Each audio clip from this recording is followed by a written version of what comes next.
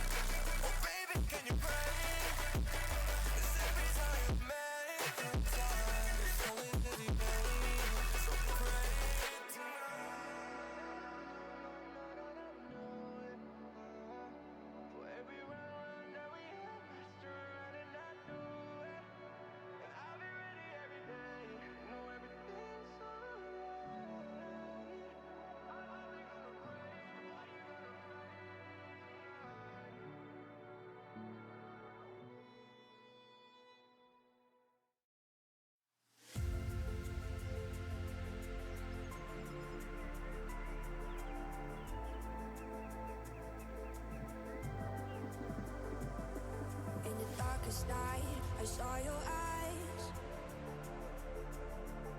a sense of threat that I can't forget. I wanna know who you are. This is what I need to know. So take my hand and let our fears go. Take me to your jungle where the rain is warm and the birds fly. Take me to your kingdom. Yeah, take me to the. Yeah, take me to the. Take me to your jungle where the rain is warm and the birds fly. Take me to your kingdom. Yeah, take me to the jungle.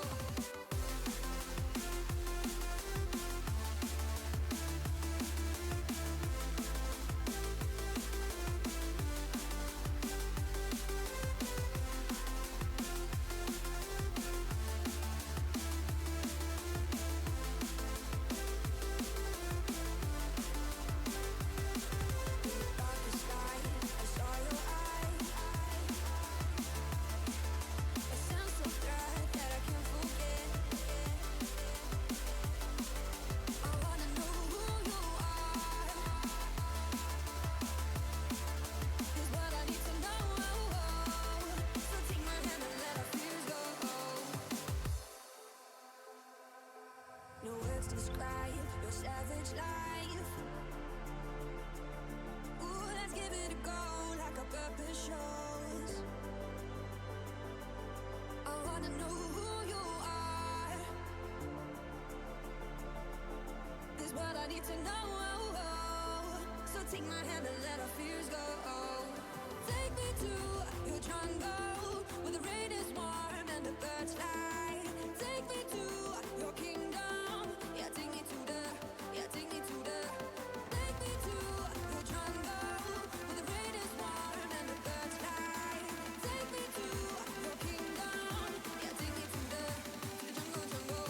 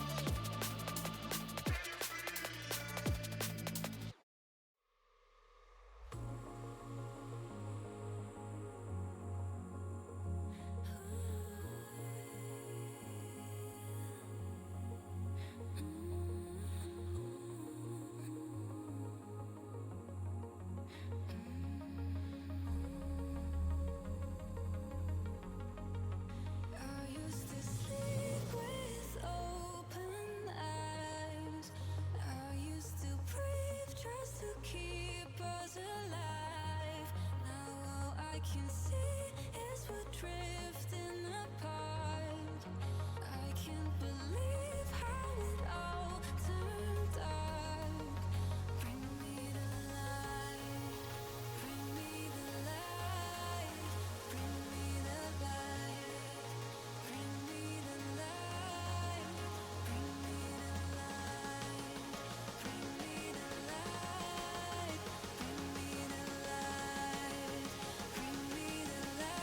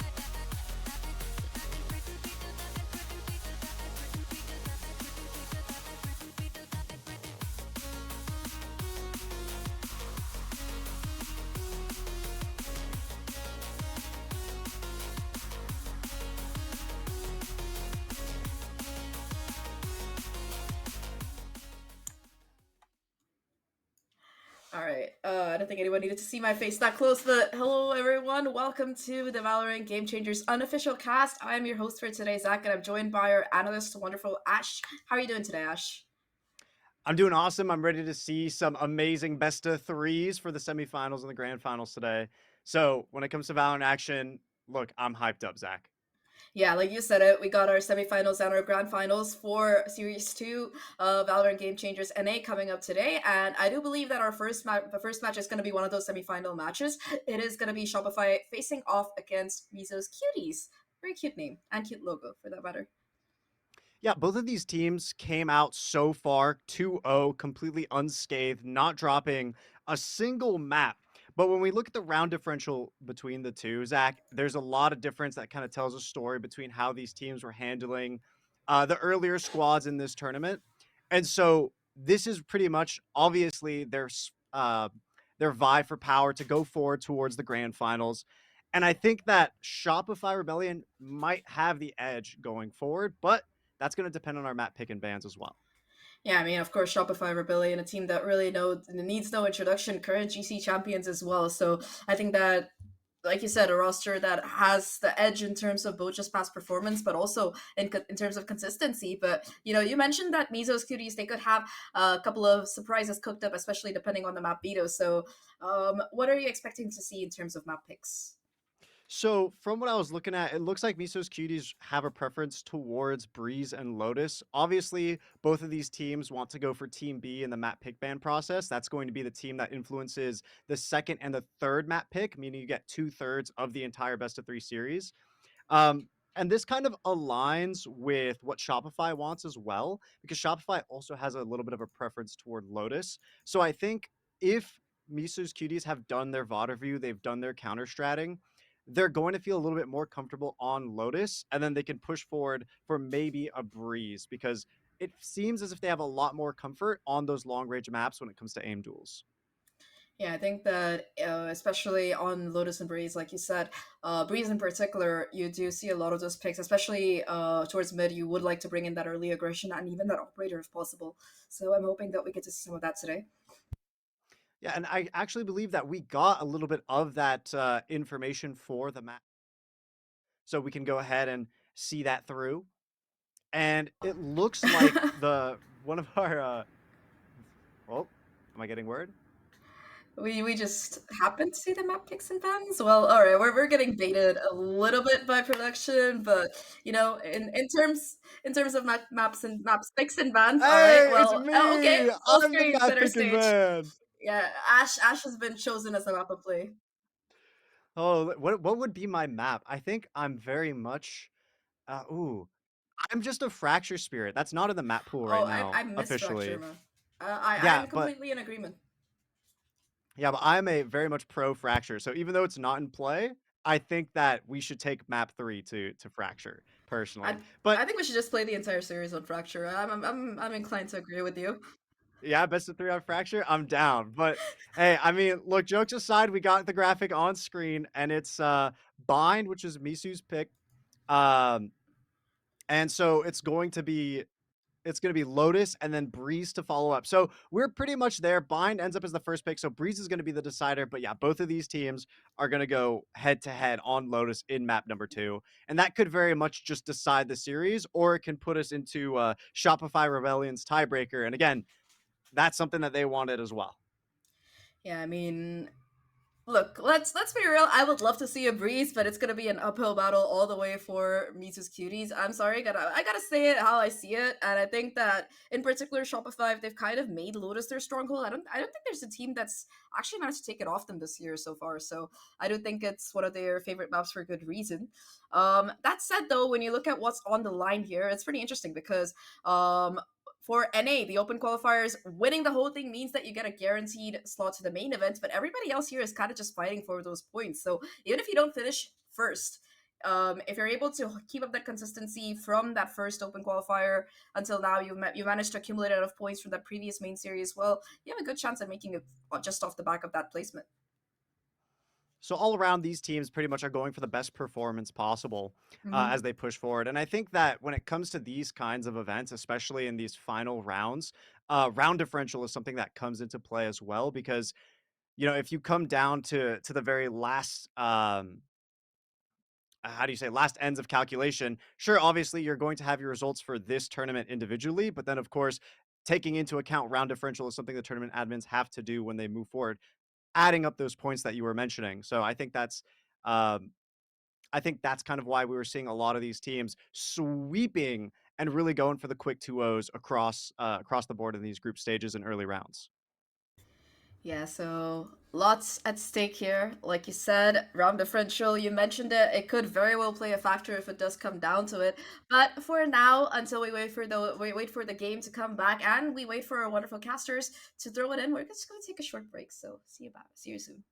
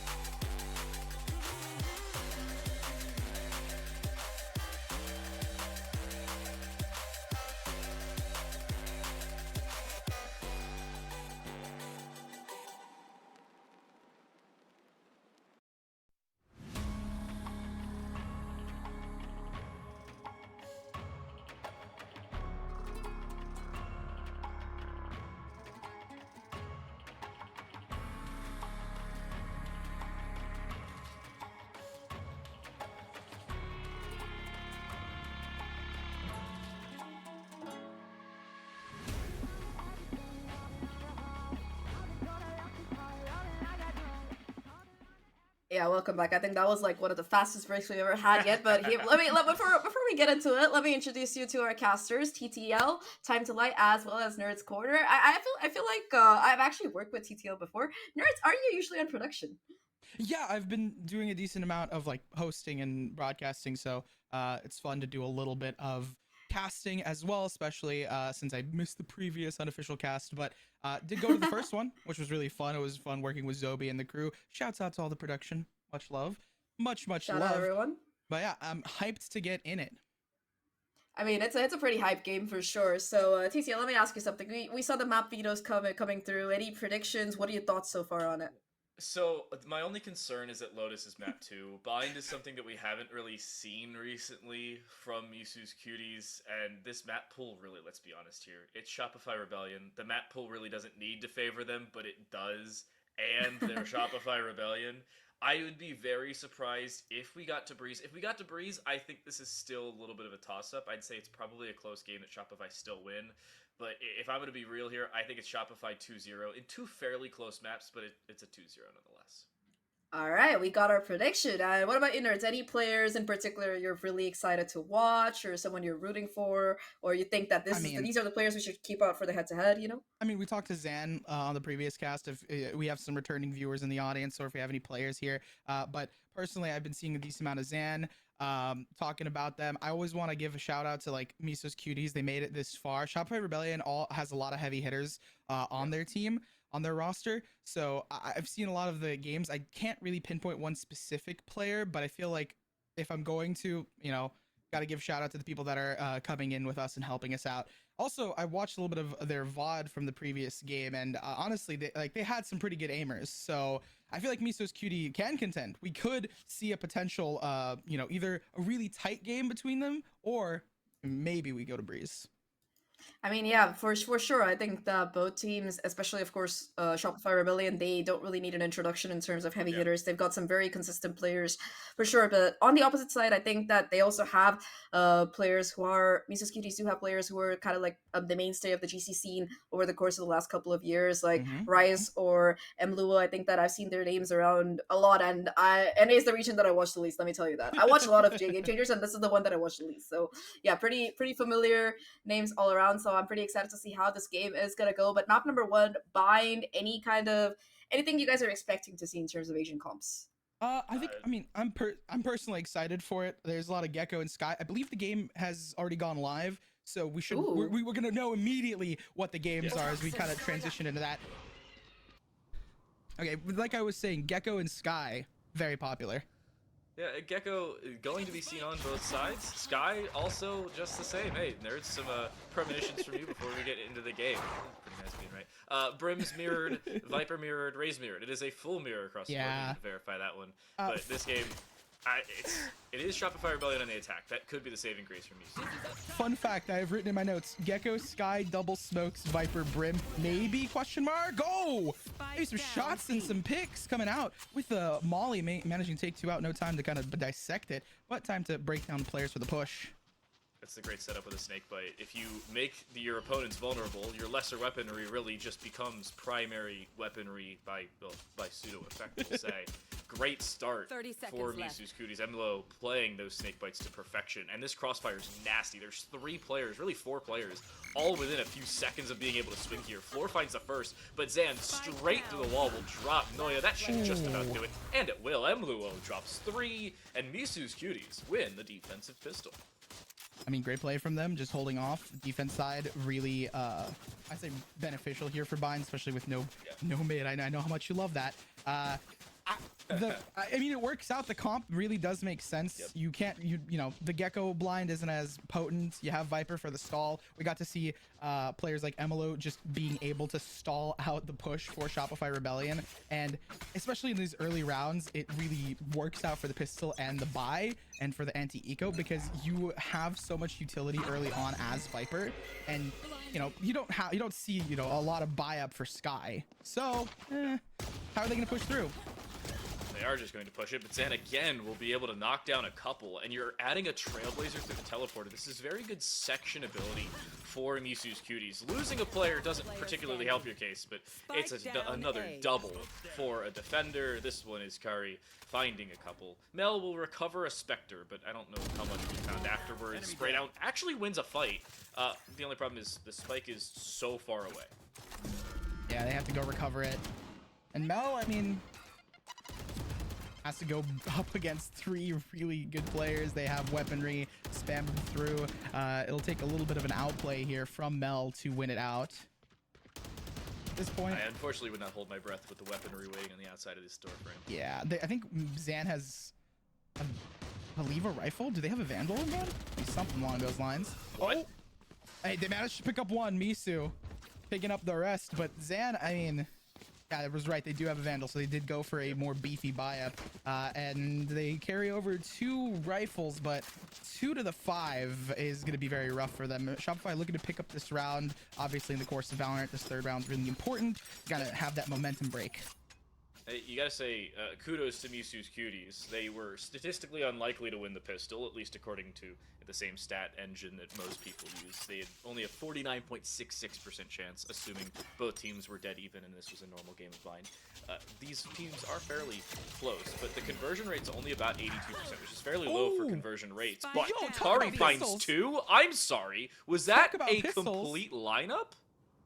Talk about pistols. I mean, the Shopify Rebellion, they have the buy up. This is the round that they're supposed to kind of break the momentum and get rifles. Really good read there from Fluorescence to drop the weaponry, ensuring that Miso's Cuties can't get the leg up on them. But Shopify Rebellion almost immediately, I don't know if they had an exact set play for that, but we did see the Dizzy coming through as well as the players coming out to peek B long. So immediately dismantled by Miso's Cuties. And another thing for Miso's, they have Thrash available. So even though their weaponry is a little bit on the lower side, they have Thrash available for the retake, and they have the player advantage going up against Shopify Rebellion.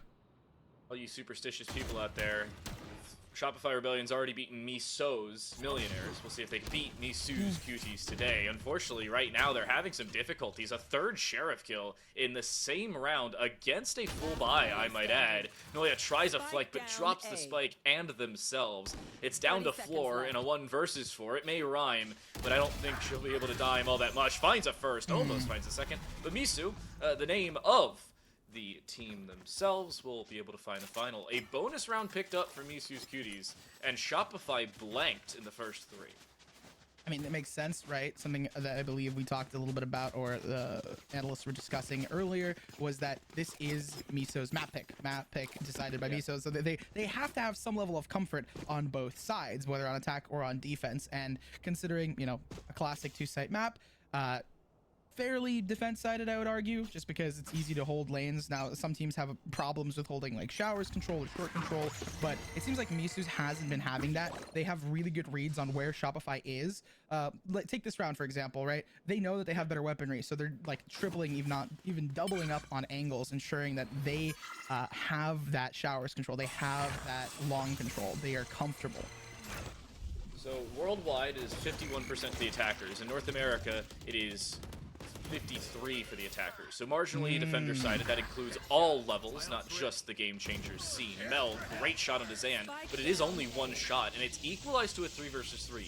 Misu is yet to be cleared from this position, and with showers taken, they may have a false sense of security. Great kill from Misu themselves will line up another. A Vandal has been retrieved, so maybe that's the benefit, but the problem is, Rise is here, so too is Misu, and a flash being prepped by Rise on the backside of triple. There it is, perfect swing, but ends up goal posting between the two of them. Noya will find their 3rd on the round, and it leaves it down to Mluo. In a 1 versus 2, finds a first, a 1-tap through the wall, sees and knows where the second is, but Mel has repositioned to the outside of the showers. Mluo seemingly had an inkling, but did not have all the information they need. Mel will win the 1v1, and Shopify, they don't win the bonus, but they will pull a thrifty in the first full gun round.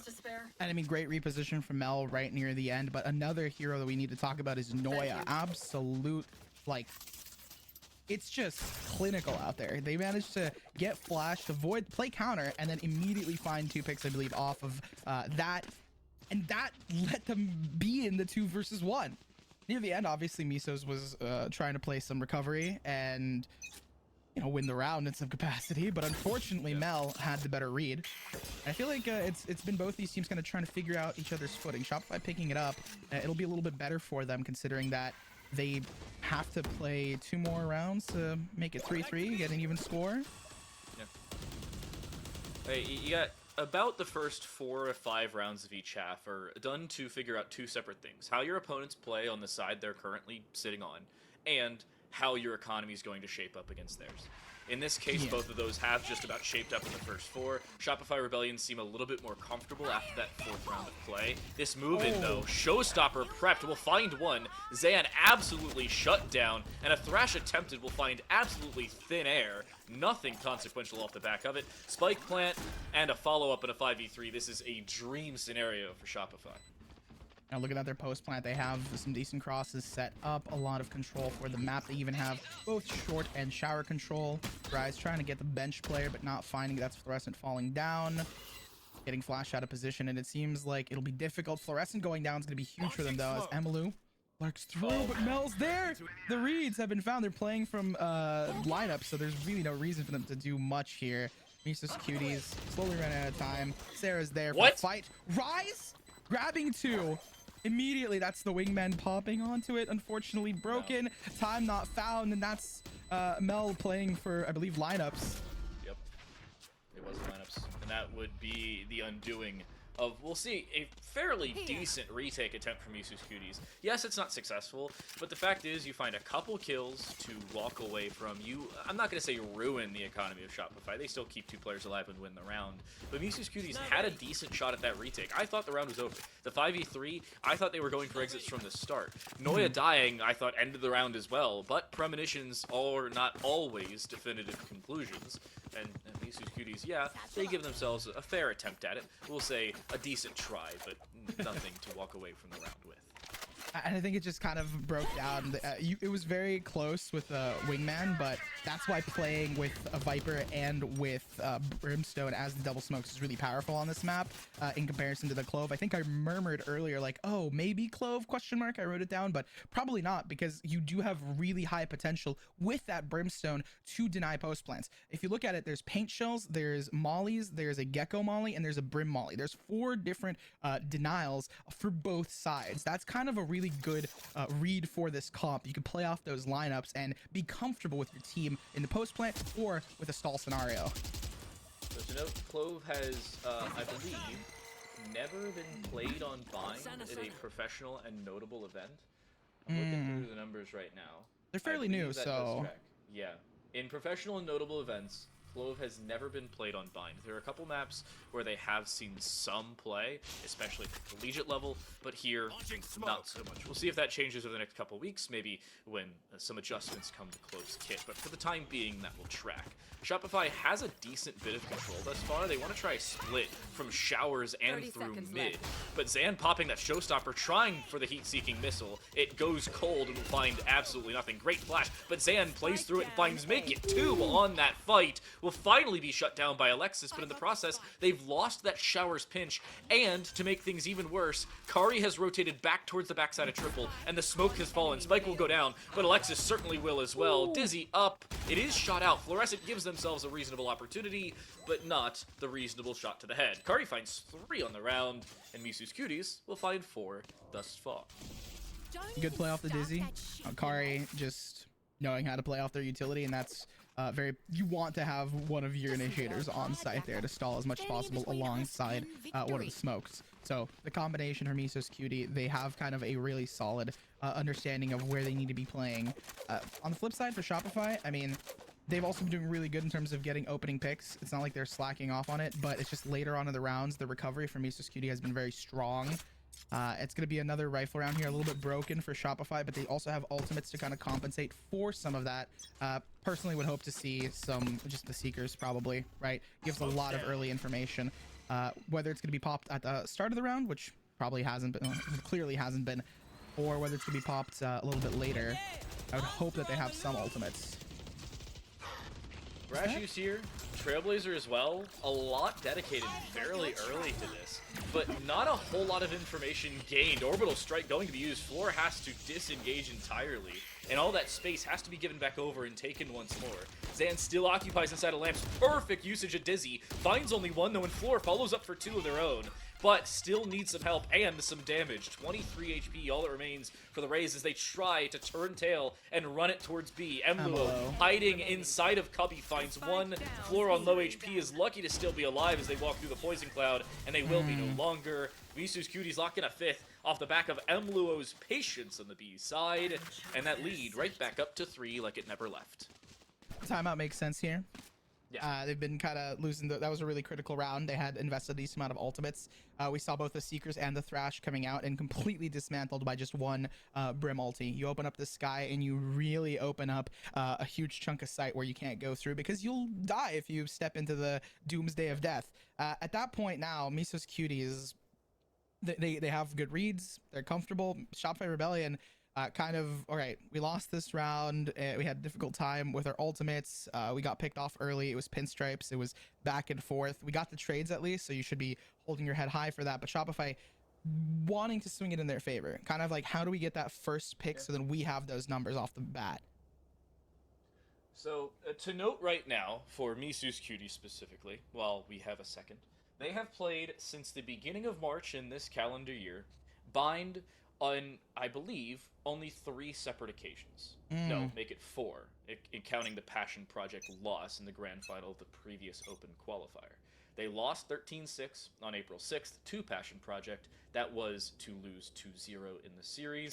They played Miso's Millionaires the day before that in the quarterfinals, beat them 13-11. They played 4-2C Crayola Pack and beat them 13-2 in the round of 16 in the previous qualifier. And they played Rise Eclipse GC that same day, or 3 days actually prior to that, and beat them 13-1.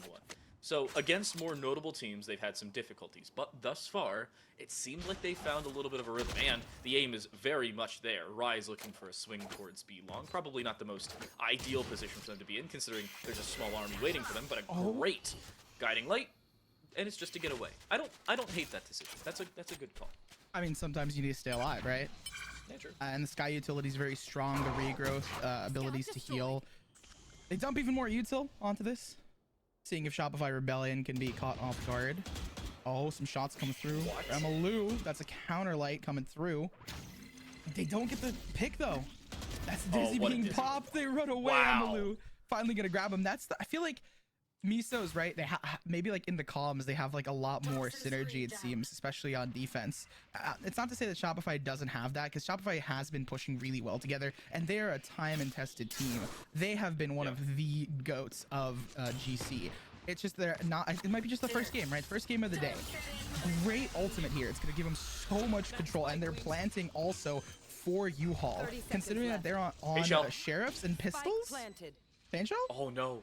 The paint shell actually goes off, but because it doesn't do enough damage and Wingman has Zan's 100 about to HP, find- it doesn't find an immediate kill. And Zan- Mel is playing the Viper's Pit to perfection. Zan may think that nobody's on this side because of where that Viper's Pit extends, but they'll meet Noya and drop the Viper's Pit in that same motion. Mel has gone for the flank, but Mel's now alone, and they've certainly been seen. Unfortunately, this jump up will certainly close things out if it wouldn't have already, and a great decision to use a Sky Smoke on the left, and making sure all that space is gained.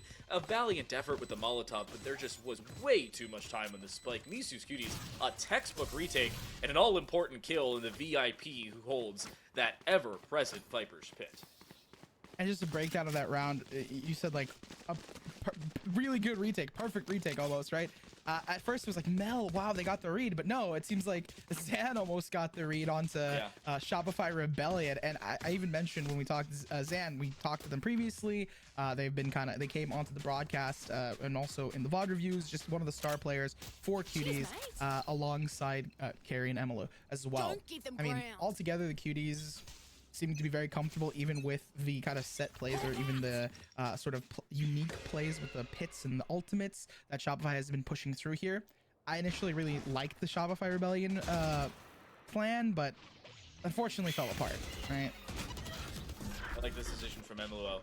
Unfortunately, you have to get out. You end up walking into Mosh. No way Mosh finds the kill through the teleporter. Carrie ends up going skeet shooting and finds 2. Down to just Sarah here in long. There is help walking through Hookah, but with 15 HP, Carrie needs to be aware of it and dips just barely into the smoke that was ironically enough put down by Mel, only for her own undoing. There is full A-site control again for Shopify, but we've seen this go poorly for them in rounds prior. We'll see if that becomes the case again. I mean, the retake's gonna start here. The Dizzy! Noya tried to get away, but the Dizzy's gonna hit them instead. Plant comes through for Gecko, so they're gonna have their ultimate here. Thrash comes out knowing that these players are funneled, doesn't find much, gives info though. Noya gonna go for the stall with the snake bite. Sarah finding Carrie, pick down and through. Zan investing an ult for an ult, an eye for an eye, and a defuse coming out for Miso's Cuties. Wow. That is a perfect way of playing the 2 versus 2. You pop Showstopper, and the person heaven immediately thinks to themselves, that's Showstopper from 30 meters, they'd have to aim it at my feet, there's no way this hits me, so I'm gonna swing. The problem is, there's still a second player there, so you die immediately looking at the wrong person. And then the Showstopper is still very much viable for a close range fight inside events. Aim in the general vicinity of their feet, it lands, it kills, round over. That, again, is textbook for Misu's Cuties. I'm going to bring it up again. The stats surrounding Bind. In North America, Bind overall is 53% attacker favored in North America in the last 90 days. That's again, specifically North America and in the last 90 days. However, there aren't all that many notable changes to the current agents we see right now that would change that so heavily in Misu's favor. Not only are they very comfortable right now, but they look so clean on their engagements for the defensive side. Yeah, they just have like they're holding, they're vibing, they're waiting. Amalu goes for the 1-for-1, but that gives them so much info because they spotted so many players out, and Rise is again waiting for it. A little bit of anti, but doesn't No find idea. much. The flash doesn't find Rise, and Alexis gets punished for it. Now they get a free kill out of it. Noya finds an equalizing shot on Zan, overextending a little bit, but honestly, when you have numbers like that and you've been playing, I wouldn't even call it that, overextension. They're just playing their own game. The problem is with this lurk, it's baited over a second rotation for Misu's Cuties, and it's not really a bait at this point. Misu's in a great position, sitting in showers, may tucker to the corner. This could be all the information they need. Does Noya clear it? They won't even get the opportunity. They'll be shut down before they cross that corridor, and Kari finds a second carry, my apologies. They'll find a second and a third as well. It's Misu's Cuties with 8, and Shopify Rebellion... are they the same team? Did we read the stats wrong? I mean, no, we definitely the same team. Melflores and Sarah, Noya, Alexis up on the board here. It, again, might just not be their map choice, map selection. We're talking about potentially going to game 3. With how Misos is playing, there's a lot of potential here. I just also want to mention just some small micro like things. Carrie and Misu. Misu's getting ready to pop out of showers so they can hold the cross on site as Carrie was taking the fight. So even if Carrie had unfortunately died there, they still would have had pretty much good success with it, right? One goes down, you still have Misu in showers, poke it out. Good trade potential there, and a solid round win. Now, notably enough, Shopify has played Bind twice in the last 24 hours, against Misos Millionaires and against Awakened Red, 13-9 and 13-5 respectively, by the way. So they have not had all that many difficulties on this map. Great Trailblazer, by the way. Misu's position duly noted and easily cleared out of position. 3 assists to go along with it as everybody starts to get involved in that opening kill. Showstopper prepped immediately. So is the Orbital Strike, so there is the information. There isn't the kill immediately. Carrie will finally be dispatched of on the A site, but the spike still looking to go down. Not if Zan has anything to say about it, only a second kill. Shopify now has the player advantage here a little bit. They have that spike down, looking to find their 3rd round. Rise, waiting for their teammate to join together. Do what? Drop down, push straight in. through triple. Straight through triple. Just a nice random shot to mask the fall here. Fluorescent caught off guard. Rise now equalizes it. 2 versus 2, gonna go for it. Lineups are there. Amalu is gonna go for the pick onto Sarah, and it gets locked in. They got the half, and they got the defuse here. They just need to wait for it. Come on. Come on, go. 9 HP. A couple seconds before failure. That's fine. That's a great retake again. Again, understanding a couple things. There are 2 core principles of that retake. Number 1, finding the opponents. Number 2, understanding the time. And sometimes one is tasked in front of the other, or vice versa. In the first case, it is clearing out the direct portion of the site, and then looking to sync so they can control, and then looking to clear out where the remaining members are. They also understood that the Brimstone was being played, so they had to get it to half before that Molly lands. If they don't get it to half, round ends. Immediately, no chance. They would have only had about an extra 2 seconds to get, an extra 3 seconds of spike diffuse. They wouldn't have HP, because they're going to be going to fight. Yeah. If they, like we saw, 9 HP near the end, especially if they're going to be taking gunfights, in the worst case scenario, you're down to 1 HP, how are you going to potentially defuse that? You can't. So at this point now, 3rd round almost for Shopify Rebellion gets taken away here. It's looking like 9-3, 10-2 in some capacity. The Thrash is going to give them some room to work with. Fluorescent taking advantage of that. They're looking to find that 3rd. They're looking to get some room to work with here, but Zan has something to say about it. They're going to fight through. Gets another with the paint shells. The kill feed lighting up in Misa's favor. As soon as they lost 1, they find the equalizer. And now, not only do they have a Viper's Pit for the retake, but they also don't have to contend with too many mollies, especially if they can find this pick here. Sarah is prime for the picking as Rise is slowly pushing in together. They're clearing things forward. I think they're going to play off that Thrash. You want more? They did recover the Thrash. They're going to go for it a second time, and they will, but it's shot out immediately. Again, the lack of ability to play around those pieces of utility. It's Seekers to follow with the Snakebite going down inside the Viper's pit. A swing from Alexis finds one, wants a second, and will find it onto the Doppelganger. A clutch for Shopify Rebellion. Their first round since round 5, and they're on the board again. 9-3 is the scoreline at the halftime mark. Didn't you have something to say about it? I remember I keep asking about it. Now you don't want to talk about it? TLDR, 9-3 curse isn't a thing. It's just the most statistically reasonable number that teams come back from without it being absurd. I think every time we cast, I always like poking and prodding at you for that. It's just a little, just a little meme.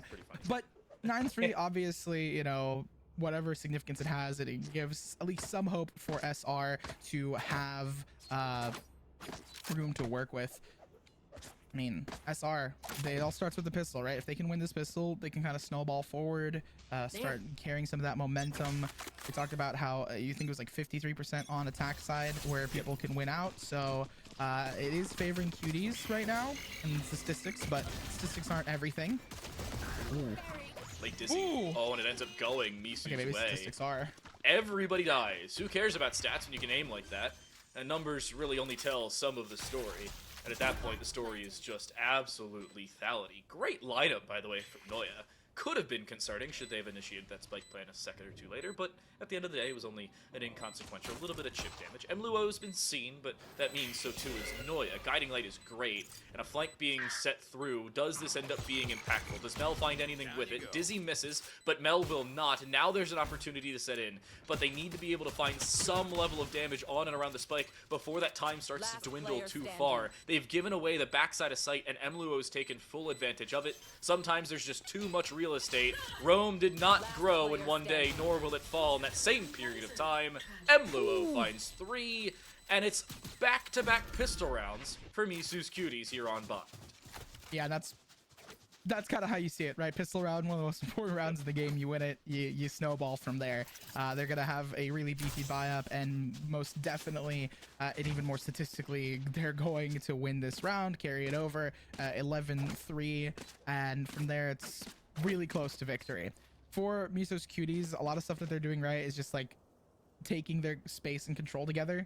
We see a lot of just basic Valorant, like a Dizzy comes out, immediately you see the Raze popping out as well. You see the carry playing with the Duelist. We see a lot of like team coordination and synergy. Right now it's the eco round for Rebellion, so Misu's Cuties not wanting to like aggressively peek out, instead playing and doubling up together. We have initiators and duelists. We have Smokes playing with initiators, and Burden kind of vibing around there. They're all really bunched up in these little packs, and even though they're not like holding hands directly, they're still playing off of each other's utility and contact. Maybe my last stat of the day for you, at least here on Bind. The defense, as I mentioned earlier, 77% second round conversion rate. The attack, 10% better, 87.8% second round conversion rate. And an opening kill significantly helps that fact. Great usage of the Stim Beacon just allows you to get forward quicker and allows you to shoot quicker should you need to do so. But Wingman will walk in, will allow the spike to go down very easily. And a 5v4 retake for Shopify Rebellion on the 4 side with lesser weaponry, no less. Yeah, they have a couple of sheriffs, so there is some potential. I believe one of them signaled them buying a Bucky. I'm not sure if they still have it there. Piece of chip damage found. They're all pushing through together. Zan getting corralled in a corner. Carry needing to pick things up. That's the Bucky I was discussing earlier. Gets down to a 2 versus 2. Mel picking up a Vandal will be huge for them. A critical piece. A component is found. Mel tries to lock it in, but the key is just not strong enough. Recovery for Misu's Cutie gets them this 11th round, and what should have been a really dicey situation falls in Misu's favor. So the only problem with playing that the way Shopify Rebellion just did, Sarah threw Wingman onto the spike to defuse, similar to how we saw Carry throw Wingman to plant the spike itself. The issue is Wingman is no longer effective after the round ends, and the round ends when all the players die. Wingman can't just be the ever omnipotent figure after everybody dies. They don't have any further impact. That's the only issue. You still have to stay alive for Wingman to get that defuse, and they don't. They take the fights in too open a fashion.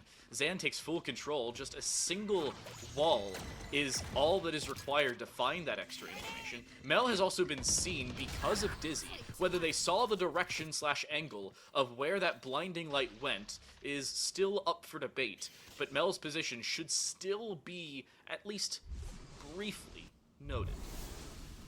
I mean, I believe that they also played Anti-Flash for the most recent Flash that came out of Rise, so it's looking a little bit good. The one thing I will say for Shopify that they have an edge over right now is that they did take out most of the players for Miso's Cuties, so the buy-up and the weaponry that they have is not that good for the Cuties. Mel, that's their position being noted, at least in some capacity, and the weapons recovered now that the Viper Wall can go up here. Oh, the shots are there for Mel. They dropped down. They thought they could do it. It looks like Shopify is a lot healthier right now. Mel spams through. That's the spike going down. Rise at 15 HP. And like I mentioned, right, they don't have as much weaponry or as much strategy to work with here, unfortunately, since Miso's Cuties lost and hemorrhaged so many players early on. No. Yeah. Well, Spike gets planted, so at least there's some consolation for a purchase. Miso's Cuties does not overinvest into this round, though. That's the most important part of this. That's what I really want to point out here. Miso's Cuties, yes, they lose the bonus, but they also don't reinvest too much, if anything at all, into the bonus. So this should be what is widely defined as the first full gun round of the half. It wasn't in the first half because of the overt and clean win from Miso's Cuties, but it was also then won by Shopify Rebellion. Shopify gets started a round earlier than they did in the previous half, but the only problem is now they're up against full rifles.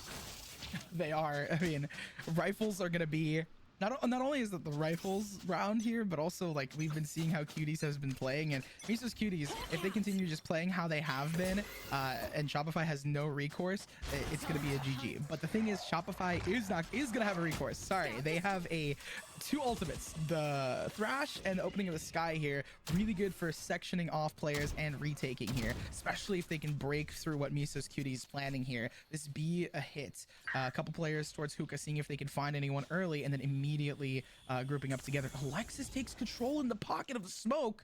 That is not something Misos is aware of. They had no idea Zan was here, though. That's a second picked up, and it looks like Zan will be able to get out, actually taking 0 damage to the orbital strike as well. And the spike gets recovered in fairly clean fashion. They still have that lurk going over towards this A side, and Emluo, with some assistance, and now with healing back in their favor, will go back to nearly, if not full HP. It's a virtual 4v1 on whichever site Misos decide to select. And more importantly, this is to lock in what would be map point. Floor is a final line of defense, at least here on A. They will find one and back away. The problem is they've given up too much space and what is most likely a spike plant, but they've given themselves a 2v3 retake. This is not an absurd position by any means. No. Cuties has what it takes here. A decent amount of utility and weaponry. Fluorescent gonna take down Miso. The namesake goes for it. And I like how Shopify Rebellion is playing together here. They are and need to be worried about this Viper. It seems like a very similar retake angle from the round previous, right? Where Miso's Cuties was retaking for the with the Brim Molly. But this time we have snake bites. So very similar situations, but we see different pacing from them. Hopefully it'll work out. That's the start for it. Fluorescent's gonna go, but there's no time. They stall it out perfectly for Miso's Cuties, locking in match point. Match point locked in. Spike was attempted to be defused, or at least it was for a second, but Floor understood it was no longer reasonable. The way you set up there for Miso's Cuties is the most important part of that countered out retake. Usually, you have one player split on either side, and you could possibly give away 2 separate 1v1s. Yeah, you still give away a couple 1v1s in that engagement, but the trade frag wasn't required. All you had to do was show yourself and either force them to stick on the spike and then subsequently die, or, as we just saw in that case, try to go for the fight and then run out of time. It was a lesser of 2 evils, unfortunately both of them, and in the same unfortunate conclusion. 12-4. Yeah. Map 12-4. point here for Misu's Cuties. Oh, not even 12-4, but it's 12-4 with multiple ultimates. We see Zan immediately popping What? in, going down, getting popped by the judge. Thrash is invested as well. A lot has been invested here for Misos and for Shopify Rebellion on both sides. And unfortunately, the only thing that comes out of it is a cheeky judge pick in U-Haul. I mean, hey, you're looking at shotguns versus RPGs. Usually that's a conversation to be had in Call of Duty. Here, it's one that very much goes Mel's way. They'll find a follow-up, and it's only a single kill to go Misu's Cuties' way.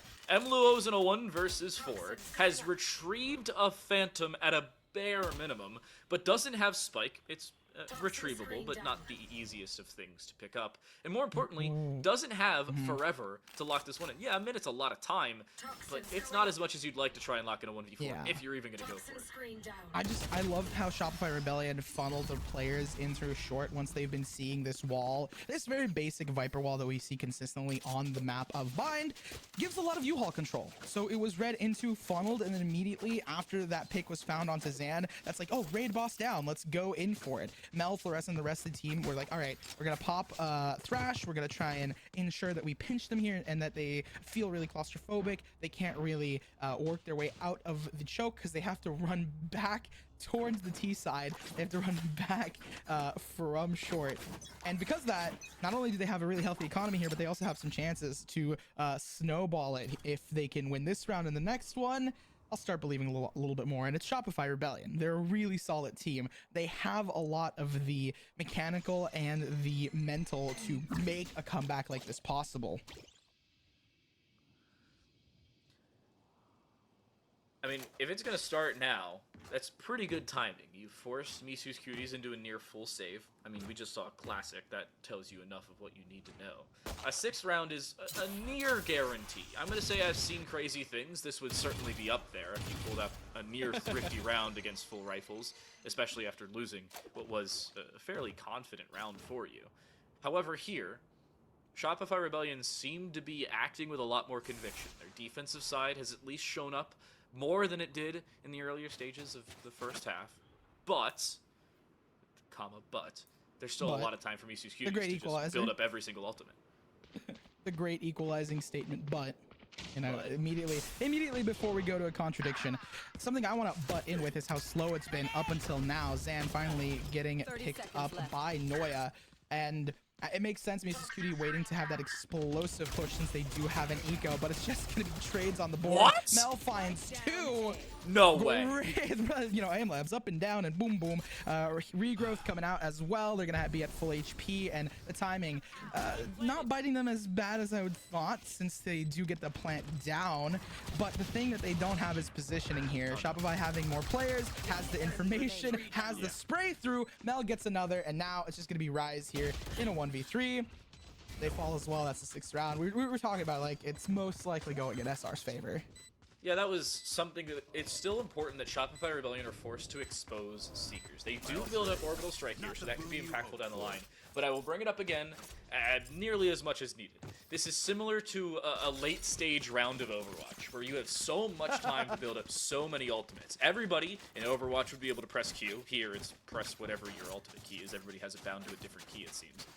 But I would not be surprised if Misu's Cuties wait to really try and throw everything possible at Shopify Rebellion, or in this case, try and start cooking, throw it at the wall, see what sticks. You said sticks, and my brain immediately thought Dizzy. All the Gecko utility almost immediately flashed in my brain, kind of like word association. Jokes aside, though, I mean, you're right? What can Shopify do here? They again, I said before, if anyone can make a comeback, it'll be a seasoned team like this. But Misu's Cuties, they're 1 away from locking it in. And they have weaponry, so I'm with you there. They have weaponry, but we saw something similar from Misu's Cuties back in the first half, where they win. Well, remember, it was 8 of 9 rounds to close out the half. They actually won or it was 5 straight actually after winning the first 3.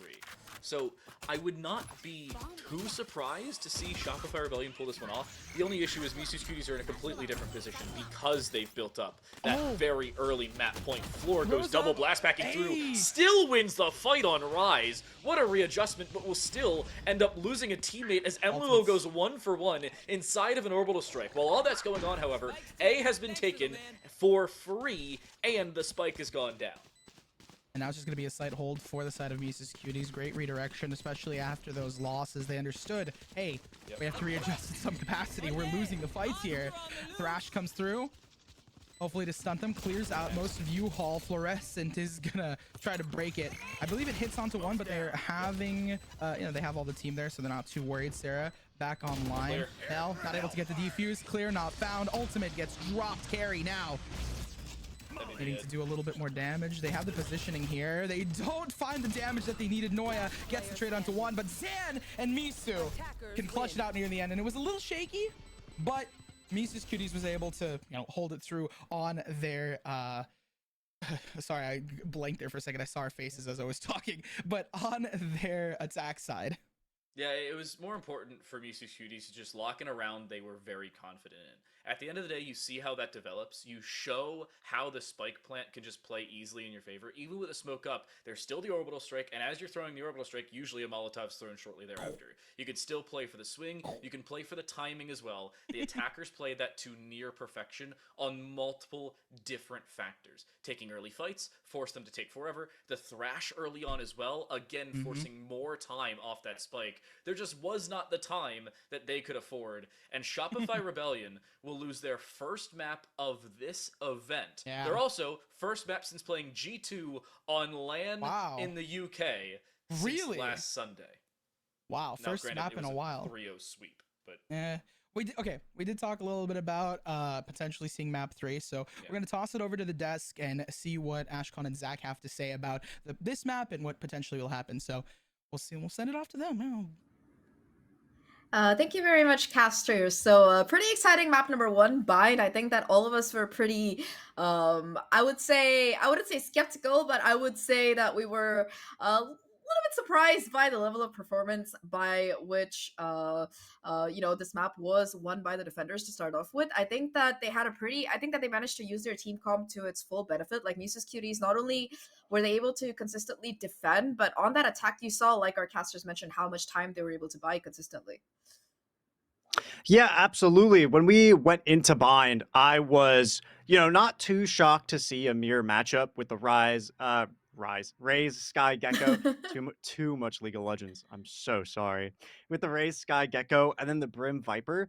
That, I think Gecko has sort of made their way up through the initiator ladder with the changes, and Sky still has, some place on this map. I think that with the nerfs, it can be a little bit harder.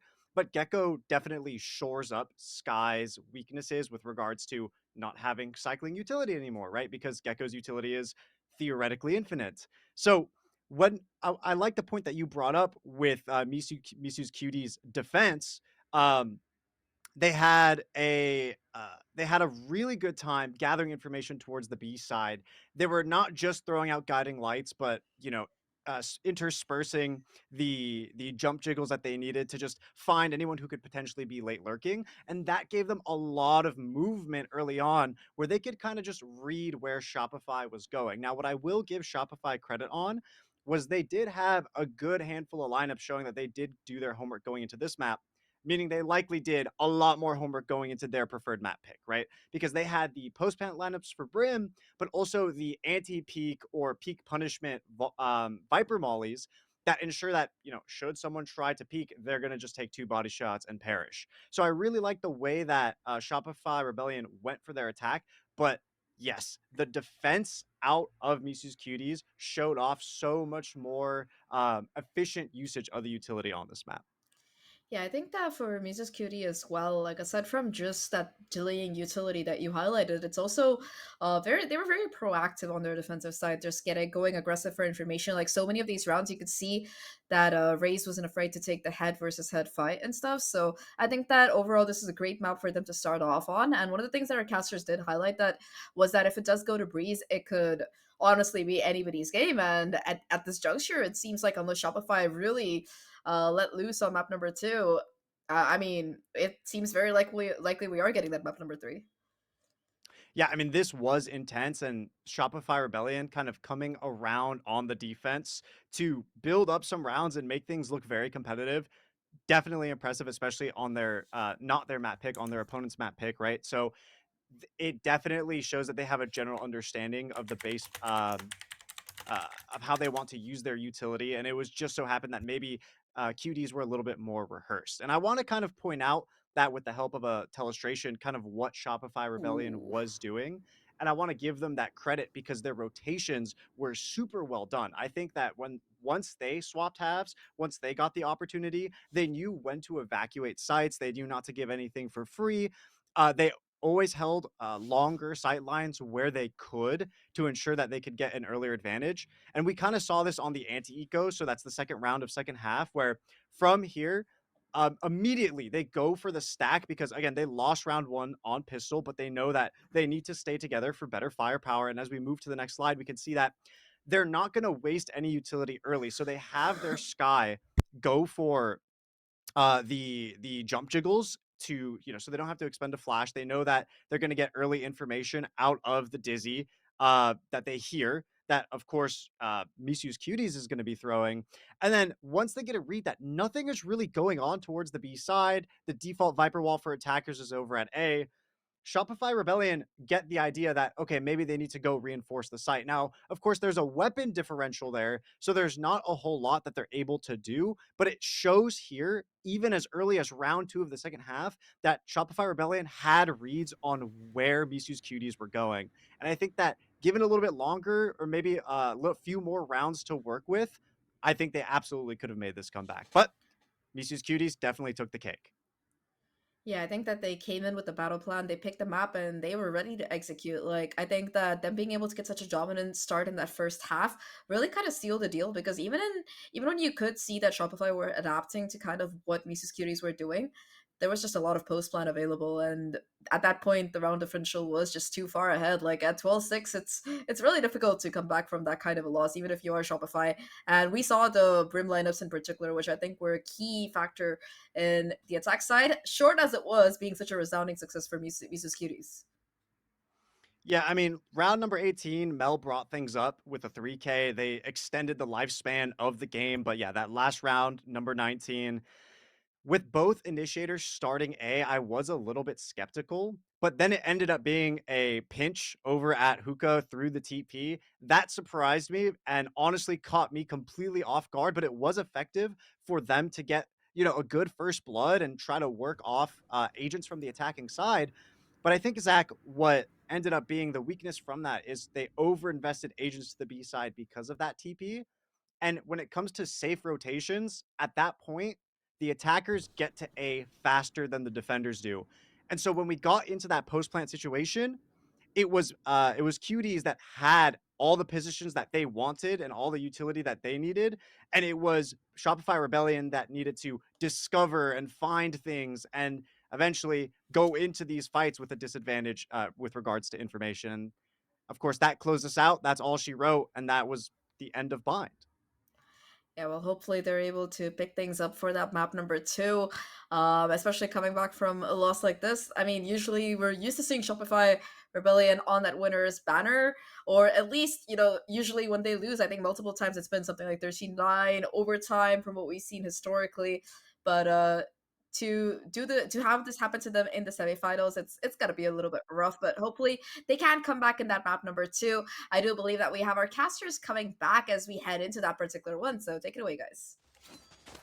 Thank you very much, Zach.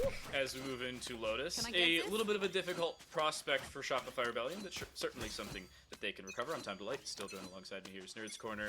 And Nerds, Yippee, just to yippee. set the scene for Shopify into this game, in this calendar year of 2024, they've played the map 9 times. I'm going to count 8 of them. Notably because I'm trying to make a point, and because they played against G2, which is not a North American team. So, in the 8 times they've played against not G2 on this map, they've won all 8 of them. I'd be very surprised if that changes here. I wouldn't be surprised either, especially after warm-up from the beginning. Noya immediately taking out one of the heavy hitters from the side of Miso's Cuties. And Shopify Rebellion and both Miso's Cuties actually having a mirror composition here. Very interesting comp that we've seen fairly common on this, this site. Trades coming through, though, on the site. On Lotus, Sarah finding their equal. And at this point, the numbers advantage falling in Shopify's favor. Very comfortable here on the attack side. Miso's Cuties needing to retake with only 2 players and with limited utility and weaponry since it's just a pistol round. I don't know how they're going to do it. The double up from Mel is going to take it. Nope. Sarah grabs the other one. They do share the kills and they share in the victory. So notably enough, all 5 of the agents that each of these teams have selected for this map are the 5 most common agents to be selected on this map in order. Omen at 82%, Raze 76, Killjoy at 62, There. Viper at 49 or 48, and Fade an even 33.33. I'm a little surprised we're not seeing a Breach or a Gecko here. Sky's also in that conversation, but usually if you're going to run double initiator, it is with one, if not multiple, of those 3 separate initiators I'm seeing. I'm still a little surprised to see the Fade on both teams, though. That it does throw me for a little bit of a loop. It is interesting, right? Because I have also seen a lot of Gecko, and I've also seen a lot of Breach. I personally love Breach, so to me, it seems like both these teams are trying to do something very similar, right? Fade is really good as a solo initiator for control, especially if you have a double. We've seen a lot in BCT, double smokes. Yeah. Right, just controlling an area, maintaining that space as much as possible, having lineups like we just saw the Orb lineup. You have KJ for control, and you have Fade to get information early and then maintain space with not only the C's but the Haunt to clear that space out before sending in, for example, Fluorescent to maintain that space and control. Sarah, to find things off the site.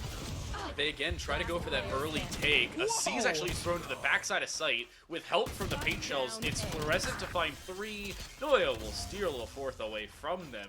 And it's a clean as ever second round conversion. That is the one thing to bring up with Fade, is the C's is very active on a map like this. Something that we're really going to see with Clove in the near future as well, alongside that decay effect. You can combine it with the paint shells Metal or a paint nano shell. swarm or something similar, and it becomes extremely lethal. That is the case there, as Floor goes off for 3. I was gonna say trap plays, very common here, especially with the Fade utility. It's very useful for that stuff, especially with the Nightfall being. The Nightfall also really acts similarly to Rolling Thunder in terms of clearing out a site, but it also does the benefit of having like taking some damage off the players. It does give some decay, so there's a little bit of like of a reason for Fade to be like in the meta here for this map. I can see why both teams are like really comfortable with it. Yeah, that and information's always nice.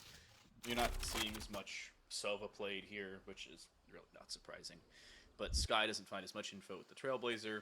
You can still play the Haunt and the Prowler as well. I like the decision. I also like Shopify Rebellion not overly investing into this. We saw this similar from Miso's Cuties in the second half of the previous map. Yeah. Yes, they win the conversion round. Yes, they keep a couple players alive, but they don't over-invest behind the gun. They understand it's a bonus round. It is very reasonable for them to lose it. So, Yes. if you are going to, make sure it's not all that costly. Of course. And also I believe Miso's Cuties had a lot of players stay alive, similar to the Shopify Rebellion. They had the 3 up and double on the angle. That's a player down here. Shopify Rebellion, comfortable with this ace because it's entirely open. Miso does get at least some sort of trading shots, but 30 again, in the seconds back left. and forth, since it started off for Shopify, it's going to planted. go in their favor. At least for the most part. They do get that plant down and the retake needs to come out, but look at how much space that Shopify Rebellion is almost demanding of Miso's Cuties. They have heaven control and they are really funneling them towards stairs and funneling them towards tree in some capacity. I would be very surprised if they're able to get past this Viper's wall safely. Carry seems like they want to swing alongside it. Very late save by decision, Player though. standing. Ends up costing them at least one fight. 1 versus 2 now for Carry. Finds the first. Spike is not planted for the last remaining member. The problem is Carry on just 6 bullets does not have the time nor the information left over to try and reload, nor the premonition as to where Alexis may be going. A couple bodies even being shot. Shopify Rebellion showing that they want Lotus early. Yeah, and if they get Lotus early, they can continue the momentum even more so into Breeze, right? We talked about a potential third game here, and or I mean an upset for Miso since they won that first game. We got to give them credit where credit is due. But it seems that Shopify taking a page from Miso's book, kind of reliving some of that glory, getting this third round. I just want to note that even though it wasn't planted for Alexis, it created a really nice 50-50 scenario where the players didn't know. Right? They had no clue where Alexis was coming from. They could be coming from the right, from the left, and even though they managed to get the half, that uncertainty really brewed and allowed Shopify Rebellion to win out in that fight. So now the first full gun round. It makes things a little bit more difficult for Misu's Cuties. Usually you're supposed to win the bonus for this to become the first full gun round. Instead, something we may end up seeing on his Telestration segment later on, and we saw in the second half of the previous map, this will be a stack of the B size. Some utility shot out, and forcing out so much utility from this defense just allows you to understand where they are currently set up, and the answer is very much on C. The issue, they haven't found any kills, and they kind of overexposed themselves too early, and they gave away way too much health considering their lesser weaponry. I say that as Zan wins the opening fight, so null and void point. Gotta maintain some of this momentum. Push comes through. Same with the blind. That's gonna be an investment from the Rocket. Oh. It goes the 1 for 2. The numbers you really want to see. Really good here for the side of Shopify Rebellion. Tempting to plant here. Not sure exactly where Rise is. Waiting for it. Peeks out. Finds them. Mel is gonna win that. I mean, obviously peeking into a better weapon, and it's gonna be a quick victory through all the kills. The plant's just gonna be there as a consolation and for the money, of course. You know, I'm gonna say it. Carrie's kill is more impressive than Floor's double. The fact that you take a sheriff shot and shoot a mid-air raise, yeah, you die. Yeah, Floor dies. But both of them, very impressive. The fact that you still hit a sheriff headshot. We've seen Showstoppers been shut down a few times thus far in this series. That one, I think, is the most notable of them.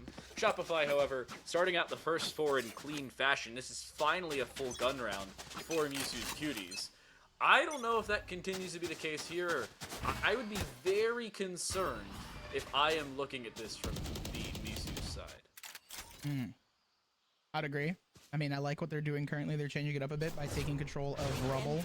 Very common tactic we see teams kind of default to in case they can't do much. There's that Nightfall we were discussing earlier, at least I was discussing earlier, as well as a TP from Mel to gain a lot of information. The blind and the drop creates a pinch here, but unfortunately it's just going to be win out. The fights have been won by Miso's Cuties here, and that's exactly the crucial fights that they need to be consistently winning.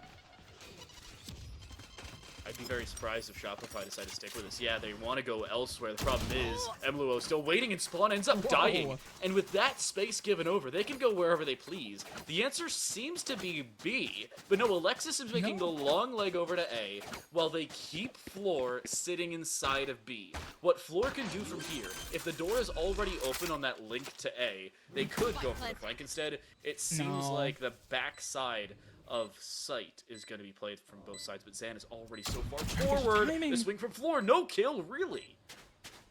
Great timing found. They know that Rise can be pushing through here, but again, being found by Cuties. They have the player advantage going into this. Alexis now holding the C's, and Cuties, again, they won the really crucial fights that they needed. They managed to have a really solid strategy here, and they're going to pinch Alexis onto the site. It's going to be a matter of how many players can Alexis take, and that's going to be 0, it seems, as they get the kill. Rise is going to grab it. It's the first round found here for Miso's Cuties. There's not all that much you can do if you are Alexis in that situation. You are watching 2 or 3 separate positions, tree, main, and heaven, and at the same time you're being distracted from one while the team is planning on fighting you from the other. Very few sound cues were made by Misu's Cuties after it became a 3v1, and almost every single one of them was extremely intentional. I love the decision making from Misu's Cuties. That is how you get on the board. Despite the fact it's a little late here on Lotus, it's still with a heck of a lot of conviction. You're gonna need a lot of it, that conviction you're talking about, TTL. Because at this point, they have ultimates, they have guns. They had a pretty good strategy. They took a lot of control early. They played off site. They managed to get the picks. So feeling that confidence here. Oh, if Rise if Rise got a pick there in any capacity, that would have Misus would have been sitting pretty. But I love the respect from Shopify Rebellion, understanding that you can't just pushing that.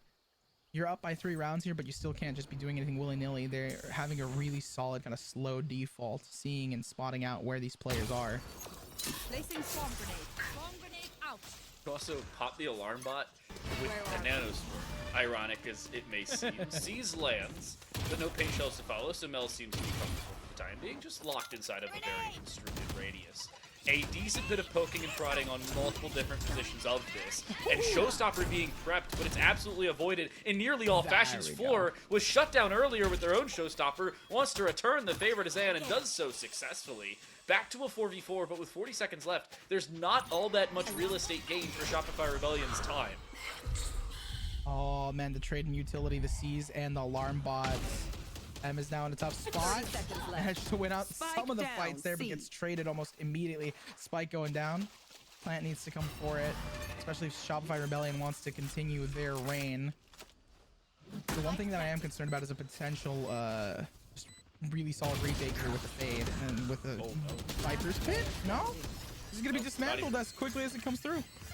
Not even able to set up. Unfortunately, Misu's Cuties had one side of that two-pronged attack too far forward for the other one to have all that much of a factor on it. It's really similar to if they just went disjointed because of how far forward they tried to go for it. There. And Shopify Rebellion, they seem comfortable to take the fight to Misu's Cuties. Don't give them space, don't give them time to set up, force them to make decisions early, and make sure those decisions are forced in quick fashion. We saw that successfully there. Shopify recover around immediately thereafter. Much better post-match that time.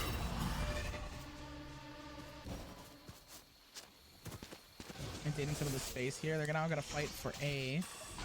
We've seen these walls coming out from Shopify in the past. Gives them a decent amount of control, not only of the A site for the post plant, but also early on towards tree. Play around that, seeing if they can find much. Breakable. Instead, kind of playing the mind games.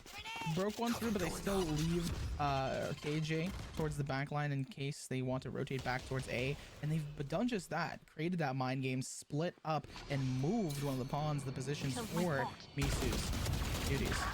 Oh, that's a great decision. You open the door and force Edluo out of position. You don't even intend on fighting them in tree. You just force them away from the tree position itself. The one problem is, with all that space you've been taking, you have given over a decent bit of A main. So, a late spike plant can make things easier, ironically, for Misu's Cuties to retake, and it does. An opening kill found by Misu themselves. It's Mel to fall first, and a 2 versus 3 still very much attainable, but the Seize doesn't go off, or sorry, the Haunt does not go off in time, and Zan dies with no information. Misu most likely gonna save here. There's not much you can do afterwards. Yeah, it's definitely safe, seeing if they can find a pick here in any capacity, but just the hold from these players is really nice, right? Because if one goes down here, look who's right under them. Yeah, they find the pick, but Sarah's right there and ready. Even though they win the fight, they have a really solid read for Shopify Rebellion here. It was really dominant from the previous match, but I feel like this is like a new level of dominance. It's been 4 rounds, then 2 rounds in a row for Shopify Rebellion. And they're really consistent with their gameplay here. They maintain a lot of their control. They play mind games with the, Misu's Cuties team. Breaking through breakable. They send some players out there. They leave some players out. Have a good read. Players rotating off. I believe Carrie was rotating off in that moment, and they managed to capitalize off of that. There's only 1 player on the site, so really minor stuff like that. I feel like for Misu's, it's now just a matter of really maintaining space. Like, hey, we're gonna hold it, lock it down, not necessarily early rotate, because these guys are kind of shifting around. Shopify is being a little rebellious. They're going one way, then going another way. The one problem here is they have dedicated all of their eggs into the exact same basket on this A side. All 5 players walking into tree could be a blessing, could very much be a curse. But the problem is you're walking onto a site that is very much occupied and with a decent bit of utility to defend with. However, lockdown through will force them away. This should be a clean spike plant and a 5v5 retake. Yeah, I was going to mention that, TTL. There is also the Viper's Pit, and thankfully it's going to be invested here for this post plant. My biggest concern is if they play inside of it. No, they're going to play out on the extremities. A lot of teams playing inside of it kind of get crunched through. Thankfully, we see both Fluorescent and Noya, I think, out in rubble. We even have Omen out there as well. And they're just going to be defending, especially because they're aware of the potential defender KJ. Lockdown will extend very far into tree. The issue is there's still a line of sight onto the spike from the part of tree that is not taken up by the lockdown, and it goes out fairly inconsequentially. Swing through, 1-for-1 trade, nothing to note from Misu's Cuties, nothing to write home about in their favor. Yeah, they find a couple kills inside the Viper's pit, but Flora again, a double, make it 3 on the round, a 4 to close. Shopify Rebellion will Brazil out Misu's Cuties, and this attack is off to a screaming start if it wasn't already.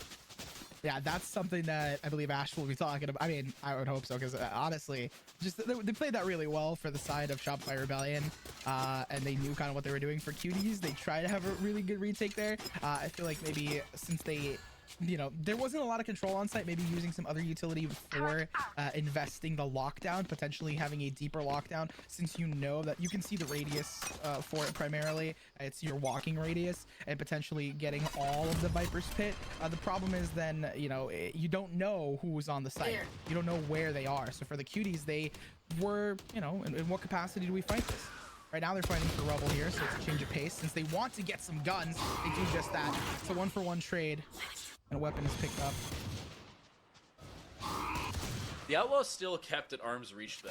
And with Misu trying to dedicate too much to this, Floor actually throws away 2 guns from that. I suppose, if you want to, go for it. Placing swarm Nanoswarm grenade. being prepped towards a backside of sight. Nightfall going to follow. We'll find 2 players, and Prowler is going to follow up off the back of the ultimate. Placing But they alarm can't find all that much information with it, and instead, they'll sprint it over to B, and they've paranoiaed out the A link, so they can't play that same position.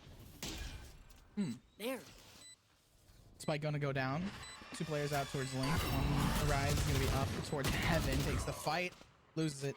It is also gonna be their eco, so they're gonna try and play together. Really great shot there for Emilu. In the middle of the C's, no less, was actually pulled back right after the shot went out. Carry looking for a second, can't find it. Sees, no, it's again the hunt, and it triggers off 2. Nightfall makes it a 1v1. Misu finds the last kill. Do they have the time? The answer, very much yes. Misu's Cuties. A thrifty retake and a player disadvantage and a very late dedicated Nightfall. time we'll use wooden Outstanding sticks round to to make it recover fair. this defense, and maybe there are signs of Make life their still field yet to be weapon. had. Just a great both Misu and Emulo just playing together there in the final moments, and like you mentioned, that Nightfall coming out, very solid to read. Shopify Rebellion though, on the flip side, they had they kind of, you know, had a blip towards the C site. They had some potential there, but then it kind of became a little rocky, trying to see if they can retake some of that space, maybe even go back towards B. Time to work. Didn't work out for them in the fashion that they would have hoped, but I don't think it's going to stop Shopify Rebellion in capacity, but I do think that we're going to see a very similar script come out here, as it's 2-7 on the board, and we did see the Brazil numbers, but I doubt it will be the exact same thing. What a shot, though, from Misu. Misu down mid takes an early fight with Moya and will shut down the all-important Killjoy before the spike even has an opportunity to get planted, much less before it's a thought. Flora walking through, help from the Prowler, and wants more space with it. Prowler being caught. They also get caught inside of a Seize, so no extra space to be moved, and the attempted Shrouded Step from Rise only gets them out of harm's way for an extra couple seconds. By no means will delay nor deny the inevitable. And with this 3v2, the retake on before the spike even gets planted, but it's a perfect bait. Carry goes down, 2v2 to try and retake for Misu.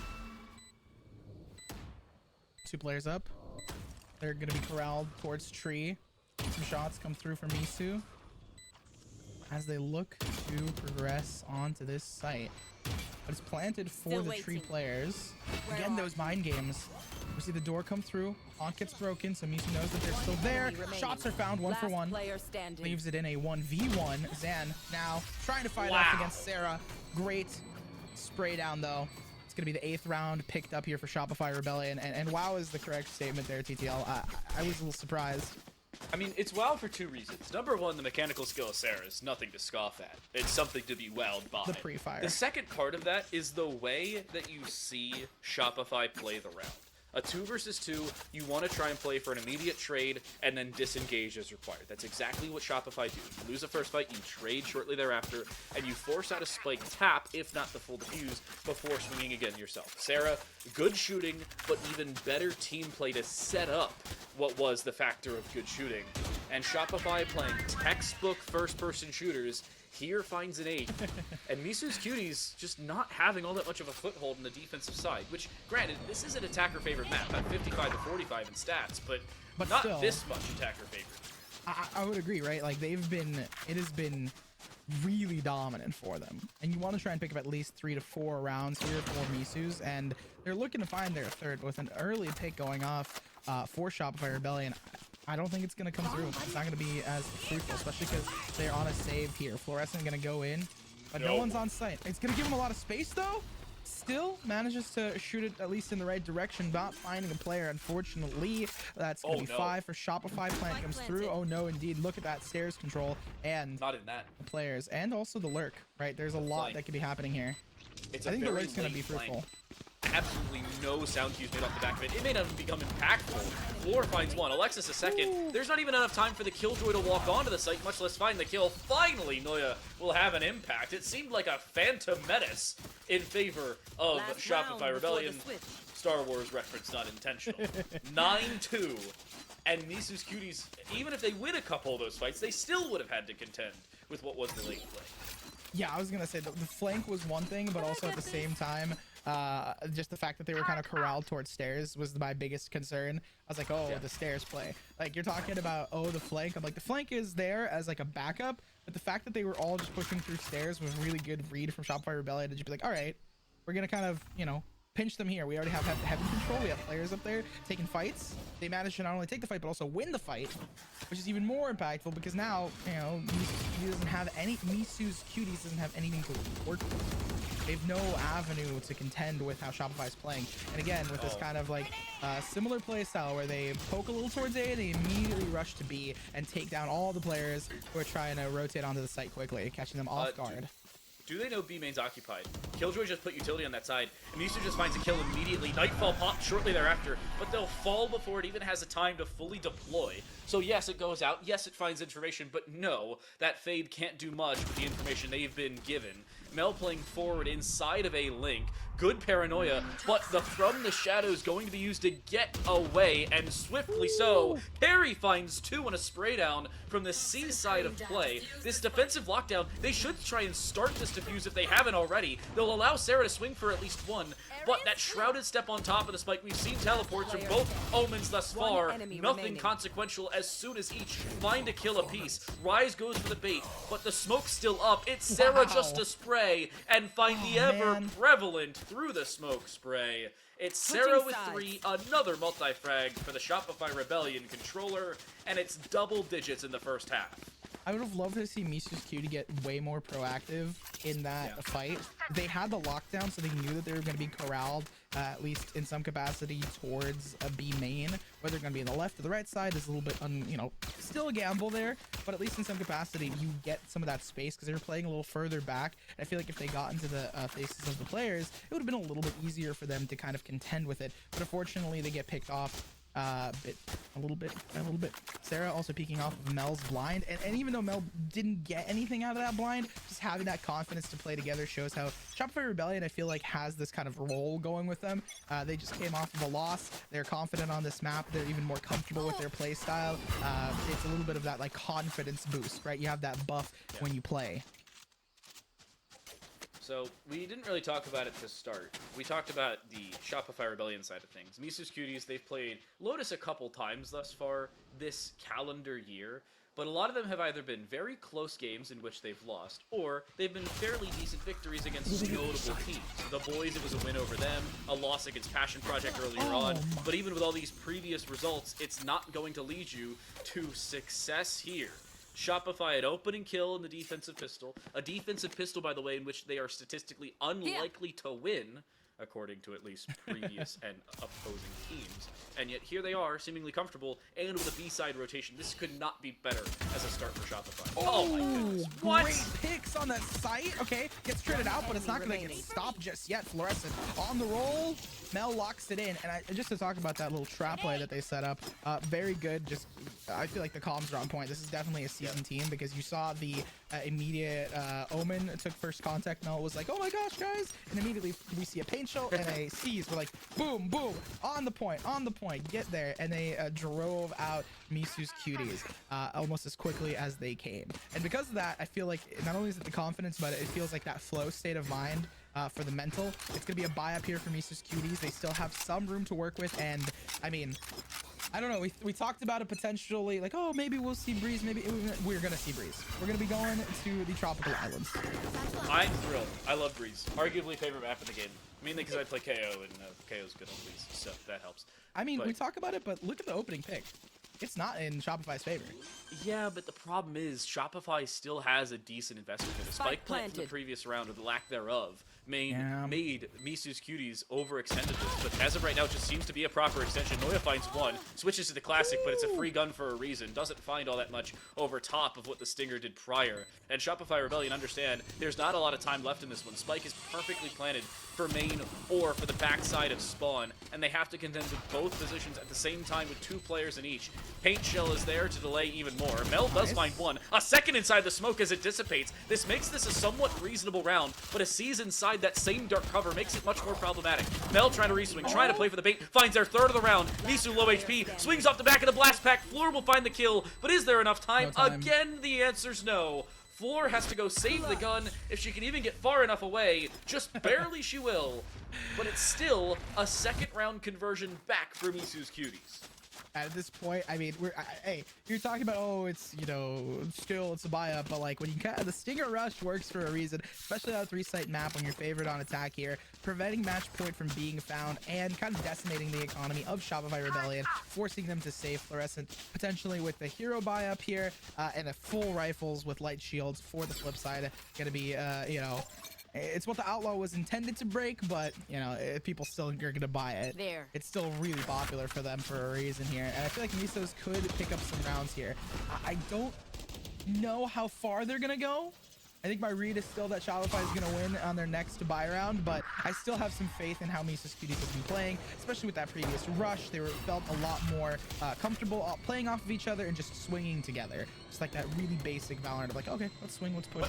Oh, Fluorescent. Purposeful. Alexis, what? With a free weapon? Apparently it is impactful. Okay. Who needs better weaponry? Good swing off the back of a Paranoia, but Miso actually finds 2 inside of a Seize, finally shut down by Floor through the same side of the wall. But a player advantage just narrowly for Shopify Rebellion. And this one becomes a lot more problematic for Misu's Cuties. In every capacity. I heard you talking back. I heard you talking bad about it. Time to light. I was like, yeah, we're a great gun, the classic. And I think it's a really good read here for Shopify Rebellion. They also, I believe, picked up those weapons, so they have on even footing for the fights. Timing good for Noya, not for Zan. And it looks like match point is going to get locked in off of a potential Thrifty, off a potential solo outplay. Honestly. 1v3, I'm going to say possible, but not all that plausible. You're going onto a site in which utility is active for a killjoy. You avoid most of it because of the shrouded set, but a sound cue's there. Oh yeah, nice flick to the head. Very well mechanically gifted. And just the shot was required off the back of the rest of the team showing up in a big way. Misu's the top fragger for Misu's Cuties, but at only 16 kills through 15 rounds, it's not going to help you win games when Floor is casually dropping a 25-7 game. That's nearly a 3.6 KD. But look at like the rest of the team, 14-7, and that's going to be 10 assists, 8 assists for Mel. Just being able to, we're talking about that coordination, that synergy. On the flip side, just looking at the assist difference, we're talking about the support diff a little bit, where we have not as many picks and not as many plays coming out for the Cuties. It looks like it's going to be very dynamic though. Information has been gained. Mel looking to end off early. Fluorescent finds the 2-piece, goes for the ultimate. Great, multiple ults in a row. Fluorescent popping that showstopper, and boom. It's going to be a victory, a clean sweep. Shopify Rebellion with 3 players left alive. They're near the end, not even going to contend with it. I mean, they wanted to end it off quickly. Oh, I'm out of frame. There we go. Back in it. Just like Shopify Rebellion's back in the game, and they're going to game 3. Yeah, this is a completely different series now. 13-4 map 1.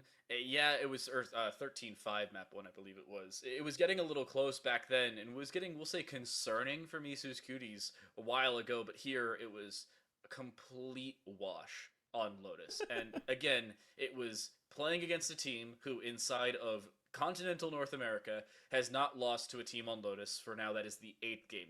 They beat a different team inside of that same Red Bull Instalock event, so I'm not going to count them in terms of my statistical analysis, mainly because I'm not counting G2. Still want to make the point, but it is again 8 games on Lotus, 8 maps won on Lotus thus far this year. I don't think that's going to change anytime soon. And Shopify Rebellion, they are, I'm not going to say well on their way to the grand finals, but they've put themselves in a pretty good position to send themselves there as we head into Breeze. I mean, honestly, Breeze, you talked about it being one of your favorite maps, and honestly, I love it as well. But before we head off to Breeze, we're gonna have to kind of look a little bit more on to Lotus. We're gonna send it back over to Zach and Ashcon to break it down. So, cheers and put it in your hands.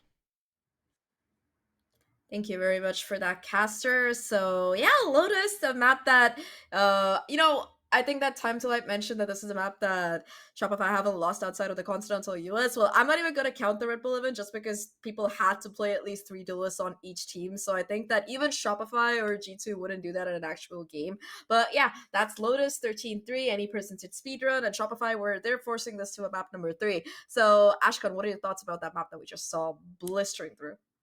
I mean, starting off the first half, Shopify Rebellion on the attack, Cuties on the defense, and Floor was on fire, ending 10-2 in favor of Shopify Rebellion. And Floor was 20-7 at the end of the half. Like, look, I love to break down strats. I love to go and see the play-by-play, what utilities being used, etc. But at a certain point, you just got to go, hey, this player put everyone on their backs and said, we're going in. That being said, I do have to say that the phrase to describe what Shopify Rebellion were doing on their attack is ankle breakers.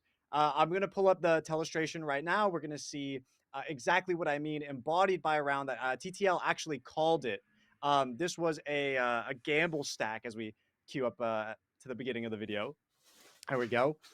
And this is just a normal stack. Both teams kind of opt to go towards C, and we can press forward here just a little bit. And you see that a contact is made very early on by the defensive side, KJ, on the side of Cuties. And so they take a little bit of damage. They're forced to retreat. Shopify Rebellion move up. They throw a little bit of utility. We'll pause here. And after that, after the Fade Dog is thrown out, a little bit of damage is done. We see this huge exchange of utility. And so the defenders lose their paranoia. They lose a snake bite. They pretty much give up a lot of territory. They take a little bit of damage here and there. But eventually, everyone just disengages. But the most important point I want to make is that on the defensive side, QTs had their Raze lurk up A. So as we proceed to the next slide, you'll see that on their way out, it's pretty much a full escape. And Shopify Rebellion had every intention, actually, to just commit to A. But that Raze gets a pick, gets out of dodge. And so Shopify Rebellion go, okay, what do we have? We've lost our Fade. And so we'll pause right here again as they go to re-hit to C. Showstopper is up on floor, and they know exactly what to do with it. They get traded mid-air, but that doesn't stop that Raze ult from popping off, and it finds 2. And with 3 people on the side of Shopify Rebellion left, becomes a nice even 3v3, but that Raze is so late from being pushed up on A that the next 2 players get isolated, and we can pretty much play out the end of the round because you see one by one, these defenders try to come in for their retakes, but all of that utility was expended earlier at the beginning of this round, so they didn't really have a way to equalize these fights. And so getting picked off closes out that round for Shopify Rebellion. And I really want to give them the kudos for pulling out the showstopper. A lot of teams will make the mistake of trying to conserve it, maybe for a buy round, trying to get rid of guns. And despite the fact that this was pretty much a save for the side of Cuties, Shopify Rebellion respected the fact that the C site is better for the short range, and so they weren't going to take any risks. So that was pretty much the entirety of attack for Shopify Rebellion, Zach.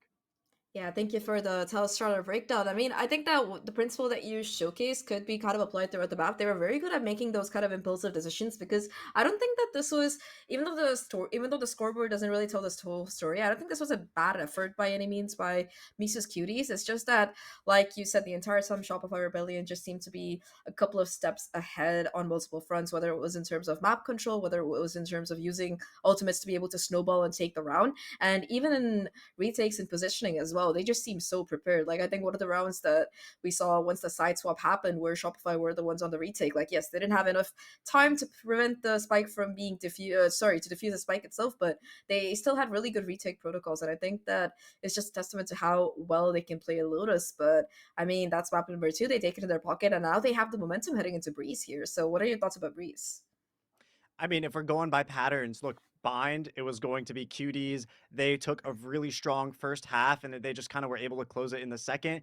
Inverse story for Lotus, where Shopify Rebellion go 10-2 in their first half. So I feel like both of these teams showing dominance in their first halves means that in the first half of this final map, I feel like that's going to be the determining factor for who's going to take home the win and then move forward to the grand finals. That's my opinion. Yeah, I think I definitely agree with you there as well. Both these maps, they've been absolute. I don't think we really saw either team being able to mount a comeback after those 9-3, those 10-2 halves. So I'm kind of hoping that we have a little bit more balance coming to this particular one. But Breeze as well, right? Are you expecting to see anything super exciting in terms of agent comps, anything very innovative? I mean, Breeze is that map where you might be able to find something curious like a Yoru every once in a while, or players can justify maybe playing Reyna. But I'm really expecting more of a standard. I know that a lot of these players have been experimenting with Clove Viper on Breeze, but I just don't think Orb controllers really fit on Breeze at all. So, in my honest opinion, I'm expecting fully standard comps and another mirror matchup. All right. Well, we heard it from Ash here. I do think that we'll have our game probably starting in a little while. But before that, we're just going to be heading to a short break. So stay tuned. I can feel you coming like a wildfire. I'm just the fuel, baby, you're the light. If I'm not careful, you'll burn right through my soul. Burning like a wildfire, dying on my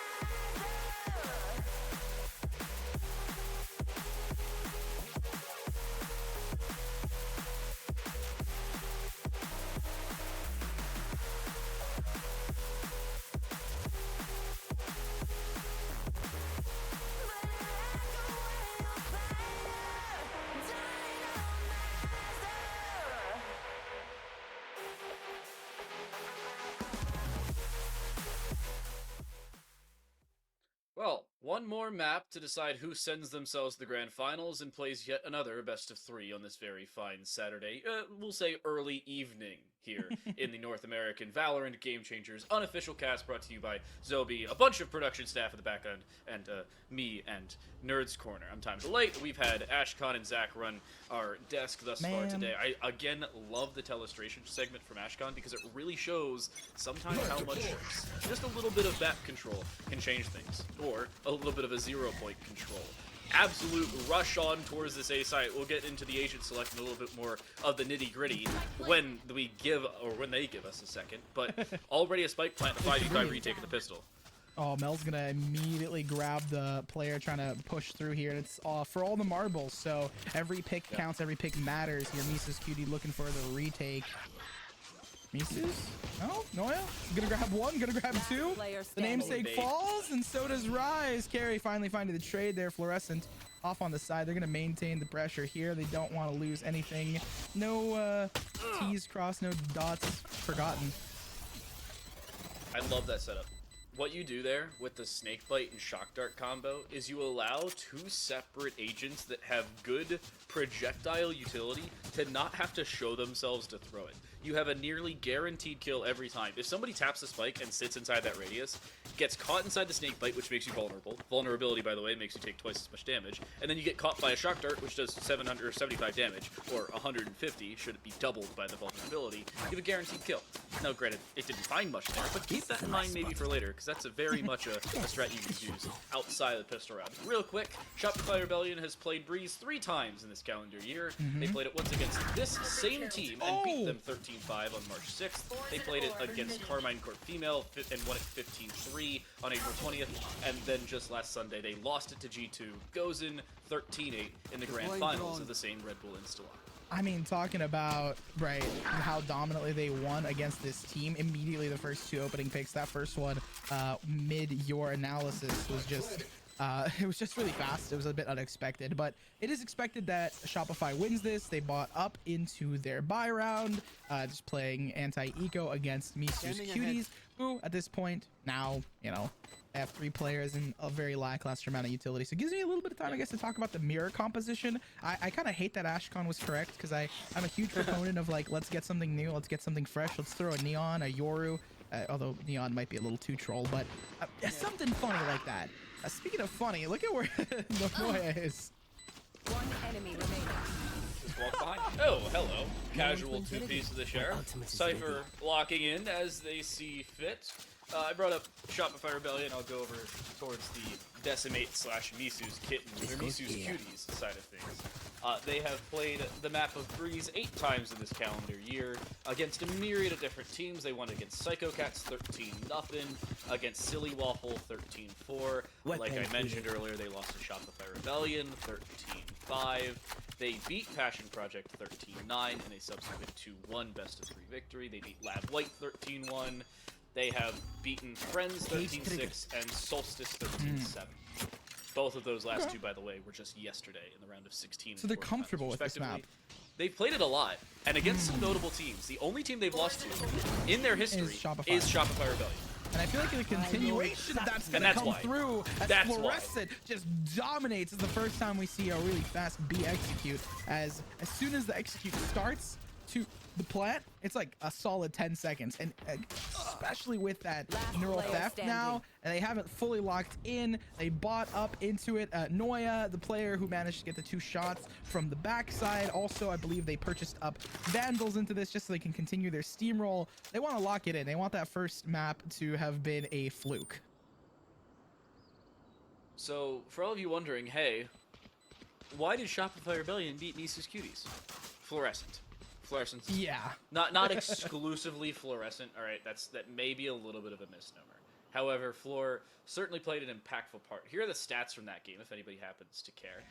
Noya was actually the top fragger, went 26-12. It was played as the exact same composition you currently see for Shopify Rebellion. Again, this was on March 6th, 2024 at 4 p.m. It was the North American Series 1 main event for Game Changers inside of Regulation. Upper bracket semifinal was actually the thing at stake there. So a notable game. Fluorescent goes 18-11, Sarah 12-10, Mel 10-11, Alexis went 8-14.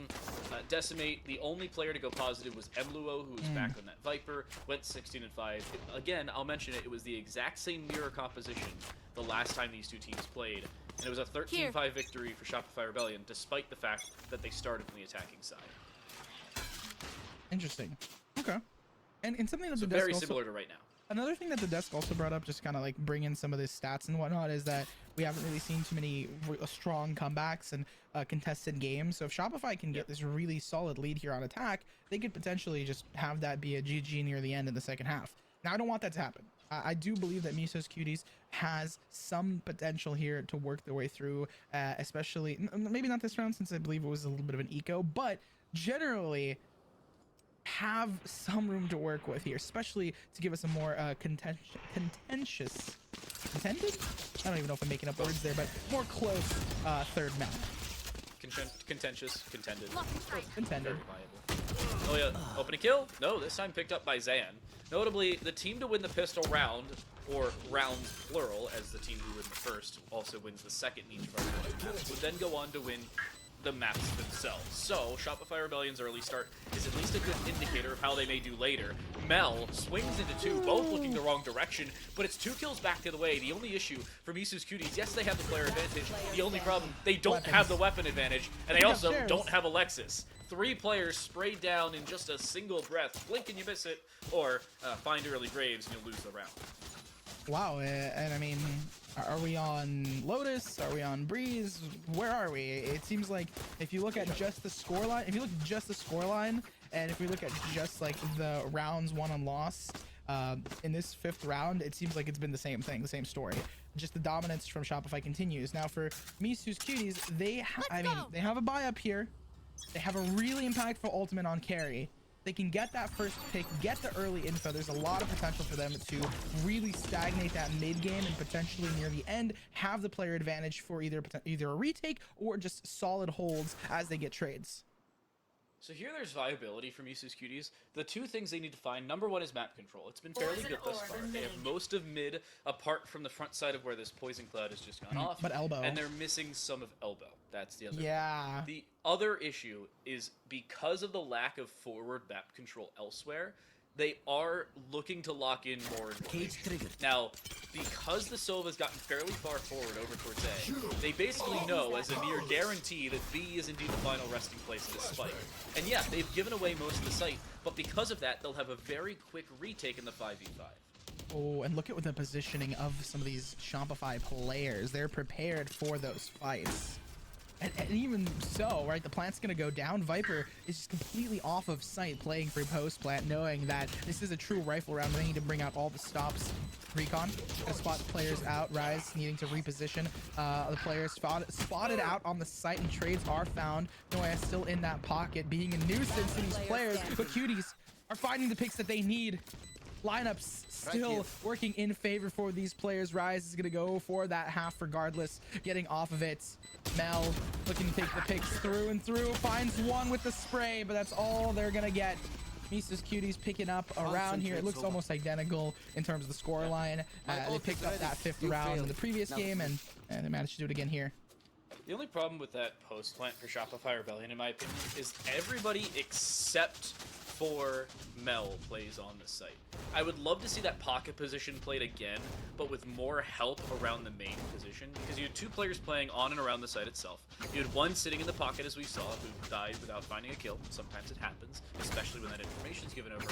But Mel, as the rest of their team dies, is still trying to play for lineups. If you throw the lineups early or play for the lineups much later, but still go for the team support, it's a lot more viable of a late round decision. Here, it's not bad, but it certainly could have been assisted alongside the rest of your team. Lineup for a 0 point finds 3 players sitting in B main, so Misu's Cuties at least have an early indication, and they see a small army as Zan swings.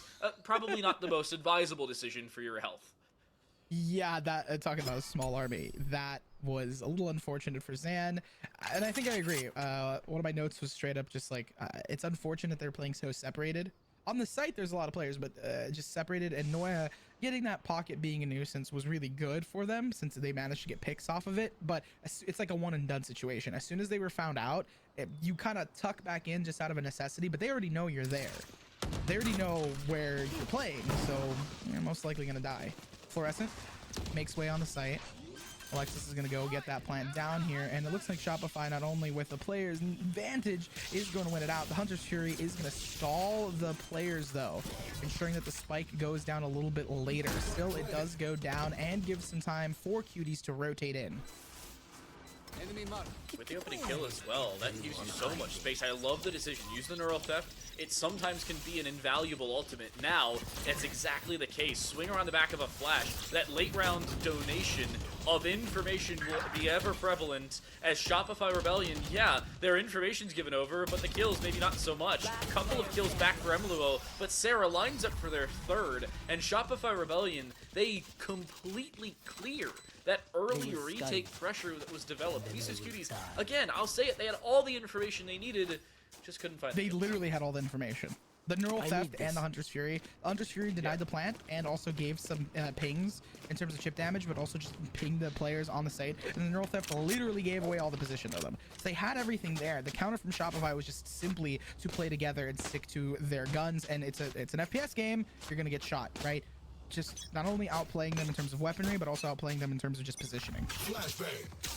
Fluorescence is gonna pop their ultimate, yeah. Oh, Beast is getting Close. aggressive. Flash through. This is the first time we've really seen that aggression, but Floor was inside the smoke before the flash actually popped. So because of that, took out the first, and the rest of the team just goes 1 for 1. 4 versus 3 spike plant, and Floor is gonna give over the spike plant to somebody who needs the ultimate help. And I'm gonna say it, I do not think Misu's Cuties will have all that much of a shot at this round. I also don't think they should save because they just don't have the guns for it. Yeah, it makes sense. Probably just maybe die to the bomb. You don't want to give alt orbs though to Shopify Rebellion. All I'm saying is very concerning for Misu's Cuties. This will be a Yes. 6th-round loss. Shopify Rebellion already have guaranteed, at minimum, a tied-up scoreline at the half. And, One at enemy worst, remaining. we could go up to 10-2, 11-1 I mean, again. dude, Because they show no signs of stopping. Carry needs to 1v4, or just try and die to something if it's not the spike. Floor down to a Stinger, does expend their Blade Storm, but it's the end of the round. It really doesn't matter. In the scheme of things, is Floor down to the spike? No. Nope, Floor gets Late out. round Tailwind Honestly? is built up for the second time. Whether they died to the spike or stayed alive there, they only had a Stinger in hand. So if Floor died, it wouldn't have mattered too much. Just the positioning advantages that we see from the side of Shopify Rebellion and just how they take the space on sites has been really, I think it's been difficult for Misos to kind of counteract. Like, how are you? They have a hard time retaking. Their holds have been broken through multiple times. And even when they have all of the ultimates kind of piled onto each other, they can't retake together. Now, this previous round was a save, so I'm not going to get too into it. But still, Misus has a lot to kind of like think about here, maybe contend with. We also just realized, haven't been seeing too many timeouts from these teams, like to talk things through. It's been a lot of just playing it out. And I know timeouts aren't everything, but like... Only timeout we've seen thus far was map 1, Effie's for Shopify Rebellion called Yes. timeout, Yes. and that's it. Yeah, Reminder, Misu's Cuties lost map 2 in very convincing Yeah, fashion. and that's my point. I feel like timeouts are a crucial part of like the esports ecosystem, specifically to look at some of the mistakes. Like, hey guys, we had all of our ultimates there. Like right now, okay, they win the fight on site. It's gonna be really good for them since they managed to get the numbers off of it. But still, how are they gonna play off of it? I hope Cuties can win. Oh, there's a Sound drop. cute. Carrie has to Sound hear cute. it. Carrie definitely heard that. You could see them flick back immediately thereafter. Mel takes the anonymity and the kill shortly thereafter. Rise through that smoke actually finds the refrag. It becomes a 1v3. Alexis can pick this one up. At least picks up a first. Finds the second. Should know where the third one is via the fight earlier on. So Alexis, 30 all the seconds information left. they may very well need, but not all the time. Spike still needs to go down the final 25 seconds, and that assumes Rise won't swing shortly before. Misu's Cuties put a second on the board. They stop the bleeding, they cauterize the wound. Shopify Rebellion still with some space, but certainly that space can dwindle.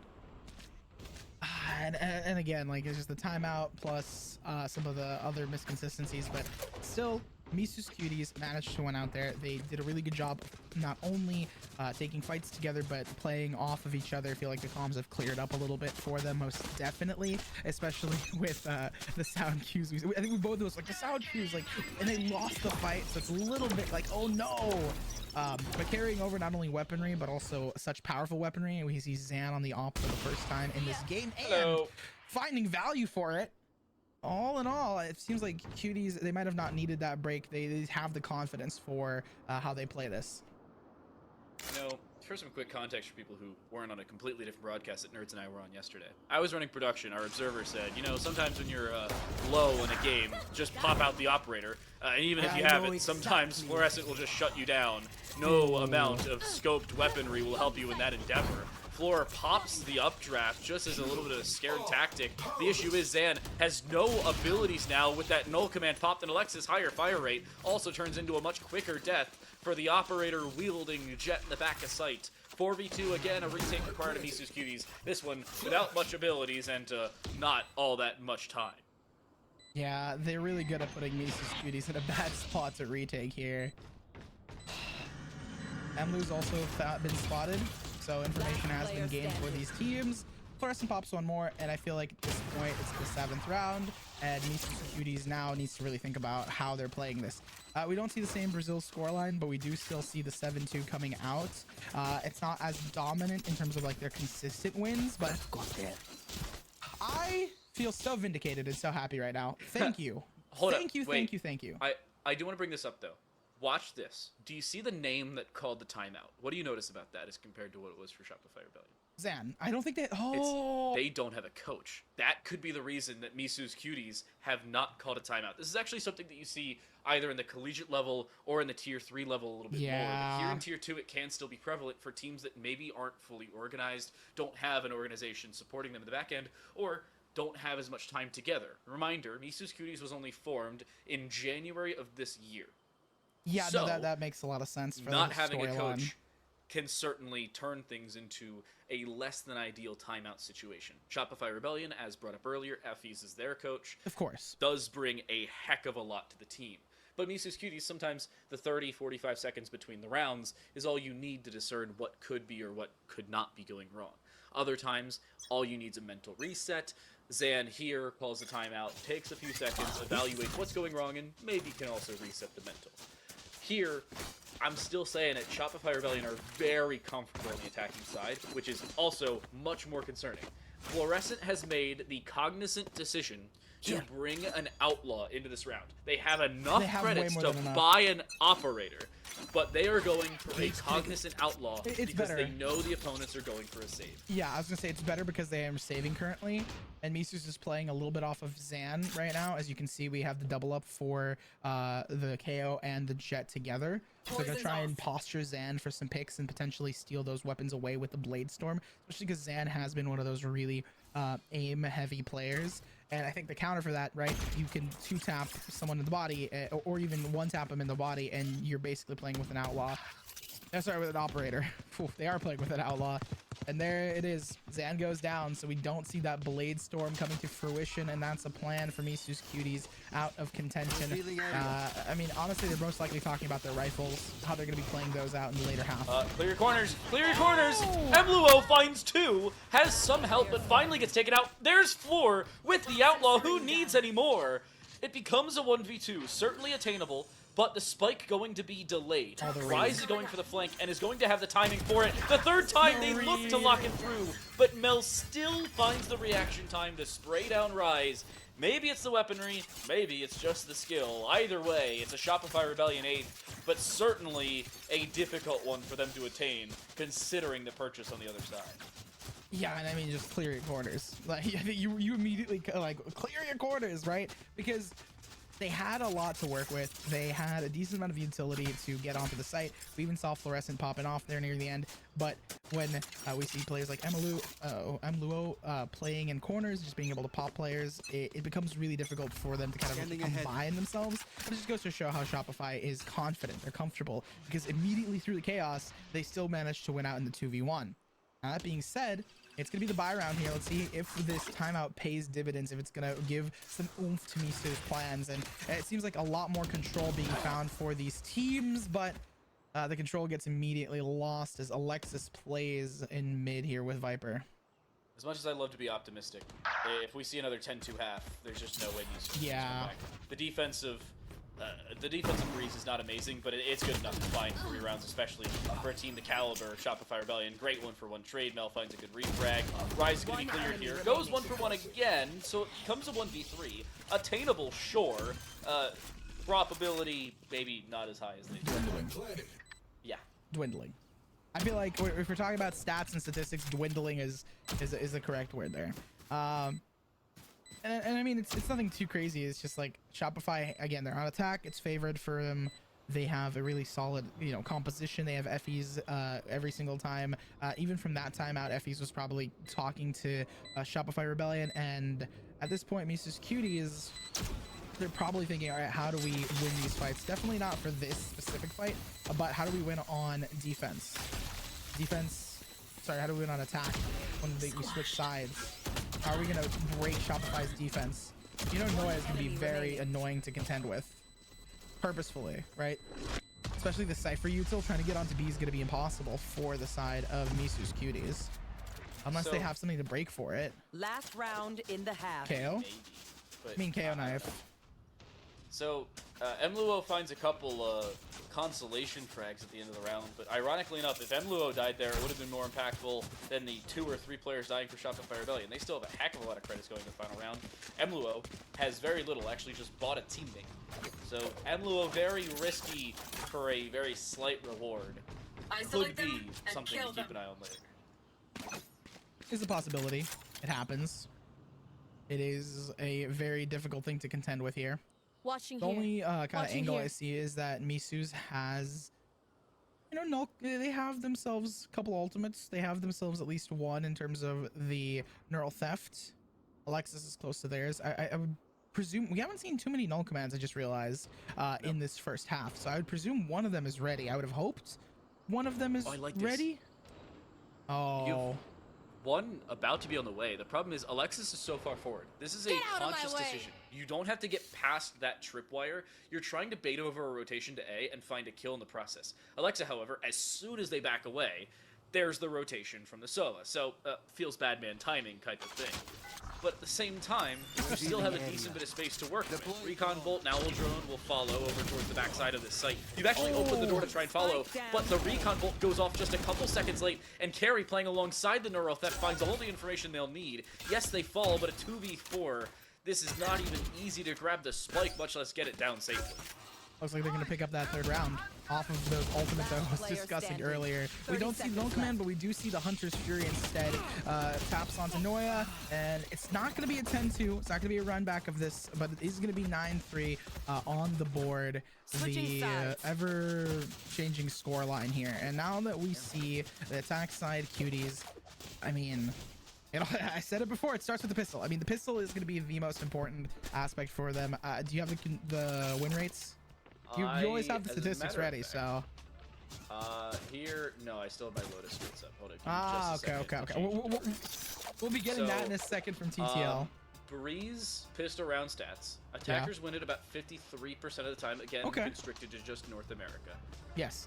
They convert the pistol round, the attackers specifically, 84% of the time. Okay. So, I mean, if you're really getting into the math, you've got about a 40-35% win rate, or 40 to 35% chance of winning consecutive rounds to open up the map, assuming, of course, everything is equal and you're following statistical probability. Now, naturally, that hasn't happened all that much today, but really Mises hasn't. Cuties, a decent bit of space to start.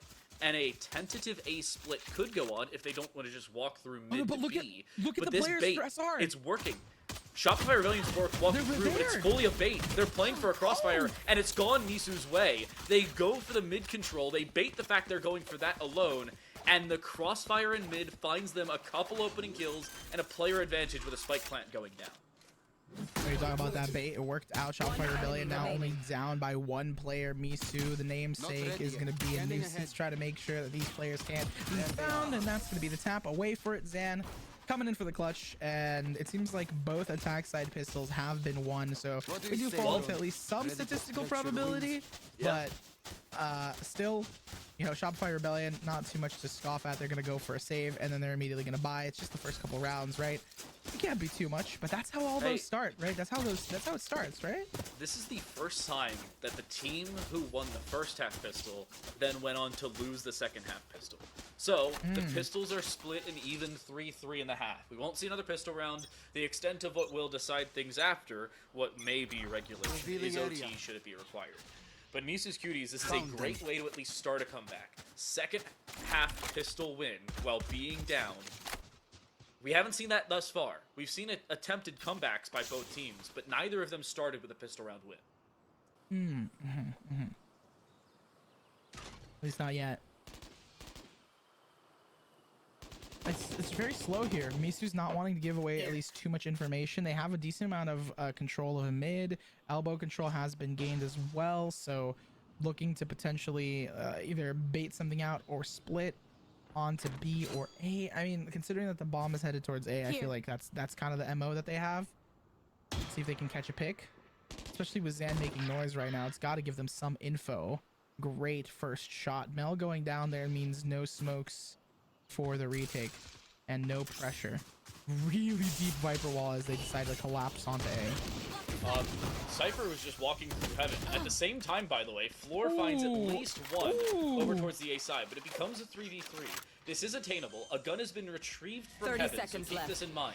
Shopify Rebellion are retaking with just one primary weapon, if not a second that could have just been retrieved in mid, but it wasn't. And what? KO should have been heard, and is killed as well. 1v3 for Sarah, certainly possible. Not when you swing all 3 players at the same time. Zan finds a 3-piece.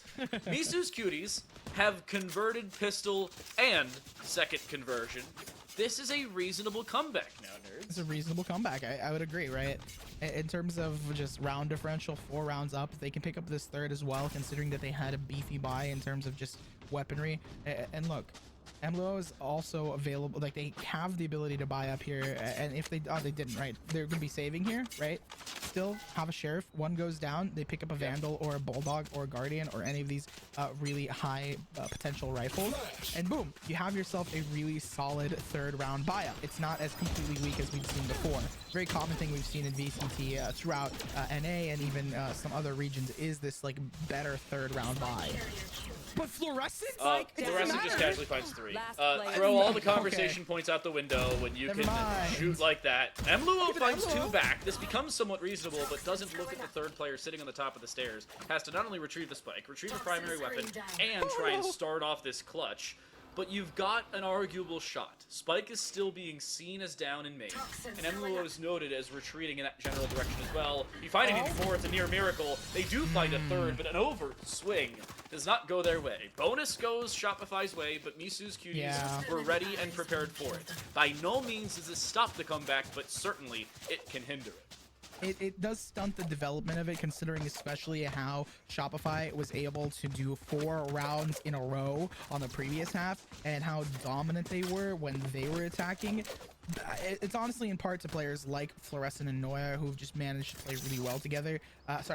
Fluorescent and Alexis and Sarah. Looking at the assist numbers for all of the support players here for Shopify and the amount of times most likely that Fluorescent was at the receiving end of that aid just goes to show how oiled they are and how well they work together. For Misu's Cuties, though, on the flip side, you mentioned this. They're prepared for this. I don't know how prepared they are for this match, this round, though. I mean, it seems like they were aware that they could certainly lose that bonus round. So they didn't even invest. They were prepared for the prospect. They gave away the full rifles. This is now where they can fully start a streak, but it requires this round win. I'm going to say it right now. I sincerely believe this. If they lose this round by anything less than a near miracle for Shopify Rebellion, I do not think they have the opportunity to win this now. 0 points good, but it does not catch Fluorescent, who still waits in the back of sight with the Blade Storm in hand. These knives have been ever lethal in rounds prior. Does that continue here? Not immediately. The flank ends up working, but some help from CT ends up finding a follow-up kill. Zan trying to split the pyramids, does so successfully, and gets the drop on Fluorescent, but they'll die just the same. Zan down to 3, a 3k as well, but a 2v2 as it develops, and the Poison Cloud not available, but the Toxic Screen is. The flank, however, doesn't find the spike plant. I mean, Zan needed to Spike go huge planted. there. That little hero outplay, and they did exactly that. So that's going to work for that player. Zan is now going to push in. Last player As soon as standing. they can find a pick, that's the Enemy 4th. remaining. Mel taking them down a notch, but still, I love it. 6th round is found. You talked about, like, if they do not win this, it's going to be locked in to be 11-5, and they have won it. They did manage to find the comeback, find their groove. So Oh, yeah. the only problem is it required a 4K at a Zan. If that was a much True. more team-based play, I was I'd be gonna much more comfortable with it. say, I was about to mention, but the ever equalizer.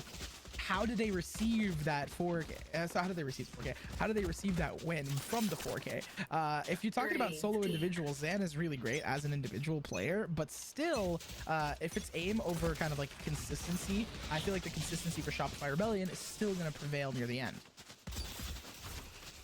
Shopify Rebellion now with their lead dwindling.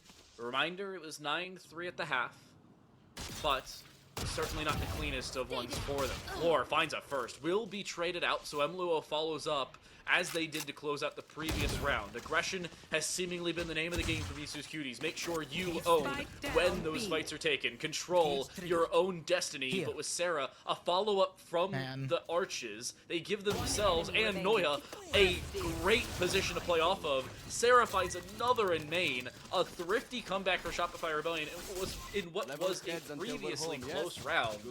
And that may stunt the growth of a comeback.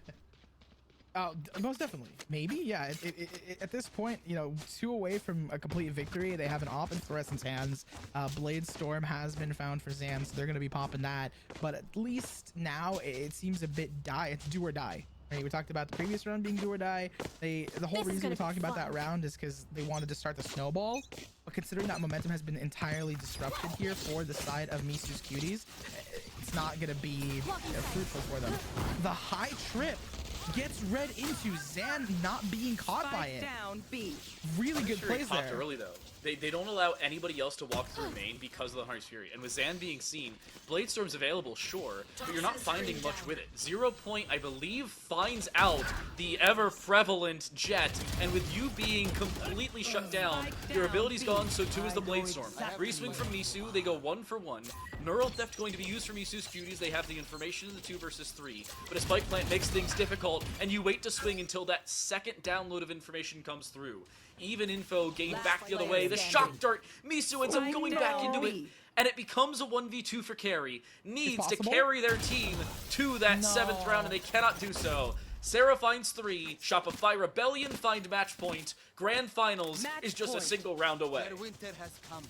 And I feel like we're talking about a couple of different things. For Misu's Cuties, it's right, the timeouts, they finally managed to grab them.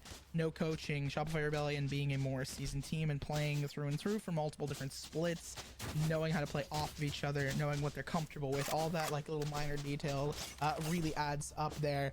And also just to highlight one really nice read from Zan was to get not caught by the trip.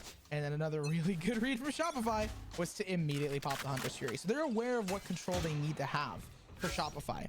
It's going to be a broken buy, I believe, for Misu's Cuties as well. We see Rise on the Sheriff just leading the charge here, seeing if they can rush into the faces of Shopify Rebellion in some capacity. There's the counter Hunter's Fury coming out. Fluorescent gets the pop onto carry, though.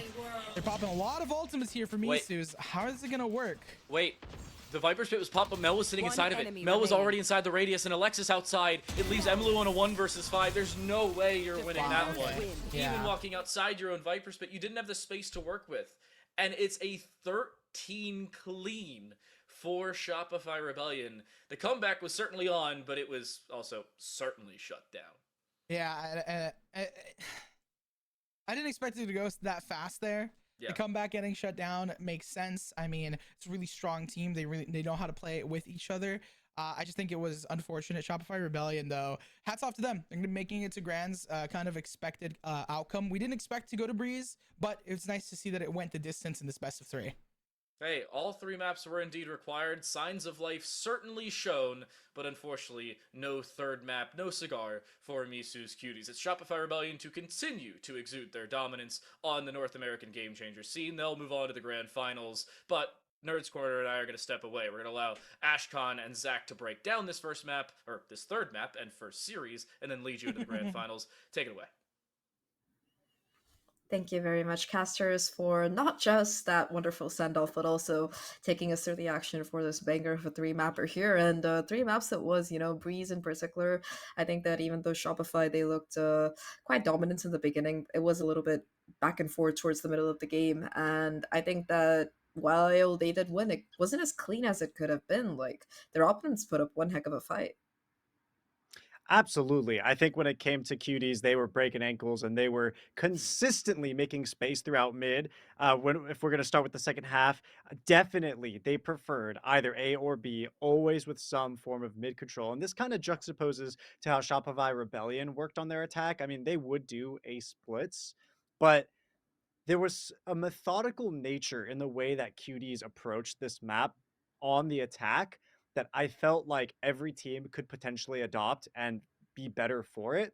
That being said, of course, Shopify Rebellion playing off of their momentum, both on site takes as attackers and site retakes as defenders.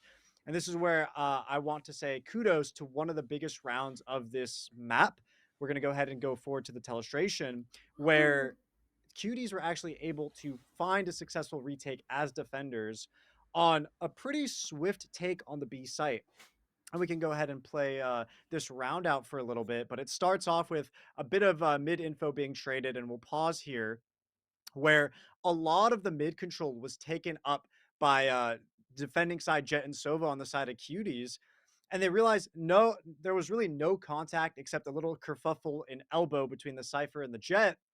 But no command was up. And so Shopify Rebellion decided to pop it and go right on in.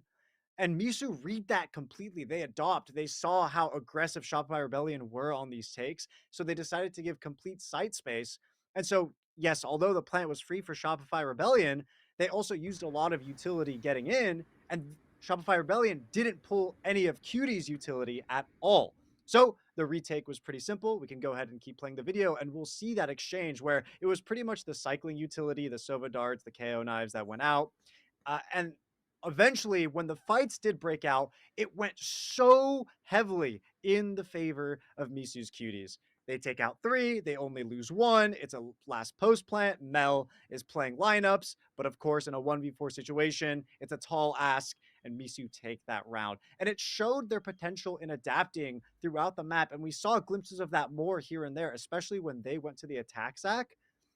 But it just wasn't quite enough because once again, off the back from their momentum on an aim-based map with some of the most mechanically skilled players known to Game Changers, they sweep up, take house, and they move on to the grand finals. Congratulations to Shopify Rebellion. Congrats to Shopify Rebellion, and like you mentioned, it's just another grand final for them. But Museus Cuties especially, I think that one thing that Zobi did mention is that this team is currently playing without a coach, so it's pretty impressive that not only have they been able to improve throughout this tournament, that they were able to put up such a strong performance against the likes of the current GC champion as well. So really, really kudos to them for making it this far. I think they're going to be satisfied with a couple of points at least, which will possibly help them qualify towards that main series. But for now, at least Shopify Rebellion, they are going to be your first grand finalist. We're still waiting on updates as to how that other match has turned out, to be seeing who will be joining them in that grand final. And before we throw to a break, as we wait for that grand final, do you have any parting thoughts for us, analyst? I think it was an amazing series, honestly, watching both of these teams and their respective play styles. And I really am looking forward to how these play styles are going to look and evolve into further open qualifiers. Yeah, I definitely agree with you in terms of that thought. But on that note, we're going to be taking a short break before we do head forward to those grand finals. So stay tuned because we'll be right back. I'm reaching out, but all I feel is hollow. I wanna make you work, but all I do is make you worse. The truth is a damn hard pill to swallow. Don't you wanna come on over? Don't you wanna work it out? Don't you wanna love me better, love me better, love me now? Don't you wanna fix our problems? Baby, I can show you how. Don't you wanna love me better, love me better, love me now?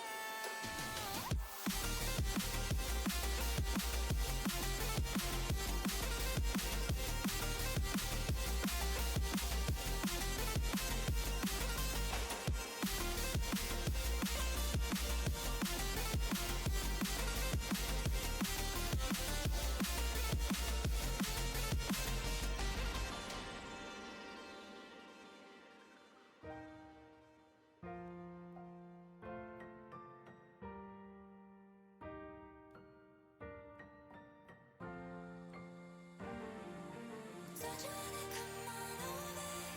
Don't you wanna work it out? Don't you wanna love me better, love me better, love me now? Don't you wanna fix our problems? Baby, I can show you how.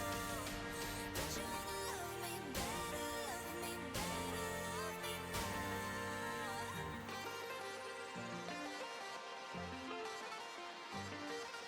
Don't you wanna love me better, love me better,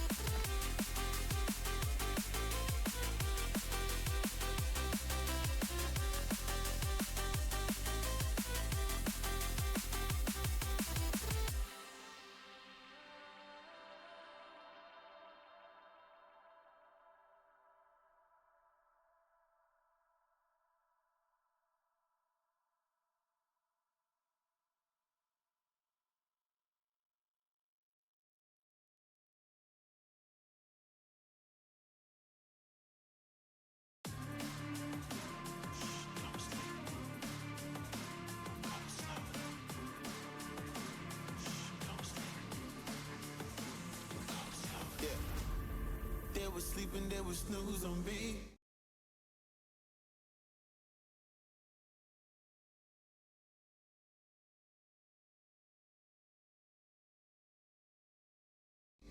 I was dreaming about what food to eat. Why they sleeping, why they snoozed on me? I was seizing opportunity.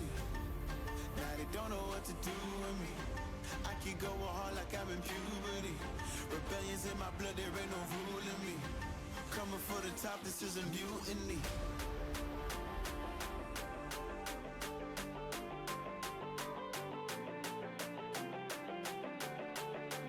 Coming for the top, this is a mutiny.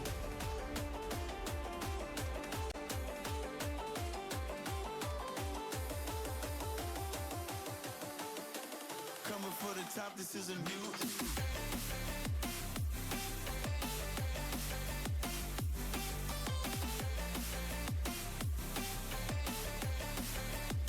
This is a mutiny.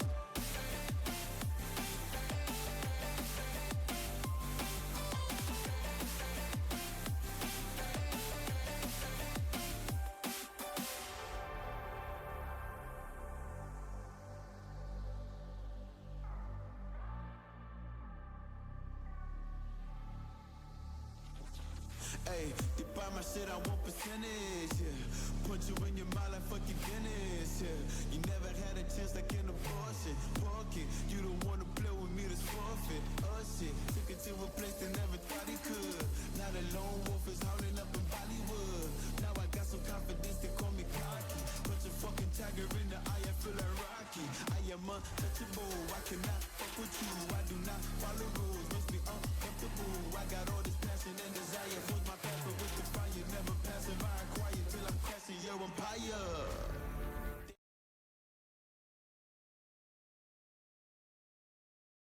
They was sleeping, they was snooze on me. I was dreaming about what food to eat. Why they sleeping, why they snoozed on me? I was seizing opportunity. Now they don't know what to do with me. I keep going hard like I'm in puberty. Rebellion's in my blood, there ain't no ruling me. Coming for the top, this is a mutiny.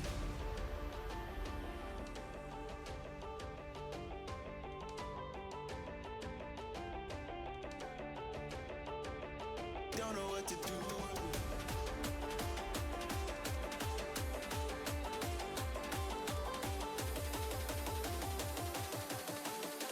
Coming for the top, this is a mutiny.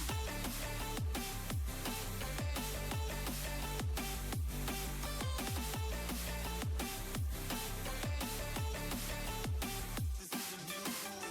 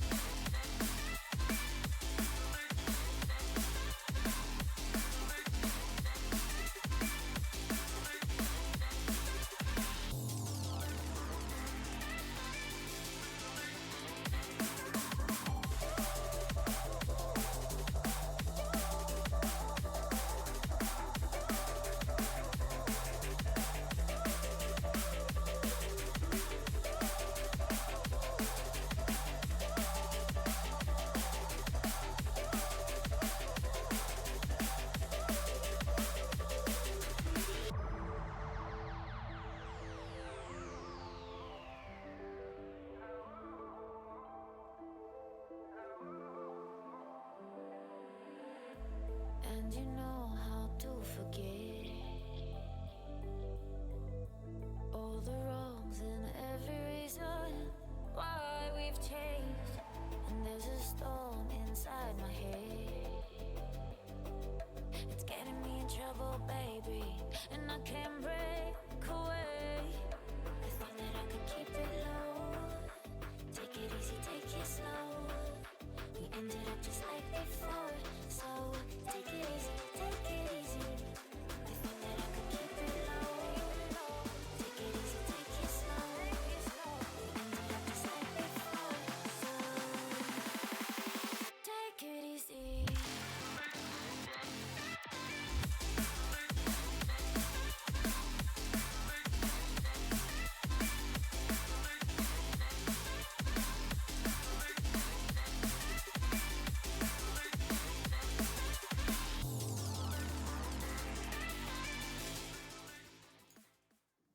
Welcome back, everyone, to the Valorant Game Changers unofficial cast, tuning in for the grand finals of the Open qualifiers. It is once again I, Zach, your host, joined by our wonderful analyst for the day, Ashcon. Just a little bit of a recap to those who are just tuning in. We just got done with the semifinals for the day. I believe that off-stream FlyQuest Red found the victory to be able to find their spot in the grand final. And if you were here for the last couple of hours, you might have noticed that Shopify Rebellion, after a protracted battle, was able to lock in their own spot in the grand final 2-1, which means that now we are going to be having Shopify Rebellion versus FlyQuest Red. And Ash, how are you feeling about this? I am so excited to see these two titans of the Game Changers scene go head to head. This is pretty much what a lot of people were expecting when it came down to an Open qualifiers finals. But YFP, they weren't on stream, but they were fighting tooth and nail in that last series. It was 14-12 in that first map, and then 13-11 in the second. Things actually got very heated, and in our 3-map best of series on stream, we actually finished that first before the 2-map series going on the opposite end of the bracket, Zach. That's crazy. Yeah, it is pretty crazy, especially, I mean, yes, we did have 3 maps, but you got to consider, like, one of them was a 13-3, a 13-6, and another 13-6, I think. So it was like a pretty blistering start coming out of these teams. So that said, it's really a testament to both YFP as well as FlyQuest that they managed to make that series that close despite it being a 2-0.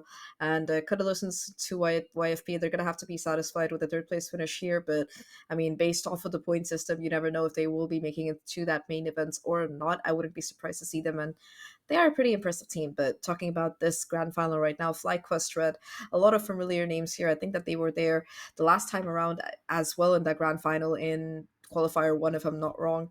Anything you want to share about the FlyQuest Red in particular here, Ash?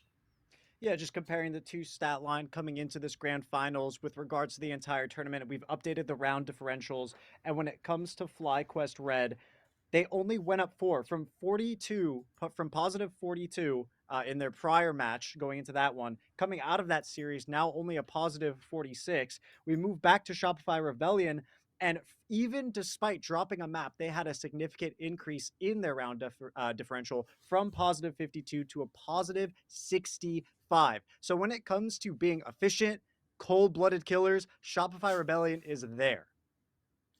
Efficient, cold-blooded killers. I think somebody's got to print those on t-shirts, because I think that's a pretty good way of describing Shopify Rebellion. They are, like, you know, a team that really thrives in terms of pacing, in terms of like just like setting the stage for other teams to follow. It's very hard to find a team that can kind of like keep the game on their own terms, because Spotify likes to like kind of control the whole pace of it, and I think we saw glimmers of that coming in through that previous series as well. But that said, I think that FlyQuest, they are one of the few teams that have gone head to head with Shopify in the past, and they've put up a decent show. But I historically don't think they've managed to overcome them in the past. So do you think today's the day? I think today could definitely be the day. There's two ways to view that last series that, FlyQuest Red went into. And either FlyQuest Red is warmed up from that tough series with YFP, or they're completely tuckered out, right? We talked about how long those 2 maps were that they played. Shopify Rebellion, they're a momentum-based team. When they win 2 maps, basically going with a very convincing scoreline, 13-3, then 13-6, they're definitely feeling their A game. But for FlyQuest on the opposite side, it's a coin flip on how they perceive and how they interpret that last series they were involved in. Going into this grand final, Zach, it's been a long day of Valorant for both teams. So it really comes down to stamina. Yeah, I think the momentum could be a huge factor here. That said, I would be wondering what exactly we're expecting in terms of a map veto here, as both of these finalists take their stage. So, what are your thoughts so far on that?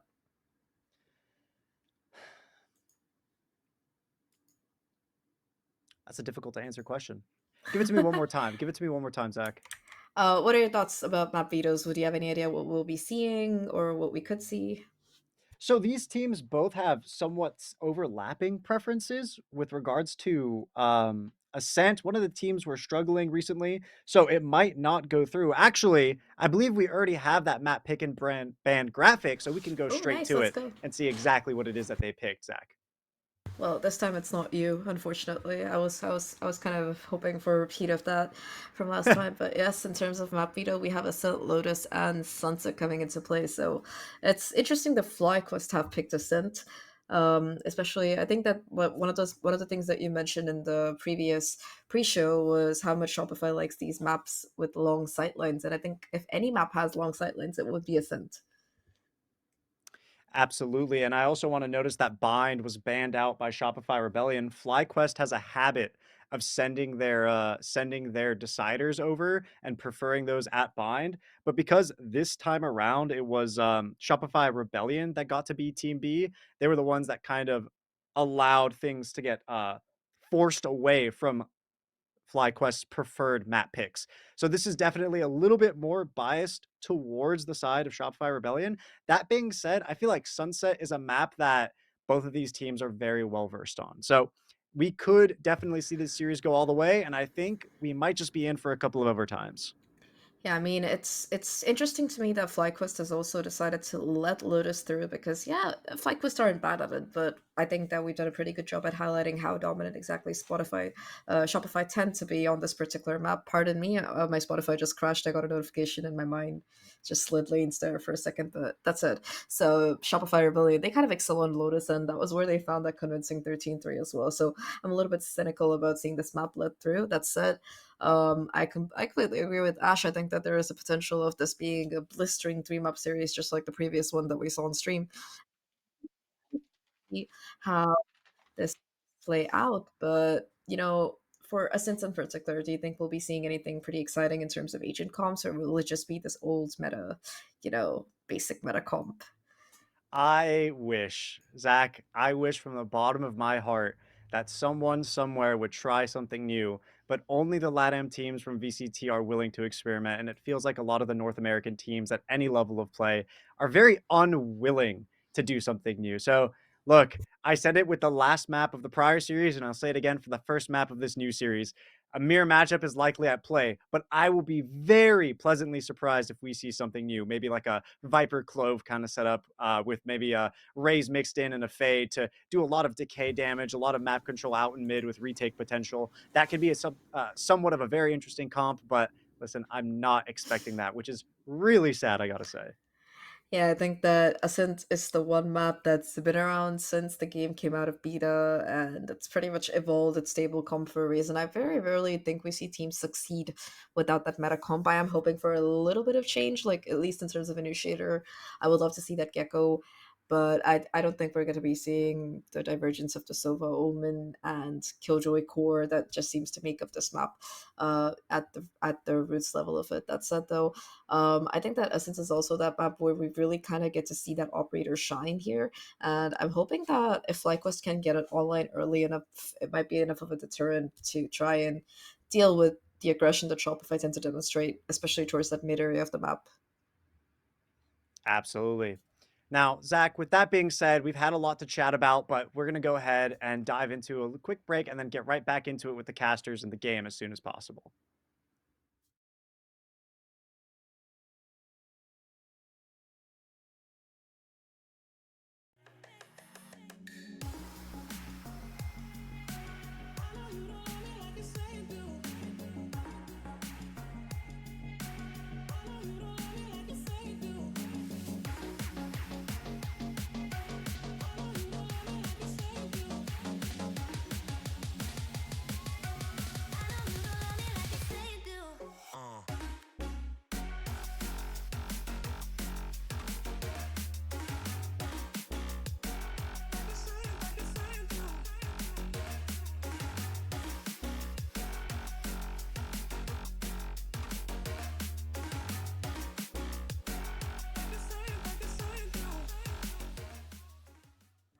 All right, that was probably the fastest break in the history Oh of no, breaks, but we I'm are Nerds right back Corner. with the with the grand finals. Yes, Oh. that's Nerds Corner, who looks darn sight like Zobi, I must say.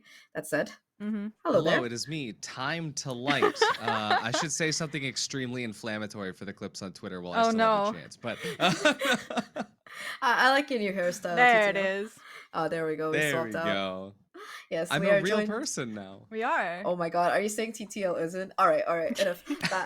Back to the topic at hand. Welcome to the grand finals of the Valorant Game Changers unofficial cast. These are your casters for the night for the grand finals, Zobi as well as Artie. Welcome to the stream. I liked your cosplay as other casters that we had for the semifinals, but right now we were talking a little bit about FlyQuest as well as Shopify.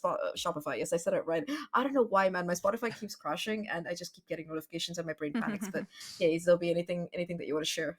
Yeah, I mean, you guys touched on how these teams have been developing over the course of this series and last series, and I wanted to touch more on the last time these two teams met because in my mind, it heavily looks like it's favoring Shopify Rebellion. I mean, map 1 and map 2 specifically, Ascent then Lotus. It went from a 13-6 in the upper bracket finals on Ascent to then a 13-4 in the grand finals, where Shopify was able to take that one 13-4. So the first two maps are already stomps favoring Shopify Rebellion historically.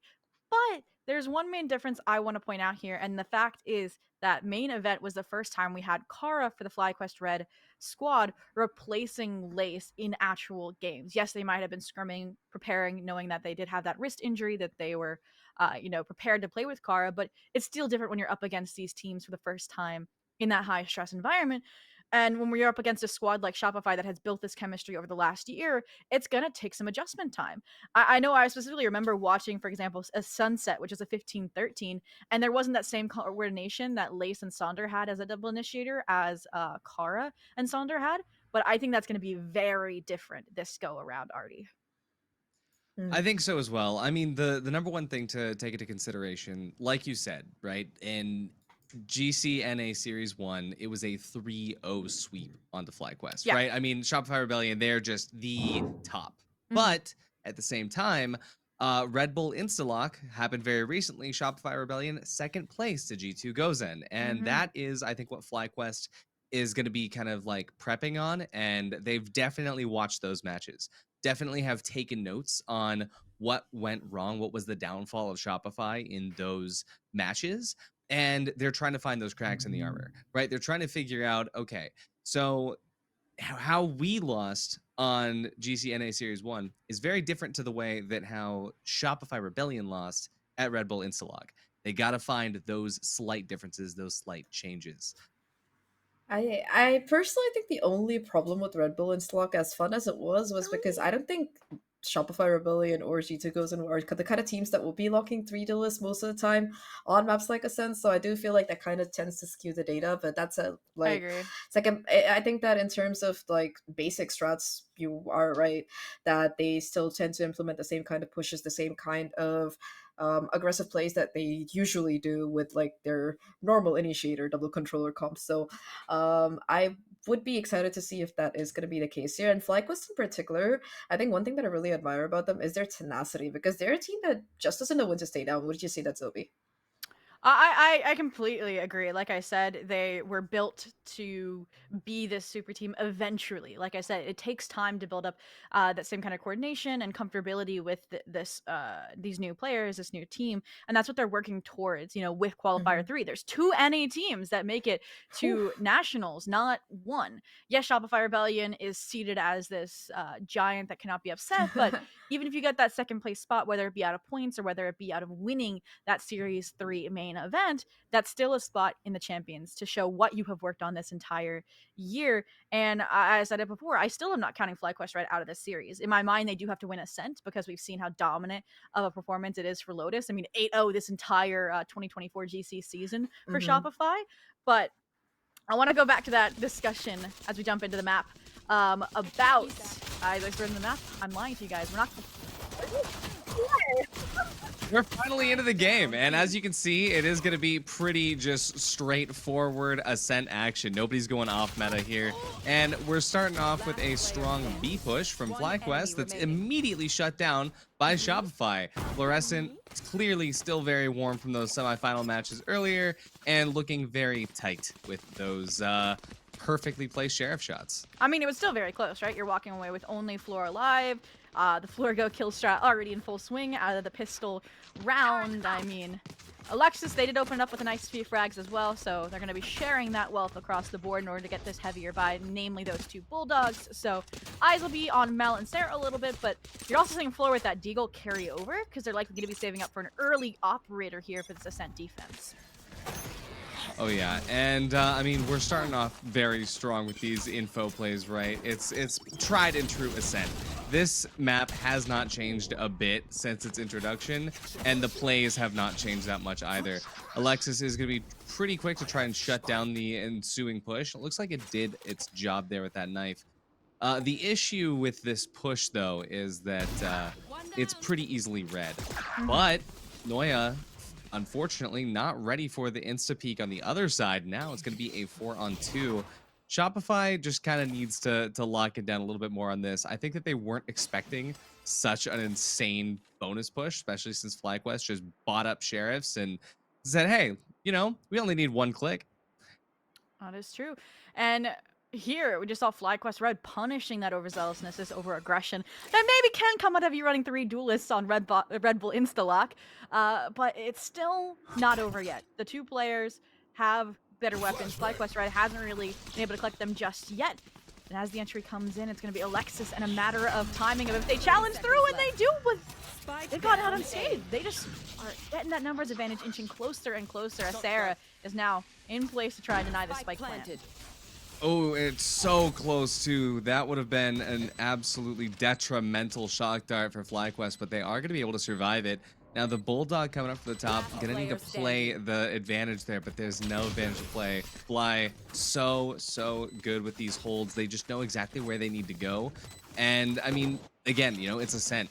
Everything has been pushed. And the reason I wanted to bring up Instalock recently was because of the fact that when you are just kind of going, you know, with the flow, just kind of doing whatever, it highlights those weaknesses, right? It highlights your tendencies. And so when we kind of see, you know, a push like this, especially on a map like Ascent, everything is calculated. Every single spot on this map is known. Every pixel is well practiced. So it just comes down to finding where the gaps are. No, and a team that, you know, doesn't get streamed as much because they're expected to be in the grand finals as well. You don't have as much material to go off of. So you take what you can, and for now, I mean, Donut making a nice little entry into sight. The question is, do they expect 3 people here in Boathouse? The answer so far was yes, as they cleared it out, but a shorty to the face makes the quick trade, and they still have yet to pin down Mel, who gets out with one more, making it a 1v3 on the cards. Alexis gonna have to do hero's work if they want this round, this thrifty in an answer. And hey, that's pretty incredible though. 2 picks on the buy could hurt really bad going into the next round. FlyQuest has to rebuy those weapons. We can see the economy. It's pretty solid, but at the same time, it's not as good as it would have been. So this is where Shopify, they want to recover things. This is the round to do it. oh yeah, they're buying up the tried and true Odin operator combination. This is why I'm kind of against casting Ascent, because usually once these are online in conjunction, it's game over if you cannot shut it down early. So I agree with you. This round's going to make or break things. You're either going to see Shopify Rebellion economy start to get bolstered where they can consistently get this pairing into place, or they're going to be set back into a save while FlyQuest Red sails into the lead by 2 or 3 rounds. And I like the hesitation that's thus far from FlyQuest Red, just trying to get information, trying to play more silent here until they know where these players are. Yeah, Shopify kind of opted to leave mid up to only being detected by the Killjoy alarm bot. So they kind of know that there's nothing coming through yet. But with a full 4 stack coming through Catwalk right now in a tree, there's almost nothing that Shopify can do except for wait for them to come on and play retake. But Fluorescent gets a fantastic pick. That actually could be detrimental for the push. We can see here there are a few more pickups. Kara is going to be able to get 1 trade, but that's not nearly enough that's needed. So Starbound trying to recover here, figure out what the play is. Is it going to be saving? Is it going to be trying to delete that op? Unfortunately, neither will be an option. Sarah quickly gets that repeak. And this is what I'm talking about. When you have those pushes, you know, FlyQuest looks so stable, but all it took was one pick for it to fall apart. Yeah, we went from we went from Shopify Rebellion, you know, being overzealous, over aggressive on that second round buy up to then realizing, all right, let's just hold down our sites, wait for FlyQuest Red to come into our site and shut it down outright. And that's exactly what they were able to do. Starbound, yes, you know, a clutch menace, but not able to find anything here. And now they're going to be tapping into the money that they built up by getting that second round thrifty. And I'm curious if Sonder with this Odin's going to have any retaliation against, you know, Sarah on site. Absolutely. I mean, Ascent is just an information game. It's about where you can find that information. Right now, Sova being dedicated towards V and KO, they have to know, right? And there it is. The dart giving every bit of information. Fortunately, not going to be too much damage through that wallbang, but it is going to be enough. Possibly an insane pick right there, though, as Sonder takes out Alexis. But Sarah comes back with a refrag. It's now 4-4. KO ult and Sova ult simultaneously going to make things really, really difficult for this push to fully come to fruition. But Shopify Rebellion, they're just not able to hold on. The FlyQuest Red, a nice counter, a nice way to ensure that this lead that they built up hasn't fallen apart just yet. But still, a 2v4. They have to be careful. They have to be cautious not to give any of these solo fights over. And a nice positioning from Dodo. They're able to find Mel, but even then, if Floor is not at their side, they have to be holding a different angle. You knew they were opping last round, likely opping again, and this might be the call in the 1v4 just to save that operator here early on. Absolutely is going to be the call here. Floor needs that op, but at the end of the day, you know, that push cost FlyQuest 2 ults, right? And this is super early on, so that was the best time to expel those ults. FlyQuest honestly played that perfectly. Now you can see they're all hunting, trying to see where they could find, maybe an overzealous pick in mid, but it's not going to happen. Fluorescence playing this as safe as possible. And as are the rest of FlyQuest there, honestly. I mean, a reminder, it was 13-6 on this map the last time these two teams met, and FlyQuest Red is already halfway to that point line, that threshold that they're trying to improve upon, which, like I said, is the name of the game in the Game Changer scene and in these qualifiers. So this round, again, teetering on the edge, the brink of a potential save here for Shopify Rebellion. If this Odin, if this operator buy don't hit their shots, if they don't find those early frags, and again, FlyQuest Red in the right place at the right time, going to avoid both the Odin and the operator angles being held. Yeah, again, back to that information game. The info that they got just from that instant hold of, hey, nobody's peeking top mid, nobody's going to be peeking from, nobody's aggressing catwalk. Shopify already knows it's most likely going to be B heavy. That's why we can see Omen and Sova getting ready to push out a little bit more aggressively onto A. And as soon as there's any noises heard, we're going to see an instant rotate. But as the push gets slightly canceled by that suppress, there's still just sort of this information detriment. There's nothing being told to either team right now.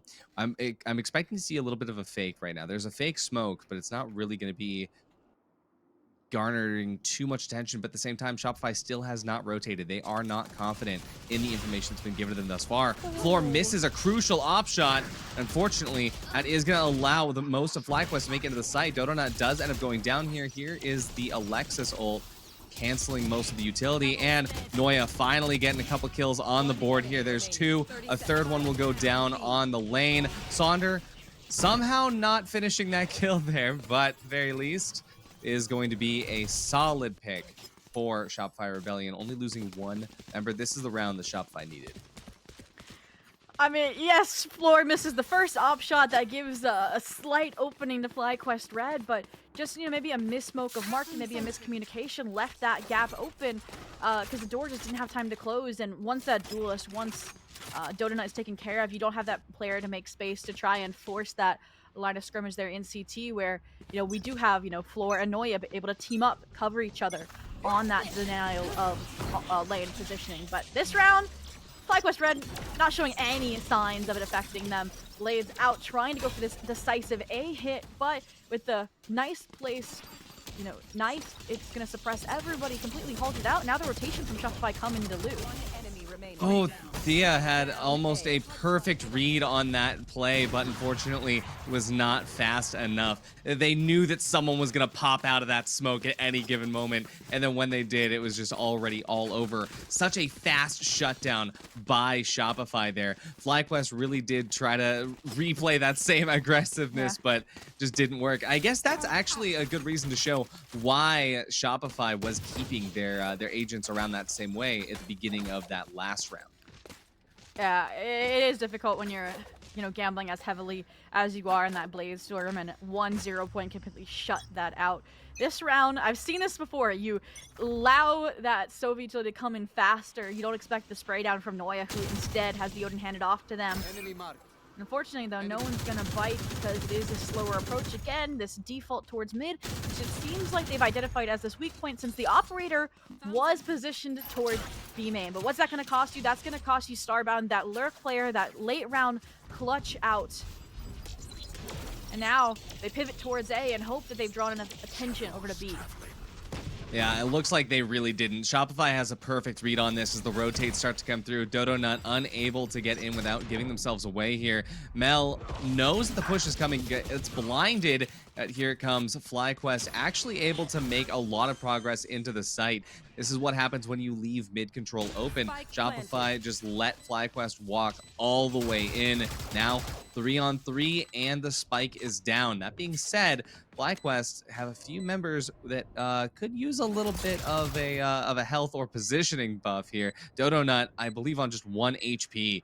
And it's going to be a very quick shutdown with that Phantom in hand if they come out of heaven at the right time. There we go. Fluorescent with the one shot. Dodonut does go down to the Odin. Kara, only member remaining. Going to try to play the Shock Dart lineups, and I don't think it's going to go the way they planned. I liked the aggression there coming out from Sandra to try and, like you said, play protection, play that first line of defense because their teammates were lower. But at the end of the day, then that gives numbers advantage over to Shopify Rebellion if you aren't good for more than just your one. And that site hold's going to crumble eventually. And what we're starting to see in my mind is, as mentioned, if you get this economy bolstered, if you get this nice 5,000, 4,000 in the pocket, even if they lose a round, they're going to be able to rebuy this operator, rebuy this Odin, and you fall into this trap of save, buy cycles, and you need something to crack it, and that's when you might see a timeout. That's when you need to see a move made by Thea, the IGL.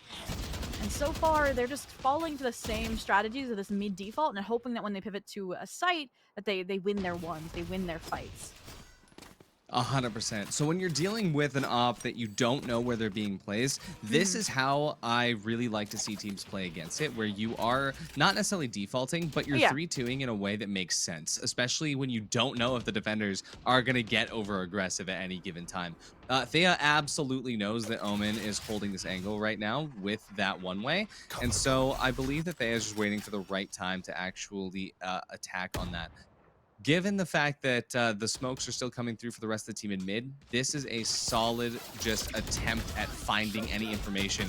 Unfortunately, the only thing that Dodonut's going to find is a bullet in their forehead as Alexis just absolutely activates in mid here. Picking up 2, Fluorescent picks up another 2, and Thea, well, it was a good attempt to get anywhere in towards A, but backing up when your team is already gone, I think might have not been the right play there.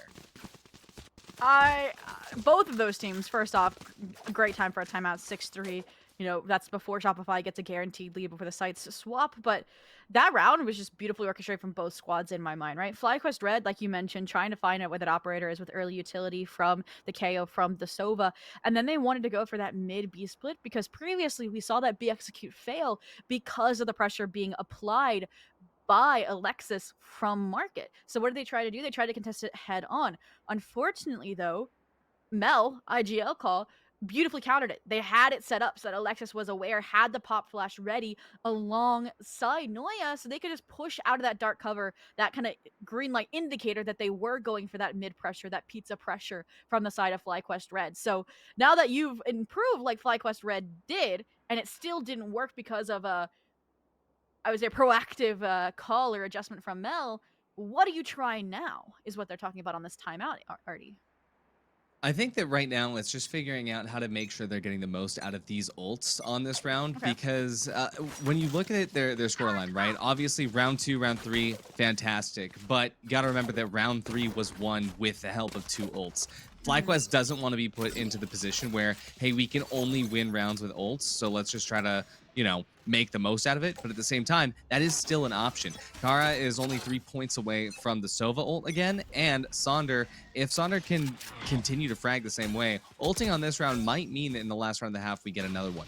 So I think just playing off of their strengths and their ults is going to be the key here, and it's all just about getting that first bit of information to let them know how to assault on it. But right now they have a plan in mind, but that plan is entirely going to depend on what information they pick up first.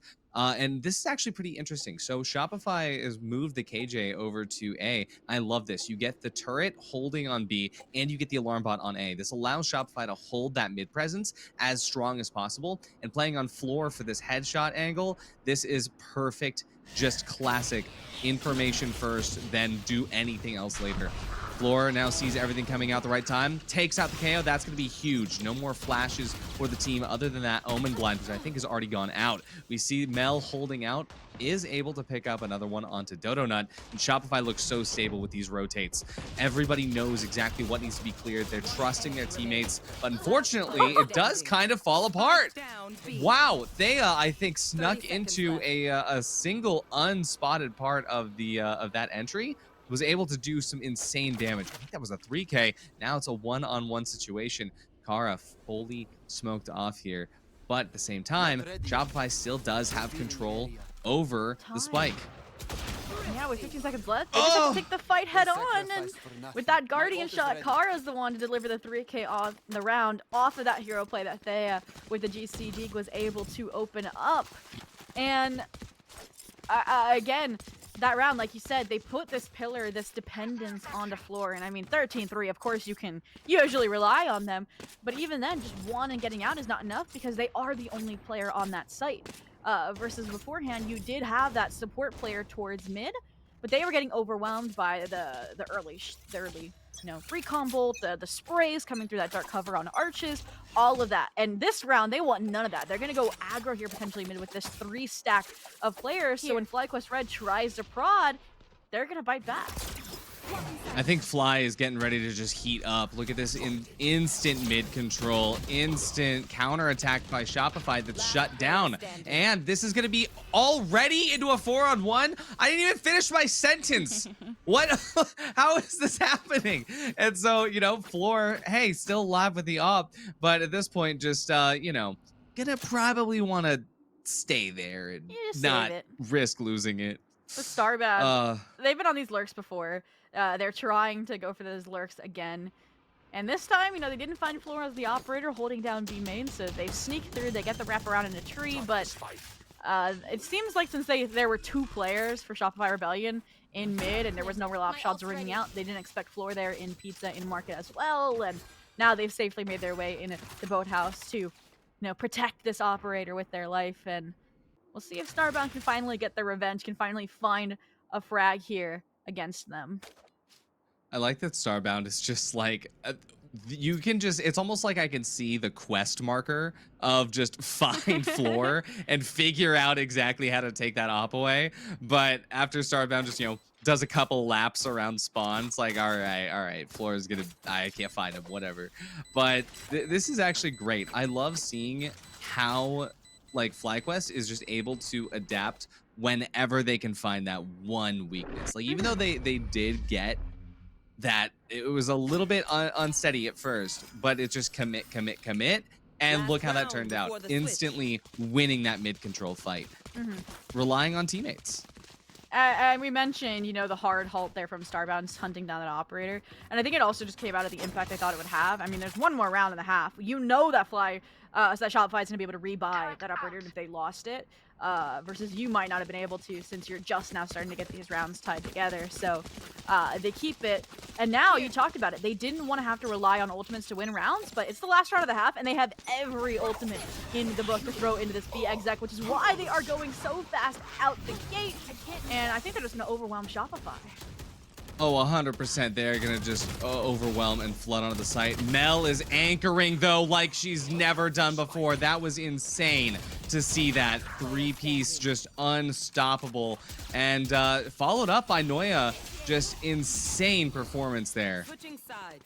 I mean, you talked about it before. It was like 4v1 after you looked away. I looked at my second monitor. I looked back, and Shopify Rebellion just completely shut out a dumping of, 4 or 5 ultimates from FlyQuest Red. And yeah, it does come out of hero plays like Mel, is trying to outfrag Fluorescent here. And Alexis, 12 assists just along to support whoever wants to take these fights. And it has gone well for them, but 7-5 again, a great end to the first half. And Artie, our first time casting together, and I also know you're a coach. Do you think that with the current meta, with these set mirror comms, that Ascent is more defense or attack sided? Honestly, the way that this map has been practiced and scrimmed and run and just reviewed by every single team, it's the only map that's perfectly balanced. Okay. But with the addition of Clove, and we have seen Shopify win this map with Clove before, it does give to a little bit more of a defender-sided comp. Okay. That being said, we're not playing with Clove right now. So both teams still have that perfect ability. And as you alluded to before, FlyQuest, right, they only got 6 rounds the last time they played. They're on 5 already. Fluorescent and oh no. there's already tons of stuff happening. I don't even know how to talk about what just happened there. That was like watching a death match, but at the same time, we do have a Shopify spike plant, and now it's time to figure out what FlyQuest has in stock for this. But look at this. They're getting into the correct angles. They're doing all of the tried and true, hey, when you're in this position, this is the util that you throw. And this is just all so steady It from is. Shopify. I mean, they're not taking a single fight alone. Maybe there was a little bit of a miscomm, both of them wanting to tuck away. That has opened a window of opportunity for Thea in the 1v1. They know Alexis is tucked dice, but Alexis is just going to play time as much as possible here. Ring around the rosy, jumping over the boxes, but that just gives 1, 2, and 3 opportunities for Alexis. And on that last strike, you're out. They hit the shot. They get that important pistol to ensure that FlyQuest Red can't tie things up really early out the gate. Yeah, and I mean, this is, it's pistol round. There's not really much to say from this other than if you look at the buys right now, Shopify does not want a repeat from the last half. So we are seeing a full just Bulldog, Sheriff, Bulldog. This is actually kind of funny, given the fact that they just want to make sure that they can keep their lead and not have it get taken away from them by whatever FlyQuest might have on this half on a save. Yeah, so 2 pistols now for Shopify. We saw the Thrifty come out from FlyQuest Red last half, but this round they almost had an over-rotation, an overcall here. And with this, one way of the dark cover in conjunction with this frag grenade, that is a one way to get onto this B site where Kara is now placed in the hot seat. And while they're going to have a Bulldog at their feet with 30 HP and Sova utility forcing them into the dark cover, it's easy pickings for Fluorescent to regain that gun, regain the site advantage and control, making it now a 2v3 where Thea's position was known. They got some chip damage out. And now, I mean, it's just perfect timing against any plan they might have made. Fluorescent 4 kills on the round, ensuring Shopify Rebellion doesn't have a repeat fail of a second round conversion. That was awesome. Fluorescent dropping a 4K, call that a floor K, because this is just the energy we can expect from Fluorescent. They are now fully activated no matter what they're using. That being said, though, it was still 2 weapons down for Shopify, right? FlyQuest with Classics was able to remove 2 guns. And Classics, those are free. So now we do have the buy coming in from FlyQuest, and that is full armor as well. So Shopify gonna have to be a little bit more aggressive in their approach just because of that weapon difference. We can already see that they are just not afraid to make noise. Fluorescent throwing the Bulldog away entirely, going for the knives that are going to get taken away. So going to be another 5 seconds before we can see this push, but this will give FlyQuest enough time to rotate, but we're not seeing the rotate coming through just yet from Sova or Killjoy. Here we go though, Noya with the first pickup here onto Thea. This is unfortunate for FlyQuest. Now Noya has the weapon upgrade in hand. Mel going to be getting a nice angle onto Generator here, and now Shopify just has to bake into the site like they are known for. FlyQuest trying to figure out exactly what the approach is going to be here, but to be honest, if they don't just straight W key this, it's not going to work out. But hey, Floor missed a couple knives, and that's going to be eaten alive by Starbound. So now, see what's going to happen as the rest of the push comes through. Solid flash from both teams here will slow things down, but a Sova recon dart makes everyone's locations known. It's already down to a 1-on-2 situation. Noya doing what they can, but unfortunately it's not going to be enough. And FlyQuest, well, they did hit that W key, just like I said. And that's going to be a round conversion, 9-6. And hey, they're back up. That's the 6th round. There it is. And now maybe your confidence can swell a little bit, but you do have to remind yourself that you were falling into some of the plays that Shopify Rebellion was using to whittle down that clock, and you have to keep that in mind moving forward. I mean, Starbound was trying to be that distraction last half, didn't really work out, but Noya just sold it beautifully. They get a frag and tree, they back out, so you have to re-clear it, you have to spend time doing that. In addition, you walked away with only 2 rifles, so the repercussions now coming in the form of Sonder with a judge and Thea with that light shield Guardian buy. We'll see if it potentially costs them this round or not. Also, a little bit of early damage here from FlyQuest onto Shopify, but still not being capitalized on. There's another one, another dart coming through, another little bit of damage, but FlyQuest still is not confident in the information that they're getting. But here we go, an ult from Shopify Rebellion for the B site take. As soon as those nano swarm grenades go down, they are in the site here. Alexis, knowing that one is low on site, still not going to be able to turn around in time for it. Noya now finding themselves in position to be solo on the lane here. It's going to be a 1-on-3 situation. Here we go. Noya picks up one, knows that the other 2 are not on site, but quickly making their way towards it. There's Dodo Nut getting taken out. Last unknown, Alarmbot on stairs is going to give them a little bit of safety of mind here, especially going to be able to buy some time with those nano swarms. Fake plant as well. Sonder, though, privy to the motions, looking around through the boathouse, and there we go. Knows it's a fake plant and knows how to play against it. And that is another round for FlyQuest. Shopify not looking as strong here. We are going to see a timeout coming in. Yeah, that round particularly, just a few mistakes stacking up, them not clearing below lane. Kara in a great position to reinforce that boat hold that Starbound had, so they denied some of those entry frags. And yes, while the hero players from Noya did get that down to the 1v1, in the end they tried to repeat the timing that they got on some of the retake efforts.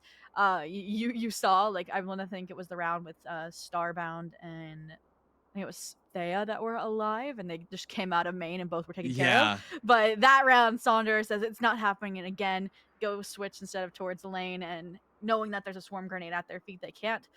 It works out, gets them the round, and yeah, Shopify Rebellion, timeout being called on the eco round, on their save. FlyQuest Red get their second win, second chance on life here. It's interesting, Thea is going to carry over Guardian by here, but again, economy not built up just yet because we're still really early into this half. So yeah, I mean, Artie, I would. Yeah. Oh, sorry. Go ahead. No, I was just gonna say, like, it's really early into the half, so I don't know what they're necessarily talking about in terms of other than fixing those small issues. What do you think the play is gonna be here?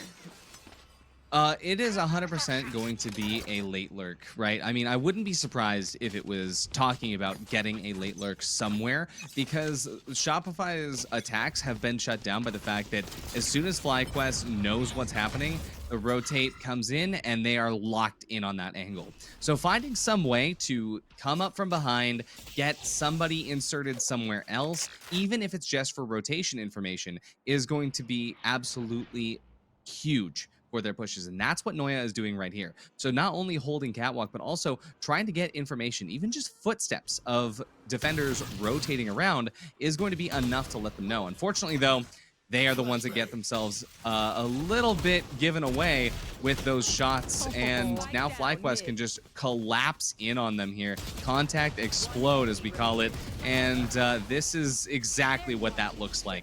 Hey, they're taking mid control. Let's not have them do that. Yeah, and it was so funny because you saw, like, all 3 members from FlyQuest Red flocked towards spawn as soon as that A main contact was made. And then they had that realization, wait, Noya lurks, it's an eco round, they can easily sell a fake and rotate back towards B. And once they were in position, once Dodonut got wind of that first player, that's when you saw the troops, the rest of the shop, or the FlyQuest Red members come to her side, dump that utility and allow them to get those eco frags towards mid, again, without losing many weapons. So now they're gonna be able to continually, hopefully, tie some rounds together and tie us up at 9-9. Fingers crossed. Yeah. We're already seeing FlyQuest in a much better state than last time. This is so good for us to see, right? This is the growth. This is the VOD reviewing and learning. And honestly, it's the showings of a really good team. And look at this. That is over-aggression at its finest that pays off. Because this is, hey, where they're not taking mid control, they're going to have one-person tiles. Push the person tiles. Get that late lurk away. And that's exactly what FlyQuest was able to do. Now Shopify find themselves down to just 2 members. They do get 1 pickup, but it's 2-on-3 situation. But what is this? Amazing information from Sarah to know exactly where to peek when they push out. And now it's 2-on-2. Pretty even showings. This is a very crucial round for FlyQuest because if they don't win this one, then it could easily run away from them here. I mean, that's why they're gonna invest the lockdown, you know? But no, but Sarah, unfortunately, not confident in that execution. And that just puts a full-on hold here. FlyQuest Red trying to remedy the issues they had where, you know, Sonder was on an island, did take that solo fight that gave numbers advantage back to this even 2-on-2. But Alexis has been good about proactivity and balancing with the objective this round, trying to do the same. But Sova utility and Odin means that they're just gonna swing and try to deny, but you swing too deep, you're gonna get sprayed down nonetheless, and a 3K from Alexis is what gets double digits here for Shopify Rebellion. And I'm surprised we don't see a timeout already from FlyQuest Red after that, because that was a round you should have won, and you heavily invested into that 2v1 by investing the lockdown. And that's the thing too, was that after the pick came through, Kara knew exactly where they were holding on the site, knew exactly where Alexis was, and could have just spammed the Odin, but instead just decided to go for the swing. So this is definitely a showing that Shopify is going to try and capitalize on, right? Because now Shopify knows that they're not confident. Shopify knows that FlyQuest is not going to be able to perform to their best abilities. And so this is where they just, hey, we don't even need the late lurk anymore. We can just push this. You should run. And so for now, I mean, Shopify Rebellion, they've built up their ultimates. It is their time to try and go for a more decisive hit off of this lockdown, but a complete disrespect of it from FlyQuest Red. And all it costs is a tailwind. They try to punish by investing as well that Hunter Shuri, but it's only going to catch the tail end of Kara's retreat into Boathouse. Well, in the meantime, they went for this pinch play. It's not really going to work out too well because Mel was there in tiles to try and counter it. And this dip and rotate over to A is textbook because they're overwhelming FlyQuest Red, and they have a lurk from Noya coming in CT. Oh my god. So Thea with the double shadow step managed to escape the grip of Shopify Rebellion, but Shopify, they just have the control now. They just chased Thea all the way down and then it was like, hey, all right, mid's clear because we're here with no issues. So now let's just go back to B. This is going to be a difficult round for FlyQuest to actually come back on. Dodonut not confident enough to pull out the knives here, which is definitely a good call, especially since the fact that as soon as they know that the push is going to be coming from defender spawn, Shopify just all 5 members essentially coming out of the woodwork there for those picks.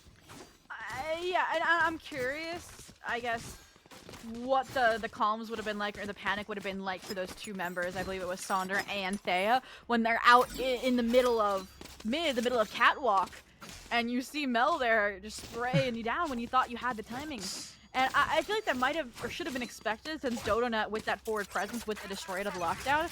You would have known these players are retreating at least back towards tiles. So again, it feels like a little bit of a breakdown of communication, but FlyQuest Red doesn't let it stop them. They're going again for a more aggressive attempt. This time, Dodonut catches off guard Sarah. You saw the anti-flash from Floor, and it allows them to follow suit heartbeat in. But it's traded. Yeah. It's traded, and now all of FlyQuest's plan there to have that one-person advantage goes away. And we are gonna see though, Noya back turned towards mid. Dodo not gonna capitalize on that, but again, it's gonna be traded.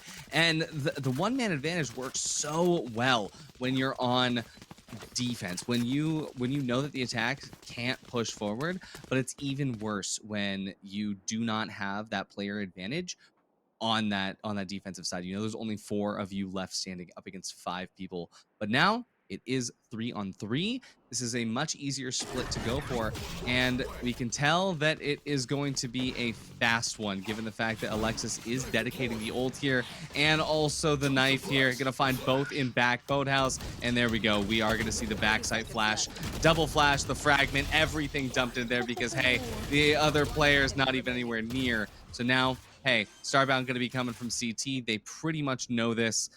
So they're gonna just line this up. Mel watching stairs. Alexis holding lane. Oh, and Starbound in those positions, that's usually when they thrive most. But Alexis, nice position there when you expect multiple corners. And that's going to be map point here on Ascent on FlyQuest Red's pick here. And yeah, I mean, might as well. Now you're, shooting in the dark. You don't have any more chances. 1 round lost, and you are looking at being down 1-0 before you head into Lotus. And the buy, not the best either for this map point round. And It's why does all Squad you have a can judge? do. They're gonna go for the blades? Well, the blade storm? Oh, there's no way. The attack judge is crazy, especially given the fact that they have all the money in the world for this, but no need, especially because, hey, if this does get shut down, we'll need the credits for an op for that next one. But at the same time, I can only imagine, because we've been seeing Floor go for that deep mid control every single time. I'm assuming that this call is, all right, deep mid control, but even faster. Yeah, they definitely took it at their own pace last round, making sure there wasn't any aggression from Donut, which, spoiler alert, as you saw, there was. So this round, like you mentioned, if they turn up the gas, turn up the heat a little bit, it could have worked, but looks like they were just trolling, or they got a better idea out of that timeout from Effie's. And they go back to that Vandal buy. Not gonna throw too soon here in the Grand Finals, but they're going again for this 3-2 split, expecting some creative eco play out of FlyQuest Red, right? And they're technically correct, because the blades have been popped by Donut. The Owl Drone is leading the charge, but that just gives them all the confirmation that they need, that they were playing back. They were anticipating this kind of play to come out from FlyQuest Red, and I'm glad to say that they aren't pushing into tiles, aren't buying into it. 100%, but we can see that FlyQuest, right, they're weak siding B on purpose, because they know that if Shopify is going to push, it's going to be through mid, so keep some players in mid. And here we go. The collapse of everything as all members of FlyQuest push towards that mid aggression here as Shopify tries to find their in. We get a deep play into Catwalk, and here it goes. Fluorescent starting off strong with a little bit of a bait move into top mid. Not going to be followed up on. This is just to get that pressure away from B site. Looks like they're walking now into site. They know that KJ util is going to give them away at least a little bit. So Shopify needs to find their one pick. But there we go. Dead giveaway here. FlyQuest fully rotating in. The fast push onto site here by Fluorescent. Deep hold into stairs. And as Sarah and Mel open things up with a couple picks, this is looking textbook for Shopify. They got all the information that they needed, and now they know that they can just hold this. There is a KO ult inside of FlyQuest, but it might not be enough given the fact that all of the util that they needed to expel to take the site has been expelled. They really are just holding this with gunplay anyway. Saunders going to push in. Dodo Nut with the knives out, but Mel picks up all 3 at the same time, and that's going to be an insane finish to map 1. Just very insanely navigated there. And again, I want to praise FlyQuest Red, even though they lost the map, because number 1, growth with each passing series. 13-6, now you got, a 13-8. And even that round, right? You saw, namely from Thea and Sonder, they learned from their mistakes of getting caught out on Catwalk. They were playing a little bit more reserved. They dumped utility to deny a rotation into A link. They fall back and depend on those players on market to deny a B hit. Unfortunately, worse weapons don't allow, and then you get a hero play from Mel on the retake, and what can you do when all those cards are stacked against you? But I think now we'll get to see what they do on Lotus, a map that is, yeah, necessarily even more favoring, I would say, Shopify Rebellion. But what promise did you see from Ascent that can carry over to Lotus from FlyQuest Red? So, I mean, FlyQuest was the name of the game is adaptability, right? Mm-hmm. You see how Shopify is starting to either get a little bit defensive or a little bit over aggressive, and then you adapt to that. And Mm-hmm. they did a pretty good job of adapting, right? I mean, it wasn't a free series. And like you said, FlyQuest got more rounds on the board this time than last time, and that growth is going to continue. That being said, when it comes to Lotus, Shopify, like they have their set, right? And they play Fade, KJ, Omen, Raze, Viper every single Yep. time. They're comfy on it, they're warm on it. Yep. FlyQuest, right? The last time they played Shopify Rebellion on this map, it didn't go great. It was Cypher, Gecko, Omen, Raze, and Sky. And with that team comp, it just did not work the way that they wanted it to. So I think that they're going to be going for the a slightly different play style. Earlier today, up against in their semifinal round when they played on this map, they were playing Killjoy, Omen, Raze, Sky, and Viper. Yeah. And what you can tell from both of those setups is that it's a very slightly different playstyle.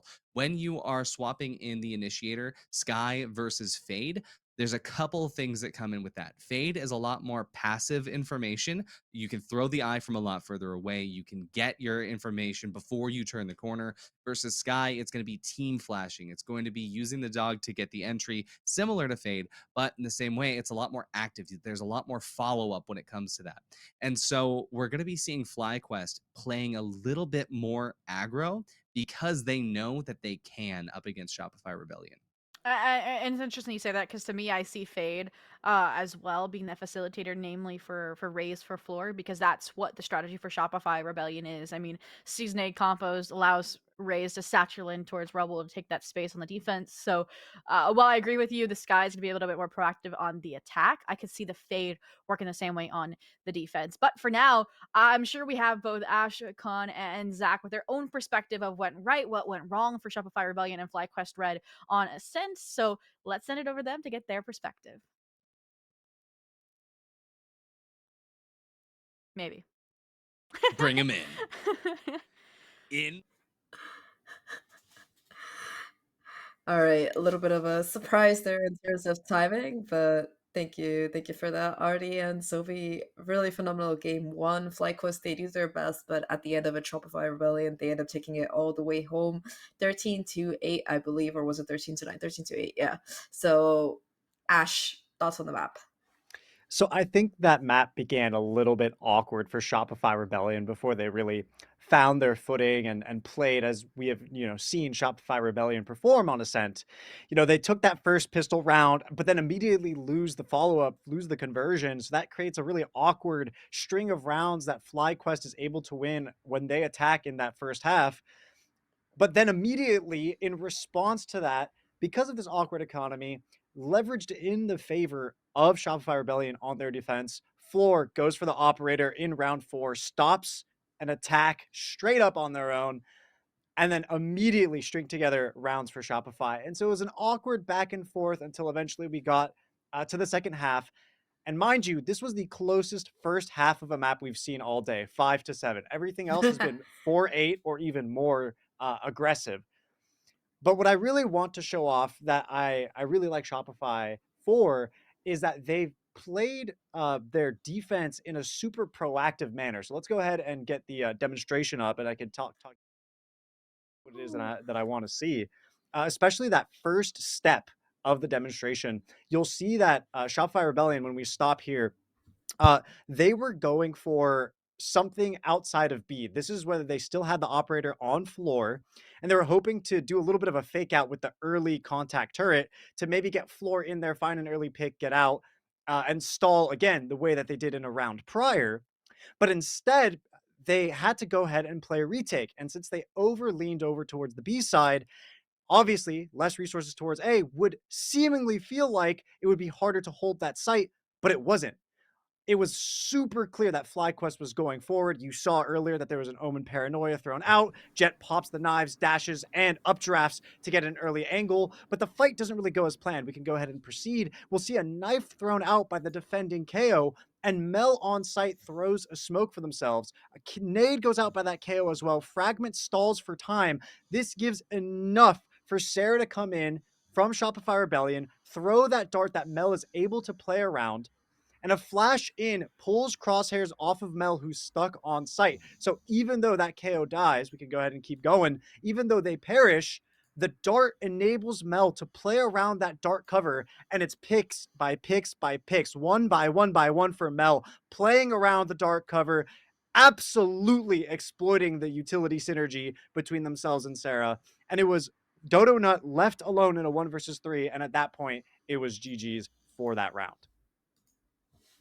Yeah, I think that was a really nice breakdown, and I think that kind of can be applied to the whole game. I think Floor was kind of the stopping force, but like you mentioned, both in that initial half as well as towards that second one. But I think that the rest of Shopify as well really stepped up in terms. I think that the main swing round in terms of momentum was at the 10-9 mark when Alexis was able to win out that clutch to get Shopify the lead again. I think at that point was kind of when they seemed to run away with the game. After that, it just seemed like they could really do no wrong in terms of their defensive side. So I think that it was a pretty good game coming out of both of these teams. But I think the problem that arises here is when you consider what is that second map of play, which is that Lotus, which is a map that, like TTL highlighted, is a map that Shopify has not lost yet on the continental US. So what are your thoughts? Do you think we will be seeing a map 3? Do you think that FlyQuest can bring it back on Lotus?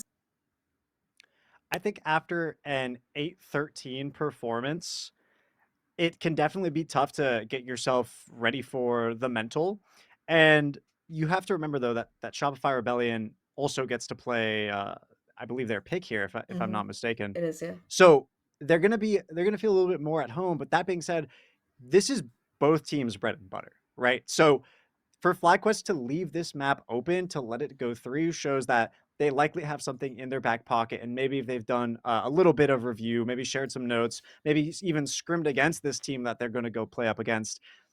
And I feel like we're not going to see anything super special. I'm likely, I'm leaning towards maybe a Sky and Fade, like the casters we're talking about. But I'd really, really like to see Breach Astra as a combination. I've been looking at the aggression from the side of Shopify and the way that Floor is able to go in. And I feel like a composition that really accentuates the abilities of a duelist to go in is going to fit Shopify Rebellion perfectly if they're able to go through with it. Well, I would like to see some breach action as well. Either way, we're going to throw it to your casters for game number 2, which is going to be Zobi and Artie, to see what they have to say. So here you go.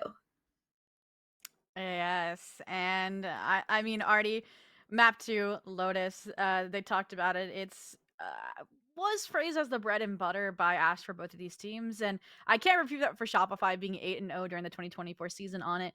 But for FlyQuest, right, it's a little bit more complicated of a history. I mean, they're 7-4 on this map, but 3 out of 4 of those losses are from Shopify Rebellion. So this would be like a huge development for them for the first time taking this map off of Shopify Rebellion. Yeah, and like we talked about before, the thing it comes down to is agent composition, because since they swapped out of using the Cypher and Gecko and back into pulling out, KJ and pulling out KJ, Omen, Raze, Sky, and Viper, as soon as they switched that comp, they've been winning, right? They've been doing a lot better. That being said, earlier today against YFP, it did go to overtime. So even though they might be super, super comfortable with this team composition, it wasn't perfect, right? And so that actually leads me, though, to say that I think that they have it in them. I think that they have it in them to take this W. I completely agree, and I cannot wait to see if they can deliver it. I feel like, especially on Ascent, we didn't really get to see Starbound come to life. And if they are online, this squad can rally behind their clutches, and they just never were really put in that position to shine the same way. And on a map like this, where you're consistently a solo anchor all in a C or B, or you're a consistent high lurk player on the attack, hoping that'll also come into effect. But already into the first round, again, that proactivity I talked about in conjunction between this Fade And Raze, Mel with a paranoia sprinkled in from Tariq and not hurt. But again, it's just Kara with that lurk play and this defaulted approach from FlyQuest Red to gather early round information. Absolutely, but we can already see the inklings of how Shopify plans to play this. That instant aggression to take as much space on A as possible. Fly also making a little bit of noise as they continue to go. We saw as they destroyed some KJ util, but it is going to be C, and Shopify is going to understand that it is C. We see those rotations coming out super quick, although Shopify is leaving one in late A. Not going to matter too much, though, because it is all going to get shut down the moment that FlyQuest tries to make it to site. Now, Starbound does get 2 pickups. It is going to be a 1-on-2 on the site here, but will Starbound commit? It looks like the answer to that is yes, as both Raze and Fade hold in from Waterfall. Oh, no. And yeah, I there's don't this think high... Starbound knows. There's this high-low, but they just got out of turret range, so you're also having this flank from Mel. So even if they find this frag on Alexis, Mel's about to get the timing from Mel. Look! Yeah, that's devastating! The seconds they were away out of range, Artie. It's just so good to see, like, hey, this is possibly a clutch play, but the Shopify, they have that deep lurk. Oh no.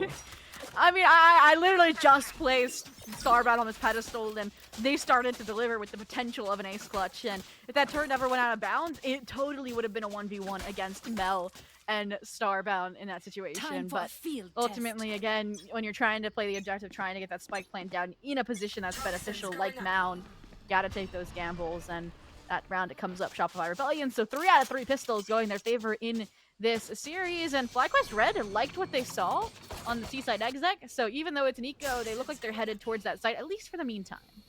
Exactly, especially with that Raze util, you can delete all of that Killjoy utility, but we do see 2 easy picks here for Shopify as FlyQuest now finds themselves down to just 3 players. So Starbound gonna try to do a little bit of movement onto C site, but Dodonut really wants to enter on with information to play off of. They don't want to waste that grenade. Even though it is pistols, they gotta get a couple kills here for the economy. And so Dodonut wants to make sure that this nade counts. And count it will. It's gonna force Noya out to take the swing here, but it's timed pretty perfectly with Sarah's Viper Orb. And it is gonna be a clean W for Shopify on this round. And we saw, things could get dicey for them on those second round conversions on Ascent, but this round, like you said, they tighten things up. They keep it fluid. But this is the first round where we're going to see rifles for FlyQuest Red, a chance to, maybe leverage those better weapons to go for a more direct sight hit.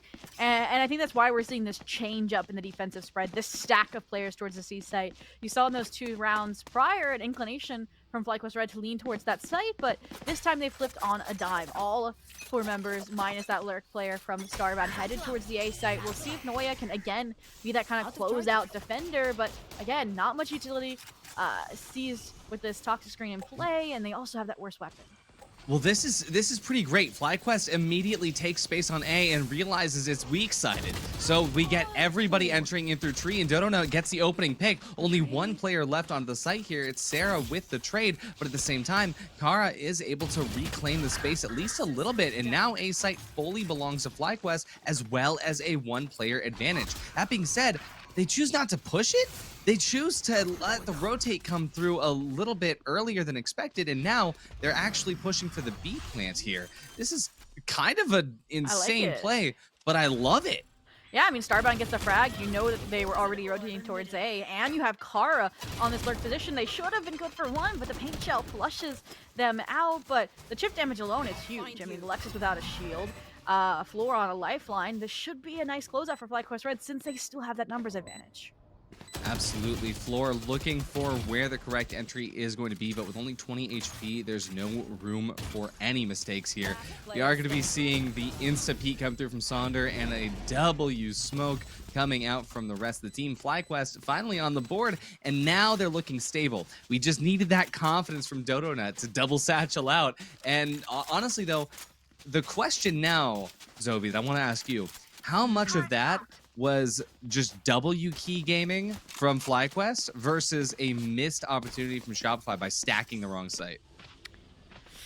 I mean, the rotations on Shopify's end were on point, so I really think it was the call to rotate towards B. I mean, you saw A, the first trades looked like they were starting to favor Shopify just a bit. I mean, Sarah, you know, gets the frag there. There's no more smokes there, just a toxic screen, but I can't even get words out because, again, even if they lose a round, there's no sense of slowing down. Floor, off of Alexis's information, double satches in, claims a first blood +1.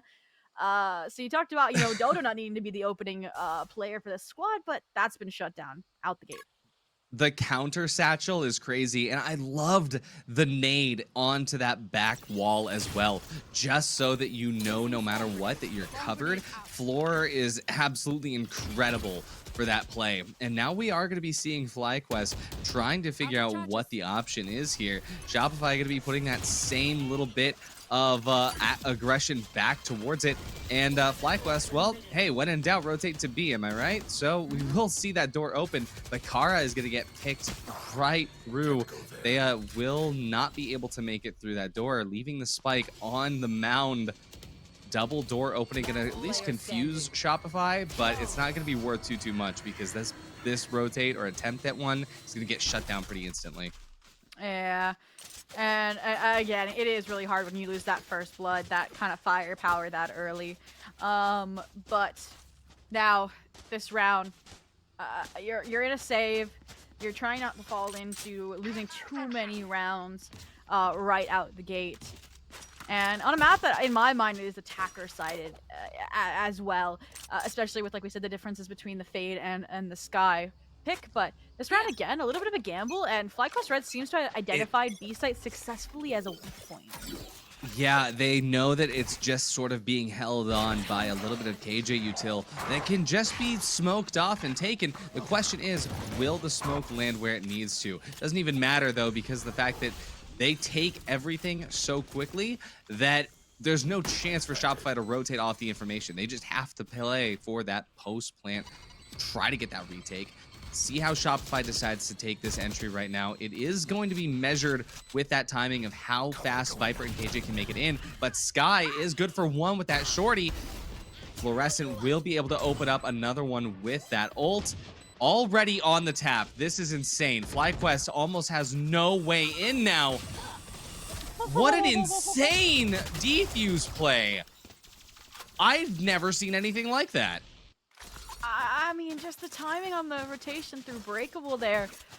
So unfortunate with the worst weapons. And I mean, again, yes, FlyQuest Red, you show semblance of hope being able to take that B site successfully, but then worse weapons, and suddenly you're surrounded and pushed to the extremities by the Shopify Rebellion players and that weapons advantage. Now, back to rifles, back to, you know, ults to work with.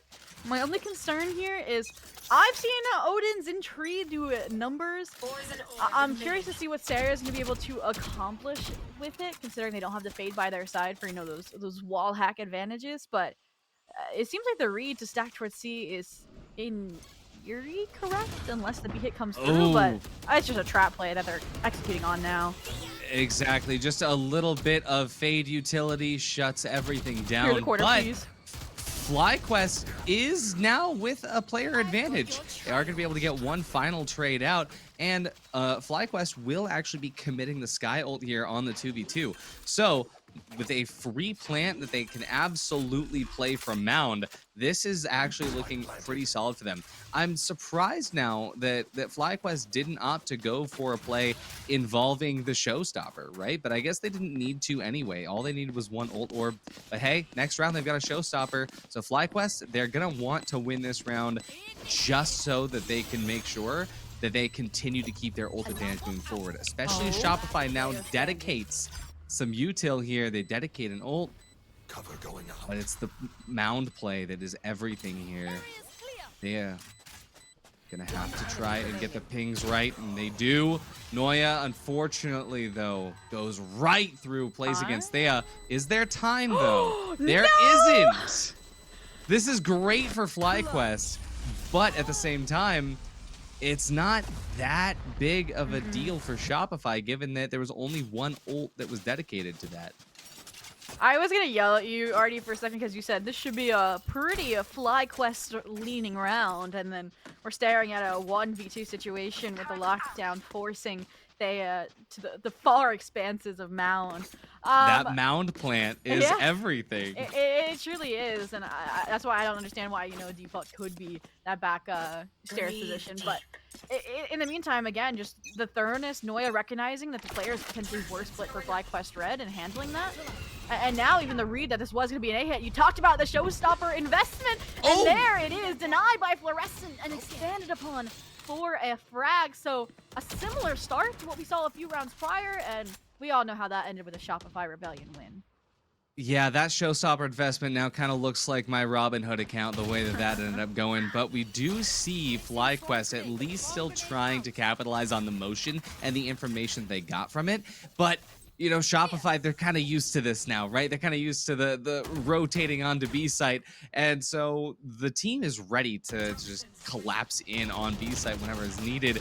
And that's exactly what we're seeing here. A trade will come through, but at the end of the day, there's nowhere near enough motion from FlyQuest to actually make it work out. A 1-on-3 situation, Sonder not in a good spot, 5 HP. Destined to fail the moment that showstopper did not connect where it needed to. Yeah, Fluorescent 10-3 trying to rival their KDA that they had over on Ascent, and a well-placed timeout a little bit sooner than we saw it over on Ascent after Shopify had reached that 6th round kind of threshold. But again, I feel like FlyQuest Red is just flipping through pages of their playbook one after another, and only 2 really have stuck.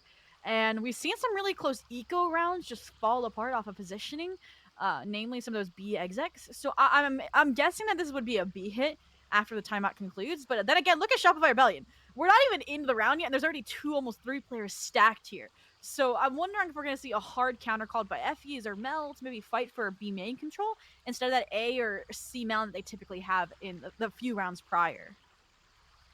Yeah, I think that this timeout is mostly just going to be figuring out, hey, we haven't been playing for information. How do we do that? And the answer that I always like to give is, when in doubt, just get your Killjoy to have a turret somewhere that can get info, and then get somewhere where they can listen. And so that's what I'm anticipating from FlyQuest here. I'm hoping that we see Starbound try to get into a situation where, hey, no matter what, we'll know where one person is. And we do see this sort of setup looking like it's going to be a little bit of a default, but at the same time, default's not going to matter if they lose even one player here with the way that the resources are spread. At this point, I was correct about them fighting for control, but it was in fact towards Mound, not B main. And similarly, again, Shopify Rebellion has chosen to play retake on this B site. They've given it over minus this early turret indication. Fortunately, though, they're so concerned about this Mound pressure and this potential showstopper play from Floor that they don't address it. And suddenly, Thea and Sonder, yes, you found frag, but you haven't dealt with Floor, who is on par for an ace, but Kara gonna deny, gonna put this round back into the realm of possibility since they're gonna be able to collect the weapon, the spike, and the C site. The players for Shopify Rebellion are on opposite sides of the map.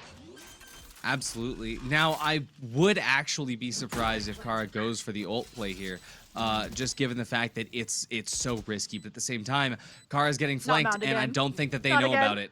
I don't think that they're privy to this motion. And just like that, Noya is going to come through. And, well, hey, I mean, let's put it this way. This round was a little bit closer than it looked on paper, given the fact that it was only drawn to 1v2 because of that insane Floor 4K. Again, call it a Floor K. Floor ecos. What can we say? I'm just having flashbacks to the pistol round with Starbound getting timing like that from Mel, and it just makes me cry. I'm sure if it was Starbound in this situation, they wouldn't have recognized or been like, I'm getting a spidey sense of someone's mound, but ultimately 6-2 Shopify Rebellion starting to repeat a similar scoreline to what they had over on Ascent, but this is also where we started to see that comeback. I think it was 2 or 3 rounds FlyQuest Red put together after that timeout, you know? To end at 7-5. So I'm hoping we see that same kind of development, especially with Key Ultimates leaning towards them this round, but aggressive placement Charge. of Fluorescent into this B control. This is what you said was most likely going to happen in the last round. Now it's just happening this round here. Oh, but it's shut down. Dodonut definitely did anticipate something, and you can actually tell by the placement of FlyQuest, they all kind of know that Fluorescent's gonna push. Fluorescent's gonna take angles, and if they can just get that one player advantage, then it's gonna be easy to make a little bit of a push. That being said, they're trying to make this exec on A, which is weak-sided except for the fact that it's got all of the Killjoy utility stacked on it. And when it comes down to all this KJ util, well, it's about that information. It's going to be a little bit of a peek off of the Oh, peek off the door, just like that. what a combo! The toxic screen decay into the storm grenade into the tree position, all of that still doesn't give the numbers advantage. Tree position claimed by FlyQuest Red, lockdown invested, and it's gonna force the hand of Shopify to challenge it. And that proactive snakebite in anticipation means that they might even get the detain. No, Alexis tucked away, snakebite, gonna give that just the edge for Card to find the frag. So Sarah now in the 1v2 position. It's a 1v2, but at the same time, it is not over yet because both snake bites are in hand. That being said, the turret going down will give them information. Starbound ready to play off of it right on time. A much needed round for FlyQuest, but now the main question is, can they continue this momentum into the next round and bring it 6-6? It's gonna require ults to do so, but do you think it's possible, Zobi? I think this round should be a win for them, right? It's a save for Shopify Rebellion. If they're going to lose a round, if we're going to see a 7-5, it's going to be the round following this one. I'm surprised Shopify, actually I'm not surprised Shopify didn't take a timeout since they're leading by 3, but it might have been a good time to ensure you can get those few rounds extra, but instead, why not just run it down? That's also a good strat. A main 4 members while you have that pillar of stability of Sarah on the C site. And again, B site open, recognized by FlyQuest Red, and taken advantage of. Yeah, defenders kind of looking like attackers right now, the way they're pushing into that A lobby, and FlyQuest already perfectly onto B site with pretty much no resistance whatsoever. That being said, the Killjoy turret from Shopify is still active. But it's not going to matter. Look at this. Oh, the satchel hit him in the face. I was gonna say, some eco frags for Kara, but I mean, when you're overwhelmed by the power of friendship, now this is where things can get dicey. You've given Floor a rifle? Yeah, you need to play as much stall utility as possible, which is exactly what FlyQuest Red is doing. Not taking a single fight they don't have to, not letting a single player of Shopify Rebellion even get into the site, ensuring time will tick down, then you can get your eco frags once the round has been secured. My question now is, are all of them gonna get out unscathed? And my hope is yes, there it is. Because this economy needs to stay strong to close out these next 2 rounds. Absolutely. And this is just one of those things where Shopify, they thought that, hey, just having a turret, it'll be enough. We'll know.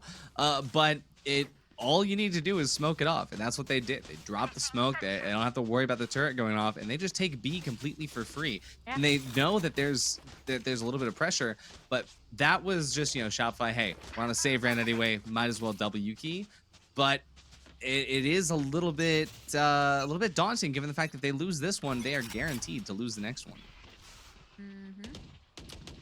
So for now, again, I mean, if you found success B, you want to replicate that. The concern now is that, again, Shopify Rebellion adjusting. It's like they've been kind of conditioning FlyQuest Red into thinking B main is free until they set up a trap play like this between Mel and Floor. Paranoia out, they try to get the frag, but the counter Paranoia from Thea bails out all of the FlyQuest Red members. Now recognizing B main being held by FlyQuest Red, they have to default to an opposite site where, again, Noya and her utility is that front line of defense, with Fluorescent being that pivot around site to site, jump to jump, and again, we'll get to see if they get to frag to deny any site control.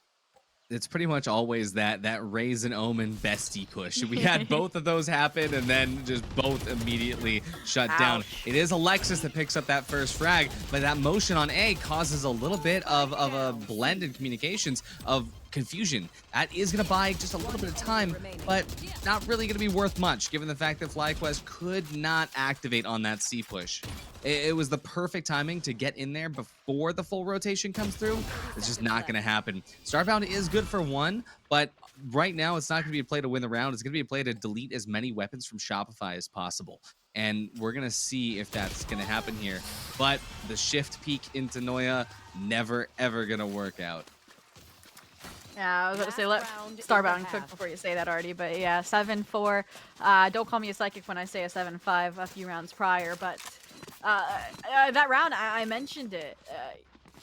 We see Floor with those rotations, trap play fails, they're in the next position. The read called by Mel, like, okay, if we shut down B main, they gotta go C. Especially with them identifying and eliminating the lurk from Kara over on A. That's a textbook play you see on Lotus if it's not Starbound lurking. Because Starbound's your top frag. They've been, you know, alongside these players getting Insta fight on Mound. Insta fight on Mound. Oh, and no. there's the floor push with Mel right behind the Omen Rays bestie peaks. You'll love to see it. Floor going to be tossing that paint shell over and taking the op for free. Give me that. Thank you. Now all the way back into C. FlyQuest been pushed back all the way into their spawn location. Fluorescent just says, hey, thank you for the op. There you go. You can have at least 1 bullet back. That being said, FlyQuest, you know, we know that, hey, when in doubt, rotate B.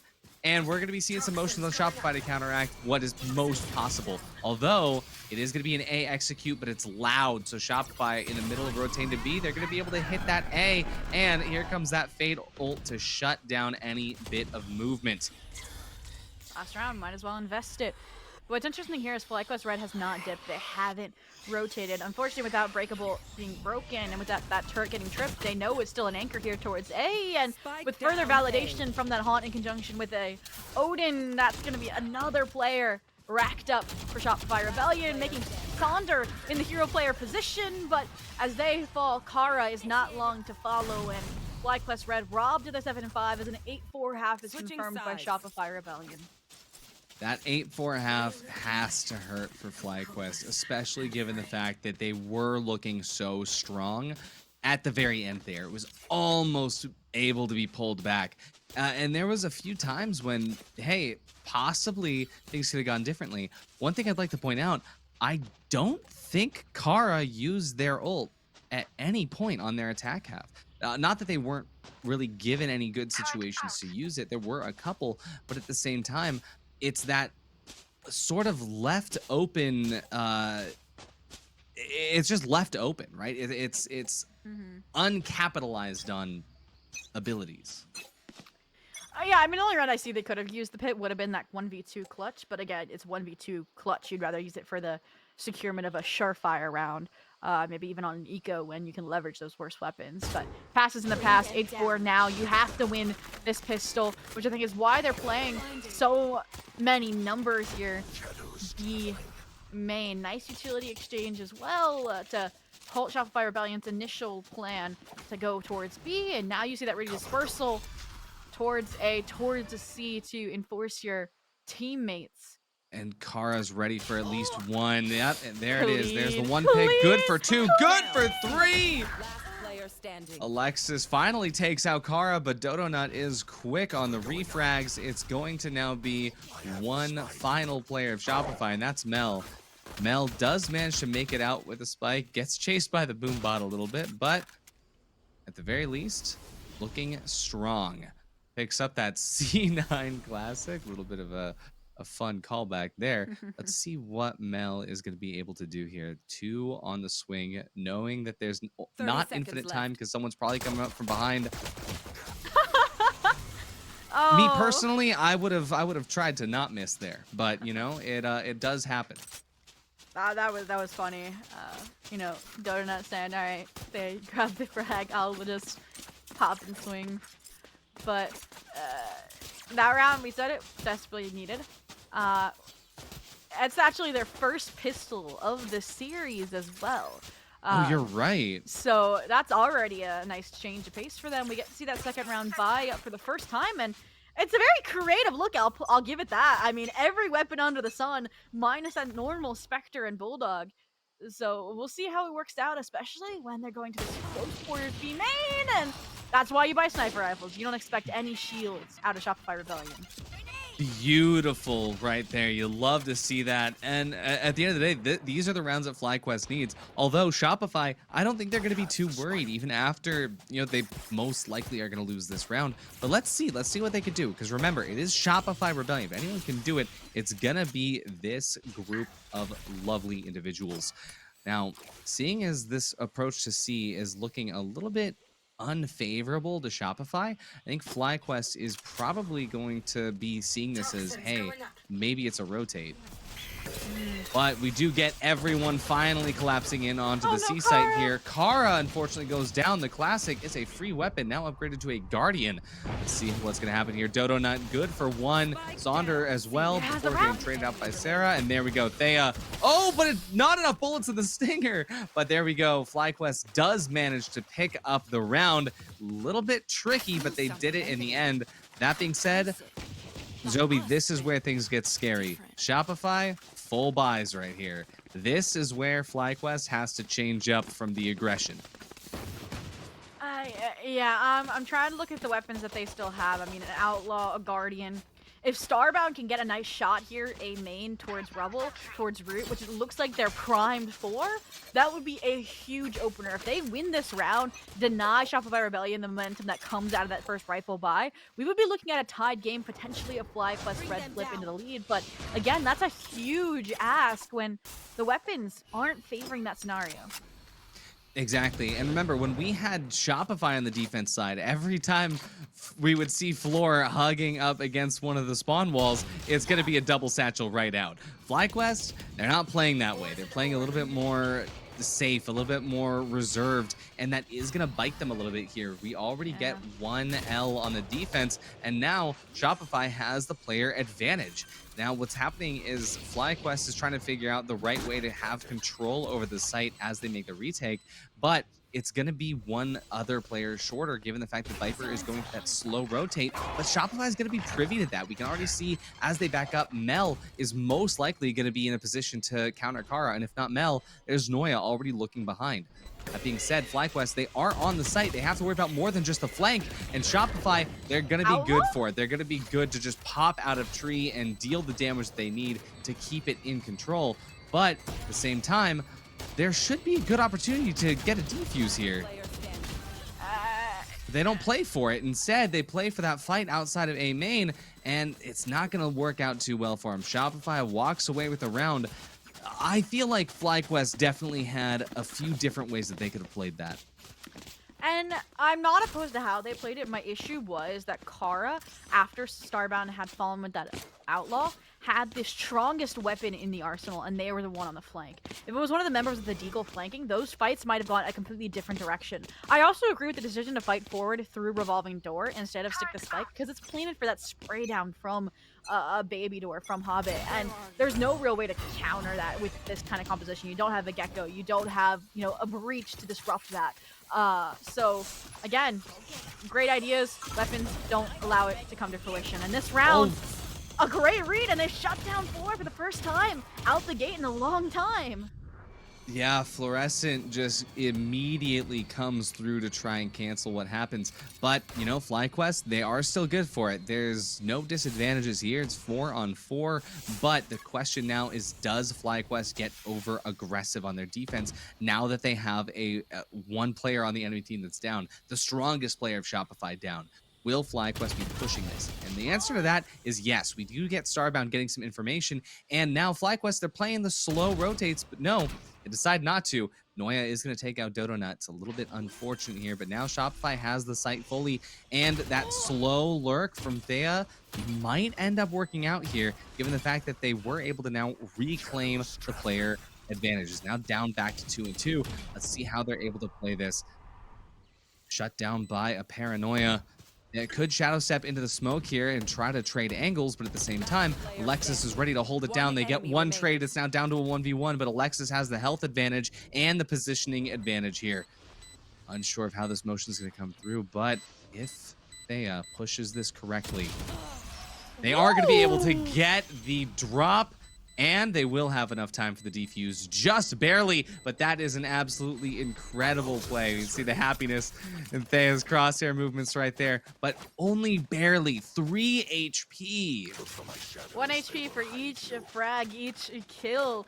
And I mean, they had a slower map there, the IGL, you know, they're looking at the mini-map, calling these immense plays that have gotten FlyQuest Red to this 9-7 point, but stepping up, getting those impact frags when needed, when, you know, Shopify Rebellion is on the brink of double digits on map 2, where they're already up 1, and that round resets the economy, gives FlyQuest Red another chance at putting themselves within striking distance of tying things up, which they have not gotten that opportunity just yet. They've been trailing by 2 time after time, just losing those pivotal rounds, and eventually it's gonna have to pivot into their favor, or we're gonna go to OT, like one or the other.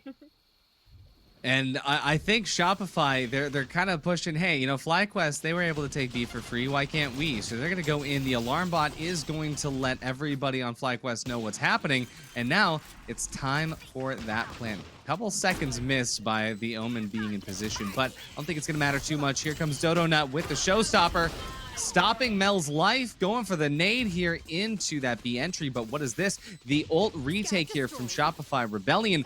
Let's see if they're going to be able to do so. Kara tries to get the defuse, is going to be stopped here, but Fluorescent goes down as well as Noya. Alexis is going to go down. Shopify Rebellion losing members, but the spike still hasn't been defused. Sarah still holding on. Not for long, though. FlyQuest will be able to finish that off, and the defuse will happen, but still a very, very impressive showing from FlyQuest to know exactly how to shut that down. I think they're getting a grip on things. I completely agree, and we talked about Kara's use on the attack of some of those Viper pits, maybe not using them in ideal situations, and that would have been an ideal situation. You're on an eco, you've leveraged the Viper's pit, but just the overwhelming amount of utility there, plus Dodonut, you know, showstopper scare tactics to force them back in a tree, all of it aligns to get that round on the board. But again, I've talked about it. This is the round that truly matters. Yes, you can win eco rounds, but you need to tie them together. You can see this consistently across the scoreboard. 2-2-2. They have yet to break that 3rd round in a row that they desperately need if they want to catch up here. And we can see FlyQuest, they're stacking C. They can feel it in their bones that something's going to happen on C. And Shopify is going to say, hey, we also are feeling that there's a little bit of resistance on C. And so it's a lot of early shots going through. But the thing is that right now FlyQuest has A weak-sided. And looks like they are going to commit, though. Shopify is committing to the C push. An ult committed, but look at this. FlyQuest shuts it down. Doesn't matter. They're decayed and marked. They're still going to push in. That being said, Shopify, they had Mel into A to say, hey, A is pretty weak. There's only Killjoy utility on the site. I can hear the rotations. So now the rest of Shopify is going to run and say, hey, it doesn't matter that we wasted the ult. We're just going to push in and take A anyway. So now the A take is going to come through as FlyQuest starts their rotations. Alexis realizes that the site's clear, ready to plant. Mel is good for 1 through the stairs. We do know Sarah definitely heard that drop. Starbound taking a little bit of space here. Not sure why the snakebite isn't committed in there. A little bit of a lost utility, but Starbound pushing into the smoke here. Sarah, very low HP, needs to peek this. They want to keep the spike, but Starbound's good for 1. Alexis gets the refrag. Let's see how FlyQuest deals with this. Good kill there by Thea, and Starbound to clean it up. FlyQuest Red back in the game. That's the curse broken in my eyes. The first time they've tied 3 rounds together. Beautiful coordination there. I was internally screaming about the turret Starbound. I mean, on the tree, on the spike, but I've thus been told, you know, 2v2s never pull out your turrets. So you get the round in the end, and that's the hard stop moment from Shopify Rebellion where, like I said, curse is broken. You need some way to counteract it. And if there's anything, it's going to be an Effie's timeout. Exactly. And so this is one of those things, right? So we saw Sarah holding back into tree, obviously going to be saving the snake bites for that post plant, right? For the defuse. But when you know that Noya is there on drop, you can call that so easily. And I think that's kind of where they went wrong, because you allow Noya to then get onto site and take that space, and it's so hard to get it back. But it's one of those things where, as a player, you know, I've already committed the snake bite to the defuse in my head. So it's like it's not available. And Yeah. FlyQuest, as soon as they got that positioning on the site, that was it. That was all they needed to say, hey, we pushed them back at least just enough to where we can take control, and then it's all about playing those angles. They did that absolutely perfectly once they were let into the site. Yeah. And this buy, rough for wear for Shopify, but expected after those 3 rounds finally tied together by FlyQuest.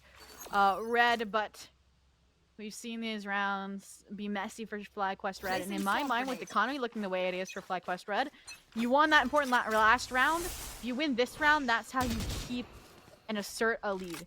And Starbound already learning from their mistakes on the eco round with that, that outlaw instead falls back. Unfortunately, nice, I guess, development or thoroughness finds Thea, but. Yeah, it's a big pick, but at the same time, FlyQuest, they still have not figured out what's happening at the current moment. Although I think that now they're in the rotate, they have to be able to see that it's going to be an A hit, and Noya has the ability to get a very deep lockdown in place. I think that's what we're going to be seeing, and there it is. This is going to be a free plant for Shopify. Now the question is, where are they planting for? See Alexis holding in the back to make sure that FlyQuest can't get that control, but they do anyway. Sonder, good for the kill. We see Fluorescent trying to take site, but now they have to worry about taking behind site too. They have to take main, and this is just kind of shutting down for Shopify at the moment, as FlyQuest really shows that they have some good control. That being said, they let them through anyway, and now it's time for a coordinated assault. They're in such good positions there. There's Starbound with 2. That's pretty much all they needed. Noya is pretty much figured out in the back of the site here, so we'll see all the members of FlyQuest pushing in at the same time. That is some good teamwork. That is FlyQuest back on the board. That is map control. Just very well navigated, and you know, even if you weren't watching that round, you look up and you see Dodona and Starbound alive. Starbound was a player on the A site from the start of the round, and the rotation and retake from your duelist, Dodona on point. So when those 2 players lock in conjunction from the support of the team, then yeah, you're gonna reach double digits. You're gonna reach that potential of a map 3. You can taste it. I mean, again, if they win this round, FlyQuest Red will flip the script. They'll be the ones leading to, and Shopify Rebellion will be the ones struggling with an eco round on the horizon. This is insane. Shopify looked so strong as soon as they came back, and then FlyQuest just gets 4 in a row, 4 defuses in a row at that. Shopify really playing just to take the site, but looks like their post plant just really is unsure, and I think that's what FlyQuest is doing at the moment, right? They can tell that that post plant isn't stable, and so Shopify, at the very least, they're trying A again because they know they can get the spike down, but the question is, can they keep it down? So FlyQuest, they're playing pretty passive here because they know no matter what, they're good on the retake. So they get the information. I do wish that I was seeing Viper push a little bit more out. Maybe we could catch Noya off guard here, but at the very least, it doesn't matter. It is going to be a lot of players from FlyQuest on the B side, though, for an A hit. But it could be that Shopify gets the wrong read here. They try to go through door and to an awaiting FlyQuest, and that is what's going to happen. Sonder picks up the kill onto Noya, finally getting that one lurk that I was talking about. And now we can see the rest of Shopify trying to make it into A. They will. Mel utilizing the ult to get in, but look at this. FlyQuest, they're ready with a lockdown, and this is what I'm talking about with that control. Thea and Starbound, they're locked in with those kills, and now it's just one member of Shopify Rebellion. Not going to get caught by the lockdown, but at the same time, not much you can do. The spike isn't even on site. What is it doing up there? This is such an unfortunate situation to be in, but so good for FlyQuest, who desperately needed these last few rounds. I was going to get flashbacks to the 2v1 clutch, but there's no time to even recover the spike in that situation. FlyQuest Red anticipate the forward challenge off of Starbound's lockdown, handle it adequately using Kara's utility, and that keeps them, again, in that lead where, yes, it was dominance the first half, that 8-4 start, but it's quickly been flipped on its head as Shopify Rebellion is struggling to close things out. I mean, 5 rounds in a row from FlyQuest Red now tied together. No signs of slowing down. I mean, they don't even have a Viper's Pit here as that anchor on the B site. You can see the swap, the mass exit of those 3 players to rotate over instead towards a mound attempt. And I think that's the right call. We're going to see another full-out brawl here potentially off this one-way. I think so as well. Shopify needs to do something slightly different, and FlyQuest is just ready to come up to Mound and just eat this push like a dessert. And look at this, fully cut off on that push. They know nobody's up there because there's no way to get up there without an Omen teleport or a little bit of a blast pack. They would have heard it, so they're good. They just know they can hold this. No reason to worry about anything else at the moment. No information has been given on A or B. It's for sure gonna be down. And there it is. Fly finds the contact. All three are blinded. Dodo Nut knows one's in the back. Paint Shell to finish it off. Hey, so who opened this door? Let's finish this fight entirely. FlyQuest Red looks so good here. They are finally confident, and this is the difference that confidence can make. Just so clean that round. I mean, they literally just recreated that mound aggression we've seen from Shopify Rebellion, and Donuts delivering the same performance as Fluorescent in regards to those frags, in regards to the coordination with the rest of their team. And we talked about the differences between, you know, the Fade kit and the Sky kit. What are your perspectives on that, regardless of the kills that we're seeing on the board and how it's been used to facilitate the duelists specifically? The main thing is how you're able to play off that information. And the thing about Shopify is that if they are going to do their best to get that info, oh, it looks like we're in a tech pause here. Ooh, a little breather for both squads before a potential closeout of map 2. Yeah, but so the thing about Shopify with that fade is that you have to use that fade info extremely passively and play off of it. But on that attack side, it's hard to, because as soon as you find yourself going out of your way to get an eye placement, then FlyQuest is gonna know, right? It's just like a Sova Dart. As soon as you go out of your way to throw one of your dogs to seek out something, it's gonna be difficult because you're now exposing yourself. And they're not playing in the way that they sort of need to, where Fluorescent should be pushing right behind it. That's because Fluorescent doesn't need to in order to activate, right? In order to get all that info, it's much better for Raze to be playing in tune with Omen. And the thing that has been happening on this half is that we haven't been seeing Mel and Floor playing together like they should, and it's been leaving a lot of just a lot of stuff up open for FlyQuest to capitalize on. So tech pause has come to a close. The round, potential upset for FlyQuest Red to disrupt the flawless record, I should say, on Lotus for Shopify Rebellion this season on the horizon. And you can see the nerves just in how FlyQuest Red, they were so aggressive before, but now they're a little bit more reserved, just holding angles, holding crossfires, waiting for any form of information, validation to come their way. Yes, there was a presence confirmed by that turret towards A main, but no numbers, no solid information to go off of.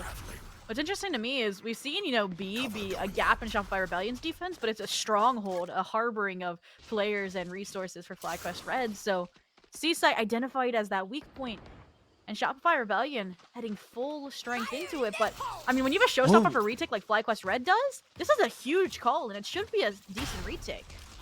Absolutely, but the thing is that Shopify has the chance now to get the plant for Mound. And if they can do this successfully, it's going to be good. But FlyQuest, they have nothing to lose. They're on that match point. If FlyQuest comes in here and utilizes the Viper ult in order to get the retake, we could see a pretty aggressive, but it is going to be the showstopper, just like you mentioned. Will it work out? It needs to, and it doesn't. That's super unfortunate. And I doubt, because it did not work out, I doubt that we'll see the utilization of any other ults, given that it is a one-man advantage for FlyQuest. Oh, and I'm wrong. There it is. The ult will come through. This is all or nothing for FlyQuest. They know they need to do this now. Saunder going to take some damage and will go down. Mel does come through with the trade. It's a 1-on-2. Thea needs to get this clutch here. This could be it, but it's not going to be. Shopify holds on for at least one more round, and that's such a damaging round for FlyQuest because that's 2 ults that they do not have for the next few rounds. Yeah, I mean, definitely getting antsy there. Understandable that they wanted to end things sooner rather than later, especially since we're going to see, you know, a Nightfall, a potential pit for Sarah and Alexis and Shopify Rebellion creeping up in the next round or two before overtime. But again, they weren't thorough on the CT reclear. I mean, you have a showstopper flying in, you expect them to get aggressive, waterfall or CT, and they went into CT because your players are all in waterfall. So the pit more just appeased it than addressed it, and that cost them in the end, fighting a two-fronted war. And while they try to repeat their success here on the C Mount Exec, it's just getting shut down by Fluorescent. They're not going to be caught off guard by it again. 4 kills on the round, searching for the ace, and it's Starbound on the long-haul journey from A over to C. This, oh, Noya taking the ace my from gosh. Floor, but at the same time, it is totally fine because they just needed to make sure that it was safe. But where was this version of Floor for the last 1, 2, 3, 4, 5, 6, 6 rounds? This is insanity as Floor is approaching, actually drops a 30 bomb here in Game Changers. Love to see something like that. And this is super, super stressful for FlyQuest right now because of the fact that they're on pretty bad eco. Look at this. Shopify has an op now, which I don't think they know about, but they should be guessing that that's probably going to happen. Zoe, okay, you're in the situation. The clutch, it's worth everything. FlyQuest needs this round, otherwise it goes into overtime where things get uncertain. How do you call this defense? How do I call this defense? I think... Oh, God, you're putting me in a hot seat. You're the coach here, not me, bro. All right. My concern is there's an operator, and they're not going to know that there's an attack-sided operator if Noya decides to follow through with it. So with this operator in play, like, I can see everything they can't. I wouldn't want them to get aggro and do a play, especially with Floor shutting it down as hardcore as they did last round. I mean, Floor is going to be online this round no matter how you look at it. So I think they go for that similar 3-1-1 split. Have Starbound play super passive, and I think you just gamble on the C retake like you've been doing. I think that the answer is going to be just getting that placement correct to hear the footsteps. And the answer as well is Thea has the ult. You use the Omen ult for information. But look at this. All the information is being given to them right now. FlyQuest knows that it's all on C. This is a very aggressive push by Shopify. Look at this. The ult is going to be good for 2. And this sucks for FlyQuest right now because this is going to be so hard to retake without a man advantage. Thea has no ability right now to actually make use of the ult unless they're going for that retake from Mound side. But even if they do, they're going to get split because we do see a member of Shopify all the way back in spawn waiting for that to happen. FlyQuest, I think they are going to overtime because there's no way that I can see FlyQuest breaking through this defense that Shopify is holding right now. Look at that. From Mound, it's just so hard. And Thea did not commit the ult in time to at least push that backline. Wait, okay. My heart? It's so spammable. It's half, though. It's half, though, and maybe this is Satchel. it. Wait, this stick! Wait, that shouldn't be happening! FlyQuest just steals the spotlight right there to bring us into map 3 by sticking the defuse. Pros don't fake. And, absolutely insane. You heard my doubt that whole round because that Mound plant is so good, but I take it back. They know what they're doing with that approach. I said it from the start. You asked what I would call for the defense. I said to play C retake. You know, Kara, Sonder didn't listen. What do they get? They get a Nightfall and a Showstopper to the face, but that makes it a 3-person retake. And while they can't gamble on the C retake panning out, they gamble on sticking the spike. 2 members put their life on the line. Starbound gets it a half. Thea sticks it out for the defuse. And both of those just insane to get us to that map 3. And I proved me wrong as well. I said that if FlyQuest lost Ascent, I did not see them winning Lotus. But we're going the distance. We will be going to map 3, and I'm just in awe. I'm also in awe because this is just unheard of. And here's the best thing about this is that we are going to map 3, which is Sunset. Which, if you remember from March 10th, the grand final, Shopify versus FlyQuest went to overtime. It's going to be a good map for both of these teams, and it's just going to be insane. And what stands out to me, actually, in particular, is that we have not seen Shopify Rebellion play Sunset this event. It was that game in the grand finals. That was the last time they've actually played Sunset. And on the other side of things, I mentioned this before that one of the reasons why I think they struggled to close out Sunset in that 15-13 game was there wasn't as much cohesion between Sonder and Kara, that Sova and that Breach, as we'd see when Lace was on the team, before stepping back to take a break with their wrist injury. And I think now, with how much time and how much practice they have on that map, playing consistently throughout this qualifier, it's going to be a completely different FlyQuest Red squad when we get over to Sunset. Absolutely. I'm just so eager to see exactly what both of these teams have cooking. Yeah. Well, let's not delay it any longer. Let's go ahead and throw back to Zach and Ash to see what their thoughts were on a very chaotic and spouting Lotus. Yeah, chaotic sounds about right. I think from start to finish, that was a roller coaster of a map. FlyQuest taking that lead towards that match point, Shopify with the comeback, and then the ninja diffuse under everybody's noses by Thea. I think that throughout that map, Thea was a force of nature. But Ash, what are your thoughts on the Lotus that we just saw? I mean, I agree 100% about the force of nature being Thea, the 4-8 to 13-11. Yeah, amazing job by FlyQuest to swing it back. I'm on the same page as you 100%, but I really want to focus on the two different approaches that these two teams took to their respective defense-sided holds. I mean, one of them can't even really be considered a hold. Let's go ahead and get that video playing just right off rip, because honestly, when it comes to what Shopify Rebellion were doing on their defense, it was just a constant switching around of where their Killjoy utility was. Always left, right, center on B, turret holding any walk-ins, Viper Wall comboed with it, and the site would basically hold itself. And Shopify Rebellion, by utilizing this, could aggro A or C whenever they so pleased. It was pretty much up to them how they set up. And because of how flexible B is as a site, because you can put the turret in breakable, Killjoy could go A as well, set up the alarm bot to make sure stairs couldn't be taken, and then they just have to play their lives wherever it is that they decided to anchor. That being said, Shopify Rebellion giving up a lot of early utility when they did fight, a lot of non-cyclable utility. So that's what FlyQuest were able to use. But at the same time, FlyQuest were really struggling with just walking up and breaking turrets on their defaults. When FlyQuest was attacking, they wouldn't reset after breaking a turret. It was quite simply they would walk up to a site, and if there was a contact, they just go forward. Very rarely did they maybe try to rotate around at all, but it was most often in the hands of Shopify Rebellion. Yeah, Now, I think. Oh, sorry. Go ahead. and then I just wanted to talk about Fly's defense very quickly, just to give the casters a little bit more time, and that for FlyQuest, they just kept aggroing. It was, instead of spreading the KJ turret separate from Killjoy and all of their utility on one site, and then FlyQuest would find somewhere to get one or two picks and pull utility out of Shopify Rebellion, because Shopify Rebellion would use their utility to create space and try to reset. But then when Shopify would go into a post plant, they had no utility to hold with.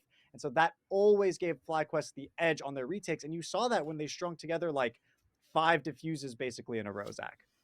Yeah, I think that their retakes were phenomenal. I think a lot of the rounds, even when it seemed like Shopify had the advantage, they were able to come back into it and make it work out. And I like the adaptability as well that they were showing throughout that second half, which means that we are going to be heading to that map number 3, Sunset on the line, a map that, like our casters mentioned, has gone to overtime before for these two teams. And remember what's on the line here: a direct spot in that main event if you do manage to win the open qualifiers here. So both teams not wanting to let it go. I think that, like Zopi said, with Kara having spent more time on the team, there you can see that synergy kind of coming into play. Will that be enough to uncrown Shopify Rebellion from that title? That is the question, and that will be answered on that map number 3. But before we go to our casters and the game, we're going to be taking a short break. See you soon.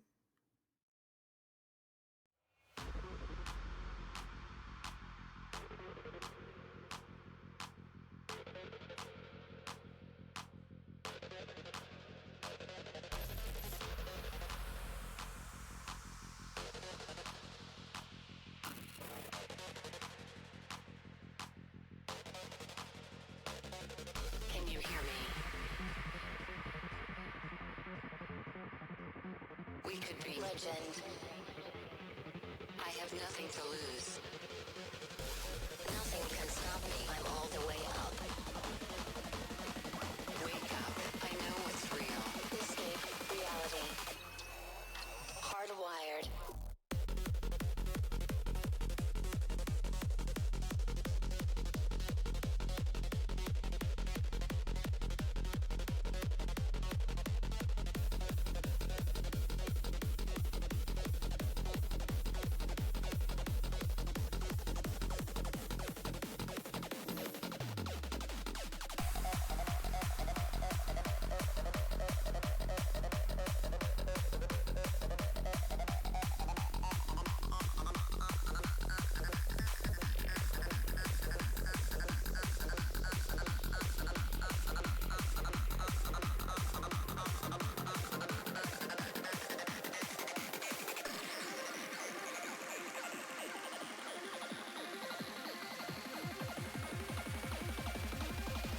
Entropy.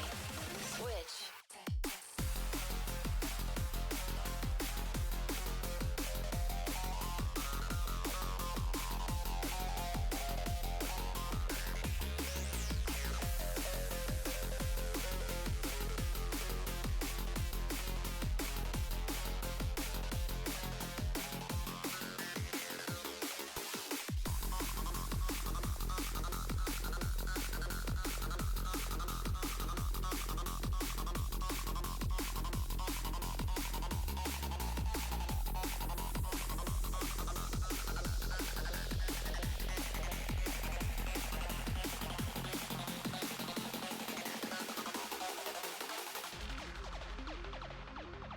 We used to look up at the sky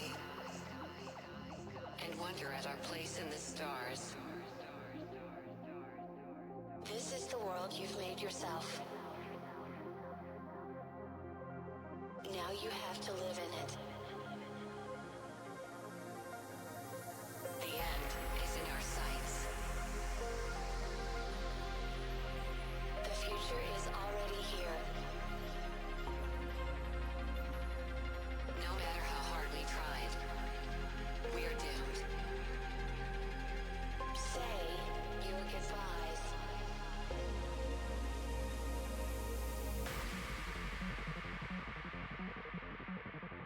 Brace yourself. I can see the end inside.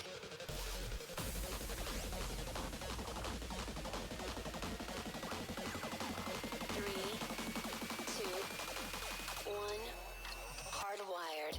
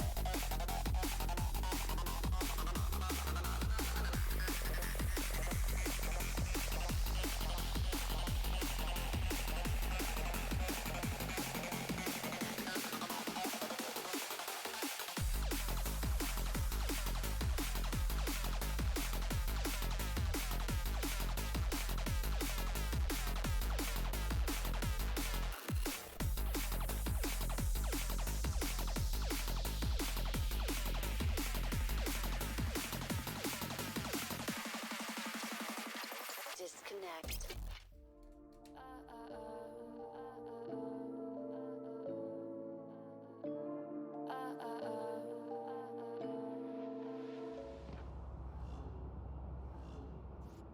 And here we are, everybody, to the fabled map 3 with Shopify Rebellion and FlyQuest Red for pretty much everything.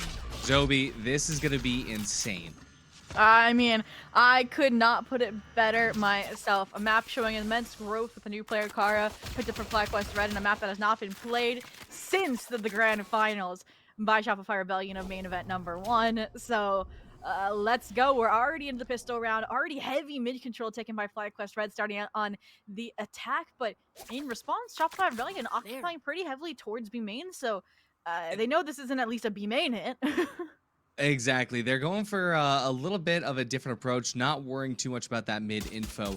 I will say, though, this is a different team composition It than is, I was Shopify gonna usually plays. We've got the Gecko, which is different. It's usually the Raze, Sky, which are common, but Yeah. we've swapped Sky for Gecko, and No Viper. we've swapped Viper as well. We're only solo controllering right now, which I think is perfect English. Well, we'll see if it gets them enough control here on that defensive half, especially now with this B split trying to come through. But instead, they're going to flip the map. They're going to go through Boba, understanding that once again, it's going to be this massive hold of B main by Shopify Rebellion. But the pinch from backside here finds the success, finds the frag on the floor. So it's going to be another chance for Shopify Rebellion to backstab it again for Boba. And this time it works out. Mass chaos, mass distractions with 12 seconds. Kara's in the 1v3 and the spike down in Boba. Yeah, not much hope. It was the very thing that got them like so close to victory that it was their downfall. Boba control. They took Boba control and then left. it was almost super strong. In fact, it was such a close rounds. I think we could probably do a little bit of a we could say that round was even. Yeah, and we are gonna have about a 3-minute tech pause here, so apologies to everybody. If it goes to a BRB screen, we will still be here talking with you all, or it'll go back to our beautiful faces of me and Artie. But again, that round, if that is how we're gonna define this entire map, Artie, I'm already gonna get dizzy. That's actually pretty insane. Like the fact that it was just like straight into such a good showing of control from both these teams, especially seeing a new team composition from Shopify. We haven't seen them pull Gecko on this map for a while, and even then it's usually because that Gecko is paired with a Harbor, and we don't have that. It's Gecko Omen. I'm loving the experimentation that we're seeing from these teams, and it shows that they've been practicing. Completely. And I mean, that's the issue as well, is that they changed their composition. So if you haven't scrimmed on if you haven't heard from scrims that this is the comp that they're running, then you might not be prepared for a Gecko, especially a Gecko. I feel like it changes the whole dynamic, the whole aggressive approach that a team tends to take on either a defense or an offense. Hey, every time I see Wingman just like sprinting down a hallway at me, I realize I'm also not prepared for a Gecko. Exactly.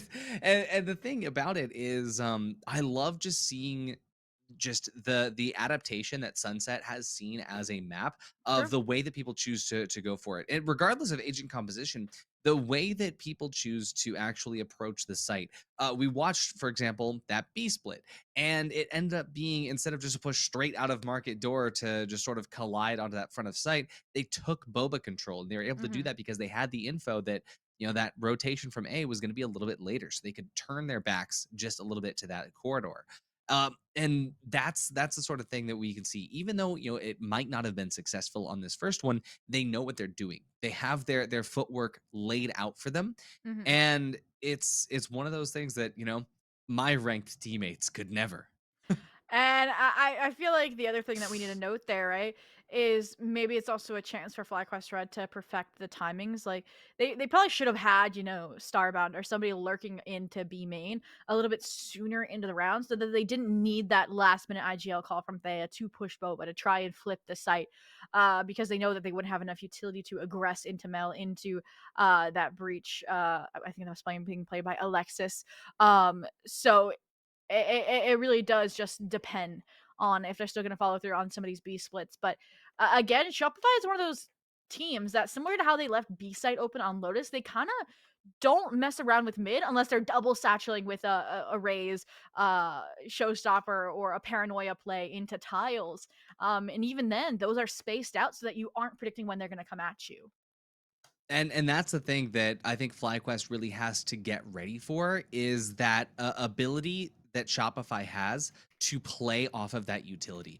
It's never going to be the case where Shopify throws util to not play off of it. If Omen's throwing a blind, you just know that Floor is so You close should, yeah. behind to come through, right? And not only that, but now they also have a breach to deal with on the other side as well. Yeah. So like, and there's so many ways that they can combine this utility. Not to mention the fact that you now have Gecko with the wingman and the Dizzy. They could just come out of nowhere and immediately take your crosshairs away. So FlyQuest, Ooh. they have a long road ahead of them here. But that road is we're gonna start chugging back along it here, since that tech pause is gonna be starting to come to a close any second. And again, I mean, Shopify Rebellion continuing that dominance on pistol rounds. And that is gonna mean that FlyQuest Red has to go from that underdog approach once again.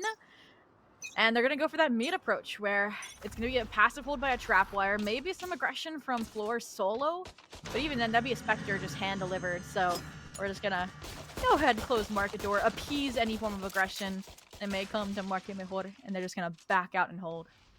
Exactly. And that's the thing that I love about this map so much, is it's like the return to greatness for Cypher mains, just because this is Cypher's playground even more than Bind is. And we can see a lot of the plays just coming off of the information that Cypher is able to gain passively, either from the Trapwires or from the camera placements. And so there's a lot of different unique plays. Like right now, they're weak siding B intentionally, because they know that it's gonna come through mid and they're gonna get a little bit of telegraphed motion before that comes through.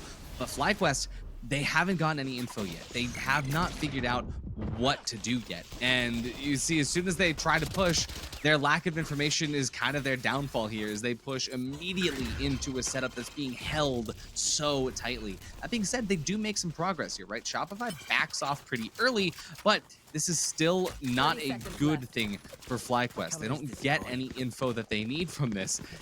The camera tries to go through and get stuff. It's not going to work. They walk away with an ult orb, which is great, but now it's just, hey, when in doubt, rotate to B. We will see Starbound, though, trying to get a deep hold in here. It will work out. Hearing all the footsteps. Good timing, good trigger control. Able to now get a Bulldog here. Sarah, unfortunately, takes it away and gets a quick double onto Kara as well.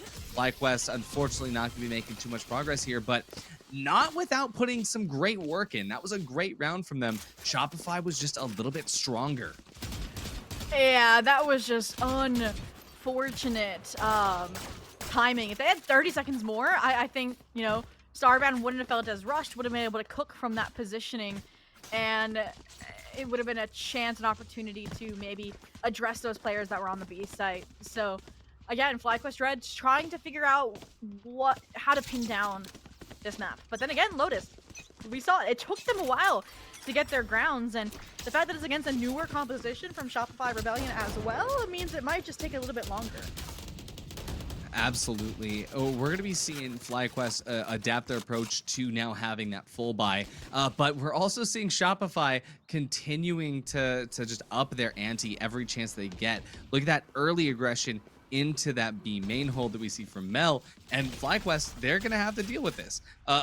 Compounding breach util from both. That being said, FlyQuest, they're not making the progress they need to make by this point in the round. They're finally into mid, but they could have done this a little bit earlier. Alexis might be able to get a peek here. The Alexis chooses not to, playing a little bit safer here.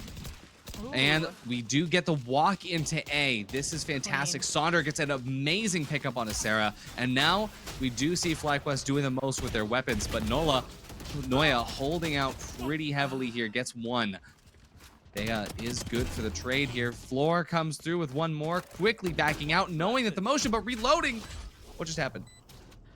I mean, that's just, you know, get your one as a sentinel and get out, wait for the rest of your team to come to the site. 3v3 though, I mean, that was just a lapse in mid control from FlyQuest Red that gave a one-way ticket into A site into this post plant for FlyQuest Red.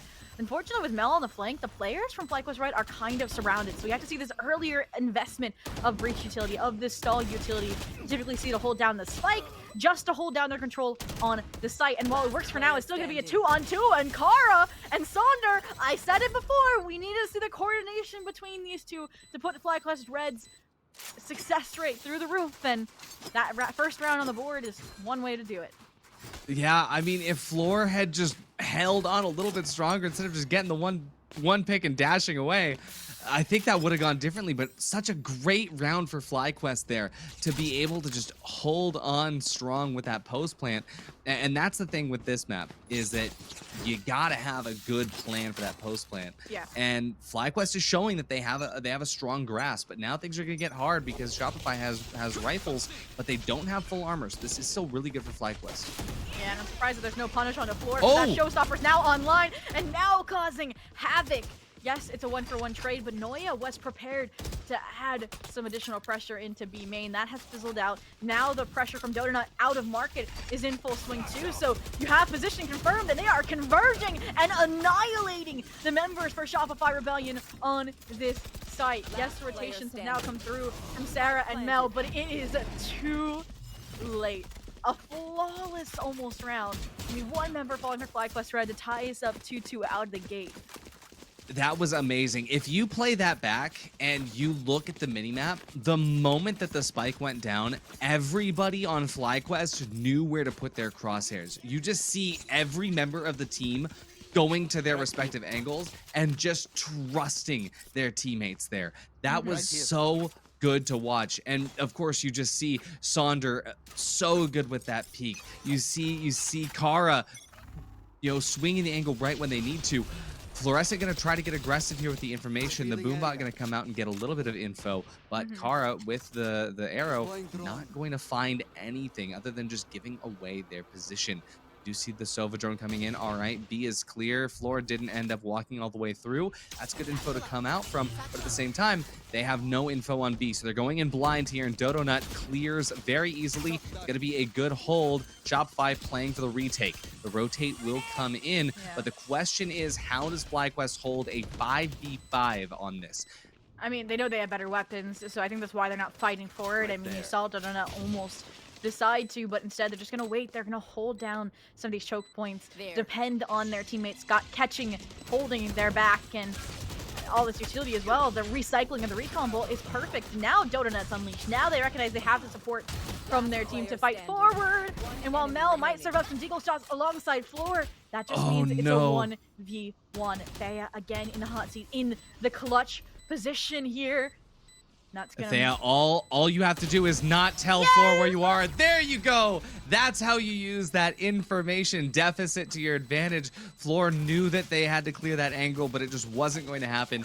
Beautiful play. But I mean, look at that though. It was so close. Like you said, the weapon difference, but for Shopify, it doesn't matter. Almost doesn't matter, at least. It came down to just a 1v1, and it's so close, but Fly has such a good concept of how to hold post plant on this site. You can tell that they're so well practiced.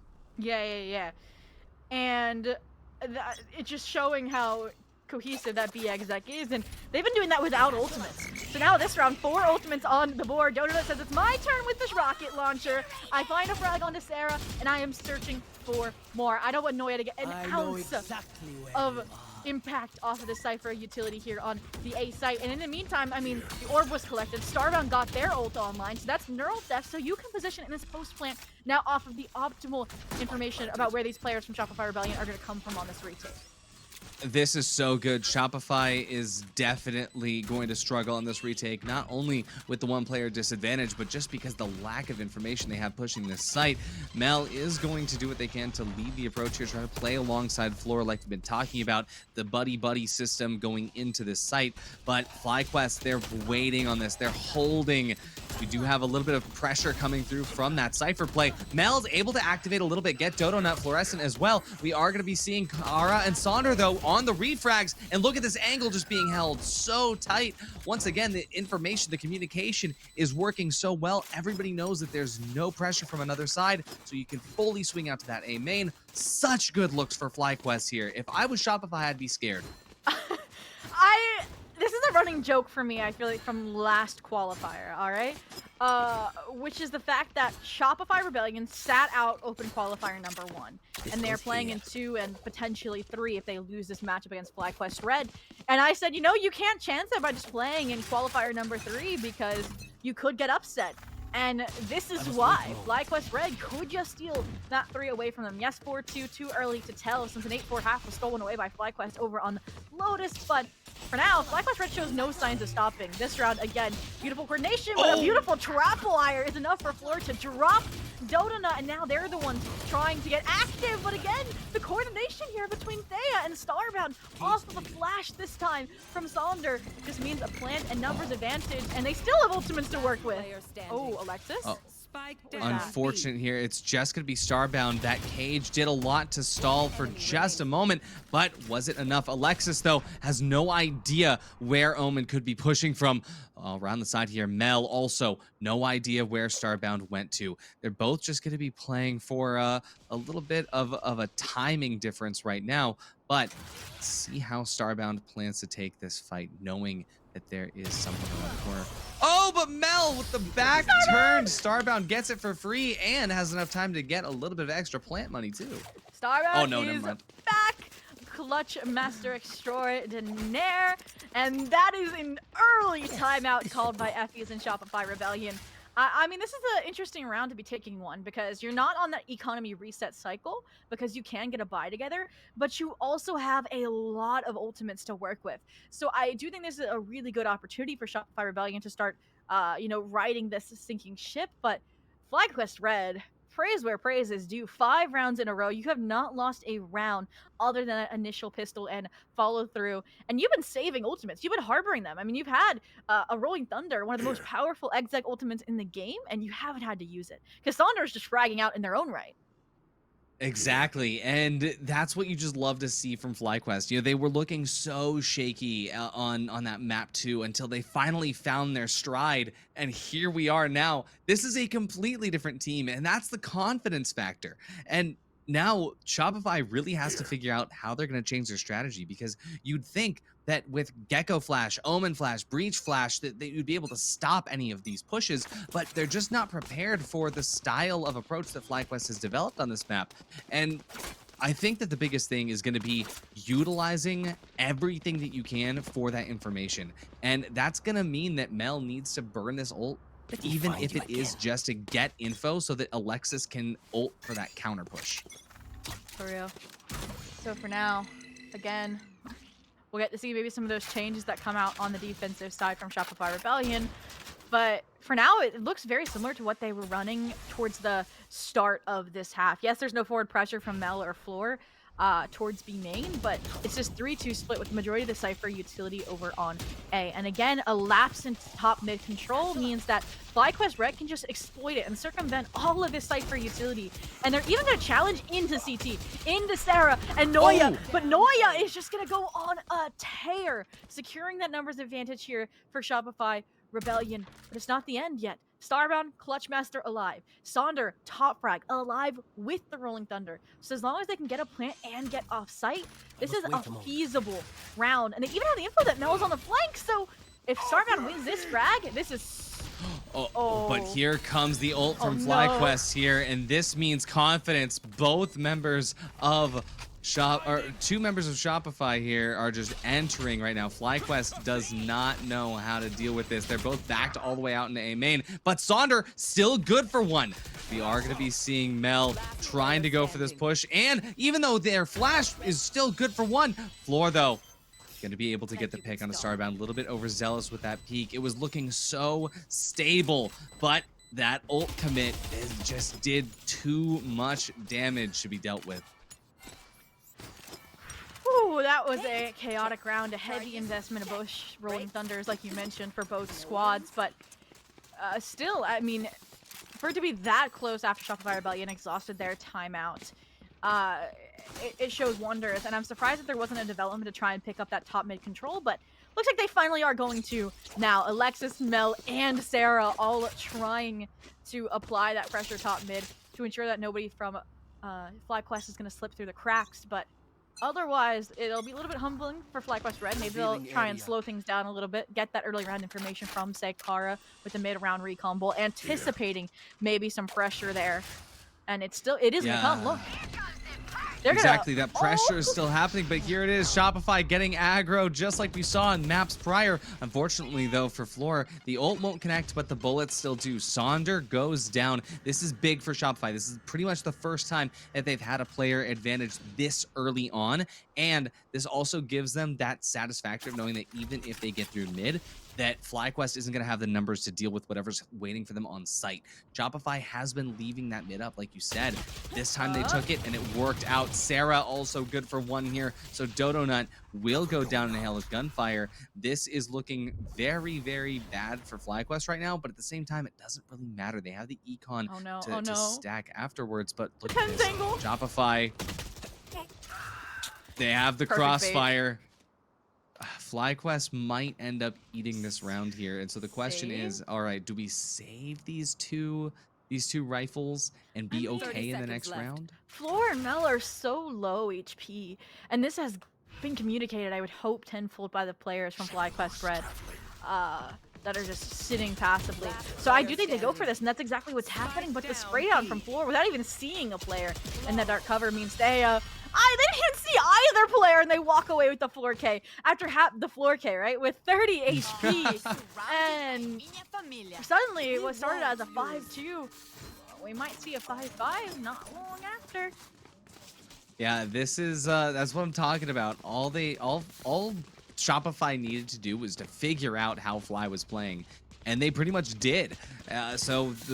They were able to, 2 rounds ago, they expelled the ults to get a little bit of a handle on that retake. And on this one, it's, hey, early aggression to cancel whatever they do usually. Shopify notedly not pushing into mid right now, but they have a good read on what FlyQuest is doing. And that is why they're forward challenging aggressively, but it's been denied by a fault line shock dart and paranoia combo, but they're the ones on Nico round, so all these weapons are getting leveraged for frags, for maintaining that 5-person flawless numbers advantage. And finally, FlyQuest Red has made the call that they need to withdraw. They need to stop throwing themselves into the fray, into B main. And there's just so much util that is being expended just to take a single square of map control. And at the same time, Shopify looks like they don't even care. No. I mean, Floor is just going on a tear here. It'd be nice if they got one, which Kara has served up, but Floor is about to get another Floor K, I swear. Floor 4K. 4K, yeah, nope. Bucky to the face! But Alexa, going for the trade, secures that 5-5 tied game here on Sunset. And, I mean, we were wondering why it looked so standard, I should say. We're gonna jump into a tech pause. Following the FE's timeout, but then after that first round, that's when they made those changes from aggressing mid to holding it top mid to now pressuring into B main, doubling down on what got them that initial pistol. It's been working for them thus far. And now it'll be again in the hot seat of FlyQuest Red, in the hot seat of Thea, the IGL, to adapt. And we also might have to see some of those changes, maybe even a timeout from Jovi. We had a TeamSpeak die. Oh no. This might be a long pause. Oh no. I gotta say, I love the fact that now you're saying Floor K like it is expected. Yeah. I'm so thankful for that. I mean, there's like a common phrase that her floor is your ceiling. And that one's that's a namesake phrase, but I think we can make Floor K a thing. I mean, usually it's just because they're getting aces, that's why it has a bit of namesake, but this series, it's been a lot of Floor Ks. Whether Noya's been stealing them or whether it's been, shut down in retaliation from FlyQuest Red. Wow. And I mean, when you look at just this half, it's a lot of trying to make predictions just based off of patterns. And it's not a lot of active info, it's just all passive. right? Of FlyQuest saying, hey, you know, they keep leaving mid open. Let's just push through it.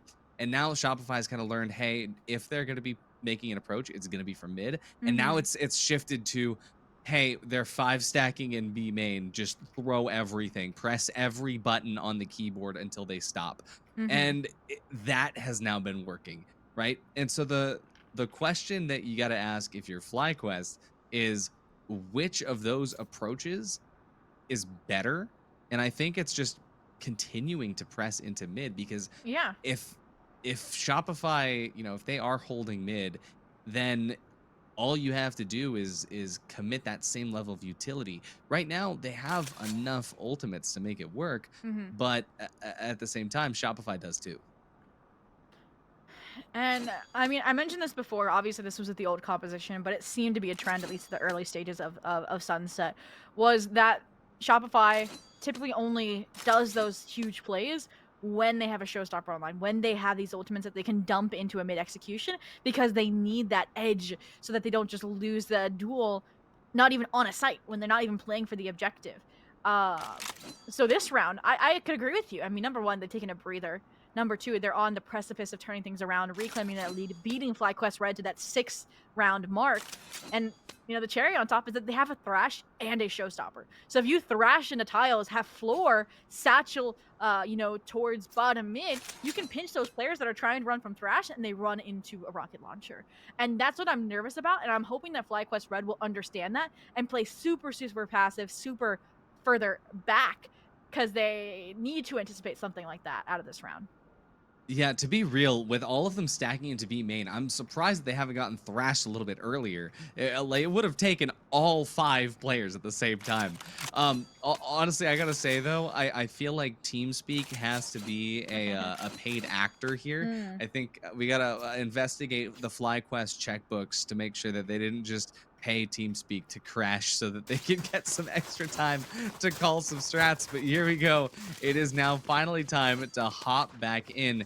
And yeah, like you said, it's gonna be very interesting to see where that Thrash comes from. I think that we're already seeing Sarah line up to get that early Dizzy peak, and it might actually reveal quite a bit because of FlyQuest getting ready to stack on the A, which they haven't done for a few rounds now. This is just a beautiful read, and it's not the mid dumping of utility I was hoping for, but it is that reservation from FlyQuest Red, and now the explosion to follow it. But they have to anticipate as well the Showstopper in conjunction with the Breach, in conjunction with Alexis, because that delivers the frag onto that entry duelist, on to Donut, and while the Thrash follow-up doesn't hit, the players funneling in definitely do. So they're going to be able to recollect the Thrash here, and there's no retaliation because of that paint shell. A late Hunter Fury to try and punish, but Bob weave dodge, and suddenly you have yourself still 4 players standing strong on the A side. Absolutely. And again, we see FlyQuest in the unfortunate position of not having a player right now that they need. That one little bit of a disadvantage is going to make it super hard to take any space. We can also see the Battle of the Ciphers is about to happen in B main right now. And looks like Starbound is at least privy to this. Good info with the camera. And Noya is going to have to do something about that dart, is the fact that Starbound is just ready to chase. Now we will get a neural theft. This could be huge. Sonder going to be doing the most right now to try and stay up. But as that Thrash comes through, I think it connects. Sarah luckily able to at least pick up 1, but Alexis is good for 2 following up after the Thrash connection. It's going to be a 2-on-2 situation. Mel trying to sneak in the back, but Starbound knows. Sees the elbow, but has to reload. Wait, but Mel did too! They both had to reload with 10 seconds left. Starbound's on a lifeline. And that cage, they can't cross over. They have to depend on Thea, who gets the plant down, and it's going to have to be the 1v1. IGL versus IGL. Omen versus Omen. Strata step into the dark cover, right into the hands of Thea, who locks it out with the 3K. And they will be the first to win the relay race to 6. And Artie, there's not many rounds where you get to see From the Shadows have that much impact. And Thea just delivered. Absolutely. So beautiful to see. And not only that, From the Shadows having such impact, and then a Shadow Step having the exact opposite effect, because I believe that Mel was aiming for the dart cover, and I think just completely missed. But such a good just round just to see that so many little things, 2 reloads at the same time. We're gonna see another follow-up here on the A site, and again, early approach. Mel! Whoa! Wow, how did Saunder get that read to know to put away the utility? Sarah, though, is quickly ready to get this peek and gets one. Unable to get the other. Oh, I think also hit by their own teammates' utility. Kara is going to get the refrag. It's a 3-on-4 situation. FlyQuest finally finding themselves in the situation where they have a player advantage going into a fight. But here's Alexis ready to swing. Doesn't even need the flash. Gonna flash to counter any approach. That approach isn't coming. FlyQuest instead trying to rotate back over into mid. Starbound already so deep into Boba, but How are they almost doesn't even see Floor there. Dodonut ready to swing. Gonna be pushing through the paint shells. Exactly what Floor wants, but not what Floor needs as she goes down. And here we see Alexis Not again. ready to take one. As last Here we round, might go. as well invest the bazooka. The commit. But I actually like the decision. I'm not gonna lie to you. We saw this happen before. The 1v2 on Ascent that changed it all for Spike Shopify planted. Rebellion. So the decision, the call from Thea to have the disinvestment of Donut, even with the showstopper popped, is the perfect scare tactic, allowing them now to reposition, hopefully play off of contact for each other, because both of them, look, they have 0 HP between the two of them to work with. Versus Alexis, Absolutely. it's pretty good now that they have the reload. And this is huge. That one bit of utility is going to be the difference maker to be able to take out Dodo. But now you know that there's a player on the left-hand side. You have the shockwave. Are you going to use it? Gonna use the concuss to buy time to get it to half. That is such a good play, especially because they know that Starbound has the cam, but not gonna be able to get the defuse. That's FlyQuest going up into this half with 2 rounds to their name here. 5-7 is insane. This is a FlyQuest that we've never seen before. If you heard a loud pop, it was me like clapping because I was on the edge of my seat that round. We've seen Alexis deliver in trying times like those and just barely falling short because it's a master class of just knowing when to be aggressive and when to fall back, when to play time like that squad did to a T to get that numbers advantage maintained, to get that, you know, round on the board. And again, Starbound, clutch, master delivers. But otherwise, now we're switching sides. And I want to get your read on if you think this FlyQuest Red composition is better for the attack or the defense. I mean, it's gonna show right now during this round. This is probably the most important round to figure that out. But I think it has to be so powerful. If anything, just because of the ability for Wingman to plant and keep an extra set of eyes on the angles. On a map like Sunset, that kind of thing is so important. We see Mel getting ready to take the first swing here. Dodonut just gonna back off and call the team, hey, it's an A hit. And as the util kind of gets committed to A, Shopify instead switches over to the mid push here. And this is going to be pretty big because right now FlyQuest is scattered. There are 3 members on A site, only gonna be 2 people available to hold off on B for now, and being full blind, not gonna be pretty useful. There we go, the plant is gonna come through while Sarah just holds out into Boba, making sure just to play with the team here, stay coherent and cohesive and aware that all of the rotations that are gonna happen are going to be disadvantageous for FlyQuest. And so 3-person retake here. Shopify Rebellion repeating exactly what FlyQuest attempted to do on their pistol, but making it successful for them in flawless fashion. Nice delayed utilities, and there's no capitalization off that paint shell. Mel as well with the side stab, and can't even get a retake started if you can't get in to Boba. And when they finally are out of utility, that's when the Dizzy that was recollected. That's when this numbers advantage is leveraged to steal away the frags, keep Shopify Rebellion, and give them that opportunity of, how many is that now? That's 5 out of 6 pistols in their favor. It's Shopify. The you know, the S in Shopify Rebellion stands for going to win pistols. And I don't know where I was going with that. But I mean, the thing is, right, is that you have that extra util to just take the space for free, which is what the attacking side is all about. It's about who can take that space first. And with FlyQuest, sure, they can, you know, back into the site here, they can hold off that push, but just the difference between having 2 initiators inside of Shopify, 2 initiators that have that counter util is insane.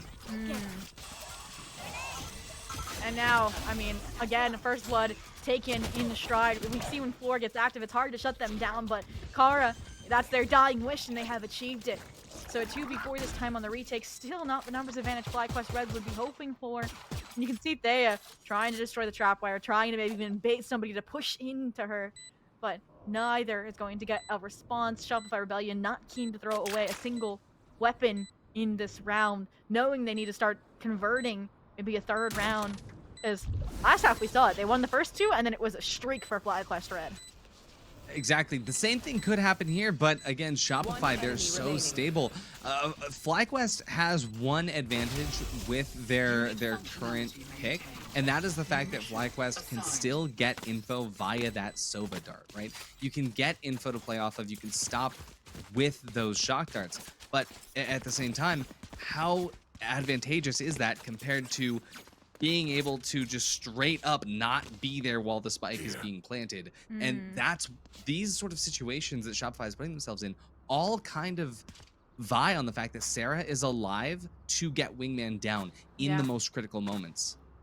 And this round is scary to me. When I look and see Shopify Rebellion with a full set of basically rifles, minus Mel with that Spectre, I see a potential of a third round conversion. But FlyQuest Red this time says that we are not going to let Floor have a runaway of things. We are taking mid control, much like Shopify Rebellion did to turn the tide on the last half.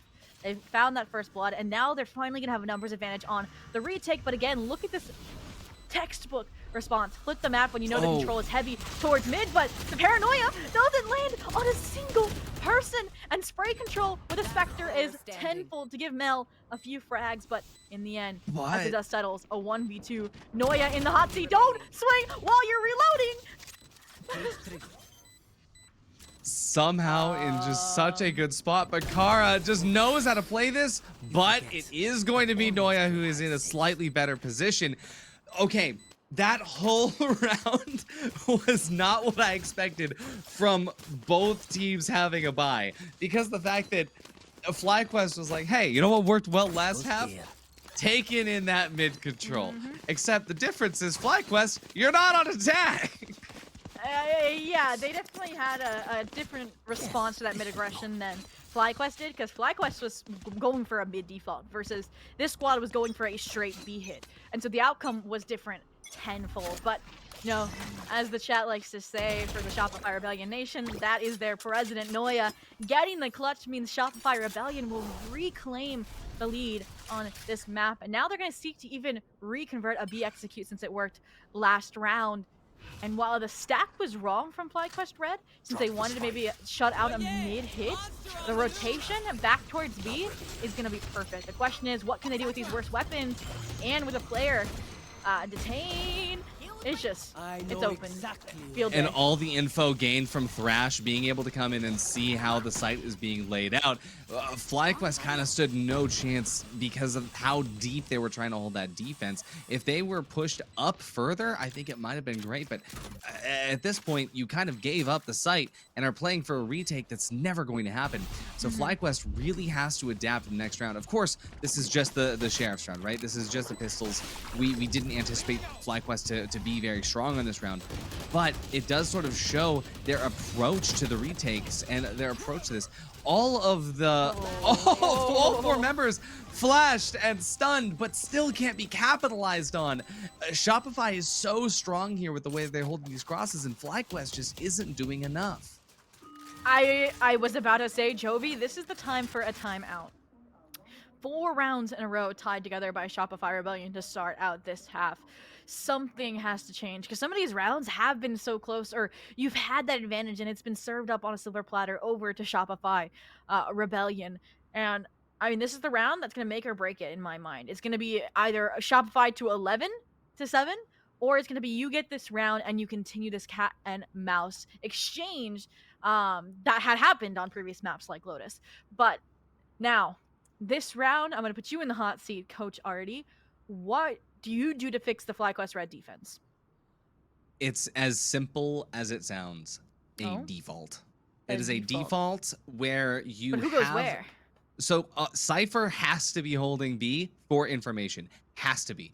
That being said, you also have to follow that up with the ability to get a play off of that information. Let's set it this way, right? What are Cypher and Sova both good at? It's getting info. You put one of them on each site. You have one person holding on mid, usually your strongest, which in this case, I would put Sonder there.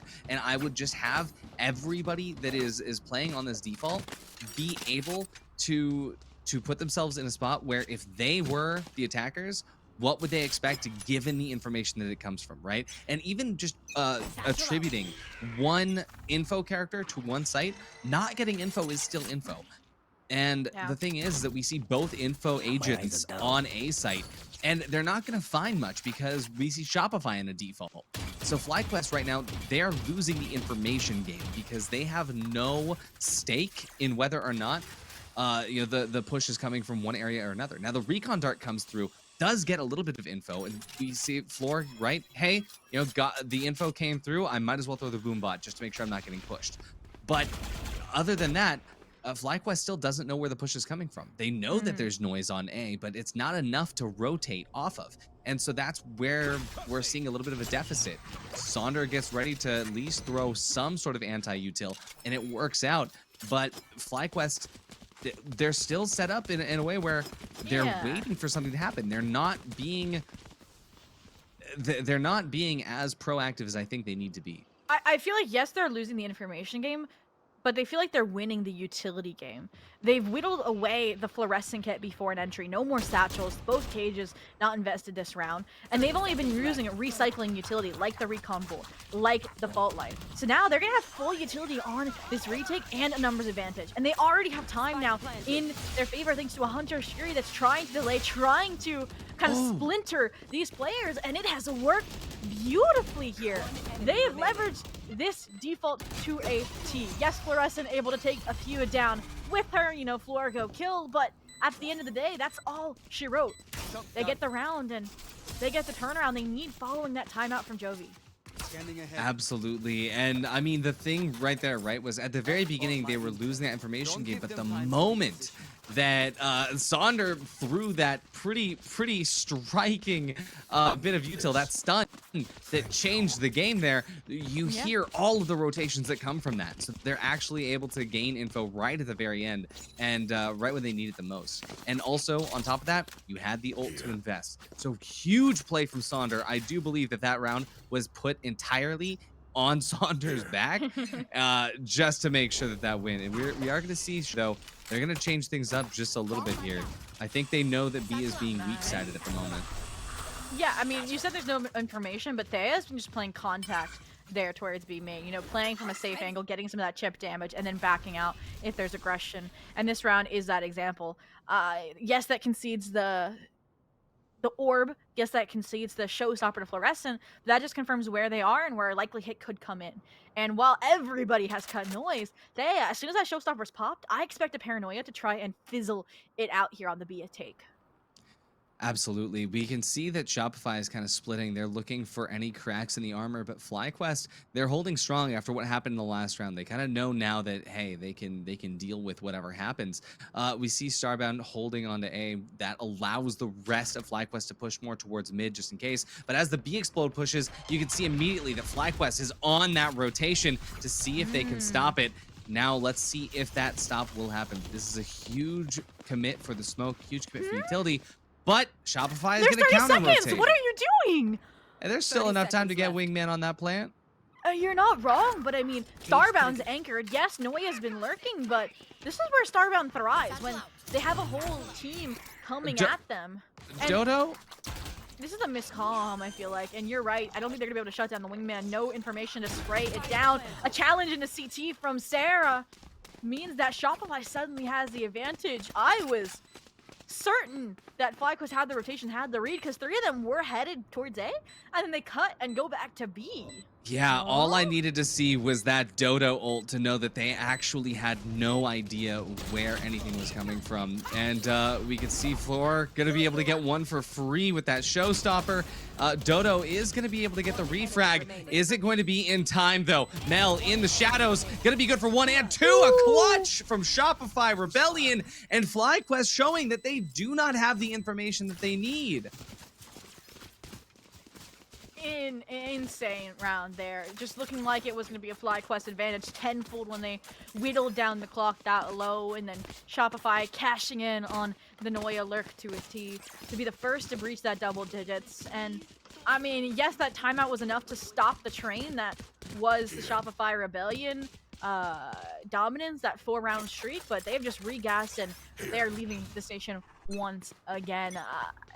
FlyQuest Red again, you're in the hot seat, you gotta deliver, and fortunately I don't even know if they have the weapons to.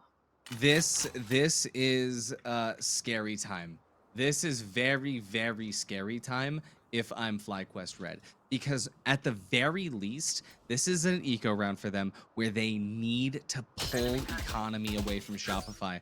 Otherwise, it is runaway time, right? And we can see that Shopify is a little bit privy to the fact that FlyQuest is going to be a little bit more anchored, and FlyQuest, right, we see the arrow come out, we see the recon drone start, we could see Cypher holding a little bit deeper on A. They kind of realized, but there's no one on B. Like I said, the information game, they don't have any info on that, and that's where you have to use the lack of information as information. If there's no one in mid, there's no one in A, subtraction tells us that they're B, but they weren't ready for that. We are going to see Kara hit another recon dart here, and it's not going to find anyone. The stun's going to go through anyway, completely blind. Fluorescent going to be good for one pretty early on here. It's a 5-on-3. FlyQuest is probably not going to be able to take the guns away from them that they need to.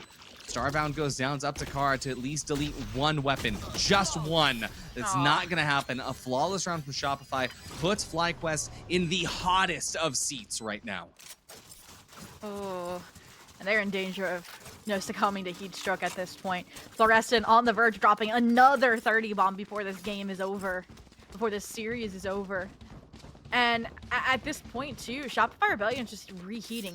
You're one off from Rolling Thunder. You've been sitting on Sarah with the Thrash. Fluorescent as well, they basically are one round off from the showstopper with how much they frag around. And I mean, I really need to see Sunder and this Rolling Thunder come into play. And my concern is, look at this, a B main execution. Shopify tried this and it worked for them last half, and that means you're taking a strat from their playbook, and they know exactly how to counter it. Initial frags, the follow-up from Thrash, all of it aligns, and this round looks like it might just be over. That was so tough because you called it. Thrash was online, and even if they were able to get 1 or 2 picks, all of them would have been hit by that Thrash, by that shutdown. I mean, you saw the handcuffs were on, and it was kind of over for Sova there. So FlyQuest, they have to be playing the save right now. This is so good for them to save at least, but Sonder needs to use that Rolling Thunder next round because it's next round or nothing, right? They have not been committing their utility the right way. They have not been playing for the information that they need to. And Shopify is just saying, hey, if we press W, usually it works. And I mean, not to mention Fluorescent, I think they got 2 kills this round, right? So that's 27 kills. It's just another insane showing from Shopify. And FlyQuest, they started off so strong. But then on the defense, it's that initiator diff and it's that information diff. They've won 1 round this half, and I was about to say, I think for this round, what I want to see is, Cypher on the B side, and I want to see aggression A main. Because I feel like the closest round we've seen from this squad on this side is when they've been first letting Fluorescent, which, is a tall task in itself to ask, since they almost have double the kills of the top frag Kara from the FlyQuest Red squad. But, I mean, if that's what it requires to win a round, then that's what it requires for the FlyQuest Red squad to get it done. Yeah, I mean, they're finally committing Cypher on B, right? This is tried and true how you play this map, is putting Cypher on B. And FlyQuest is finally adapting to that on the 1 round that it might have been fine to have Cypher somewhere else. But we do see mid not being discovered right now, and if they had played Sova mid like they have been, they would have discovered this. It's just a series of unfortunate events for FlyQuest right now, as these conflicting plays are just working in favor of Shopify. Like you said, FlyQuest only picked up one round this half so far. If there's any time to do another one, is right now. But they just need to get Sonder into position for this counterplay. You gotta know it's gonna be a B plant, and at the very least, if they can take B just on its own, they can use that Sonder ult into B main and finally find some bit of util. But here we go. Remember, Alexis has the counter ult as well. The Rolling Thunder is available on both teams. Target acquired. Target acquired. There still hasn't been any motions made, though. I'm so scared right now. And there goes Starbound down. This Neural Theft is going to come through. Finally, we see the Rolling Thunder coming through from FlyQuest, but it's not capitalized on as well as it could be. Fluorescent gets one. Sonder able to at least pick up one more. Another ult is going to come through, and that's 4 members of Shopify Rebellion that are finally going to be flooding through. It's over, because no way. That's going to be it. I was going to say there's no progress made on the spike anyway. There's only 6 seconds. Even if they were able to commit, there was no time. Such an unfortunate situation for FlyQuest to not be able to pick up on their differences that round. I mean, there's no way they can get away with it twice, right? I mean, that's how we end Lotus, it not being the way where they get around to end it for Shopify Rebellion on Sunset just feels like due diligence. And as soon as I saw both Rolling Thunders were online in accordance with each other, I was like, I feel like I've seen this before over on Lotus, and it usually went in Shopify Rebellion's favor just because they know how to get those timings down to AT. They are rehearsed and coordinated.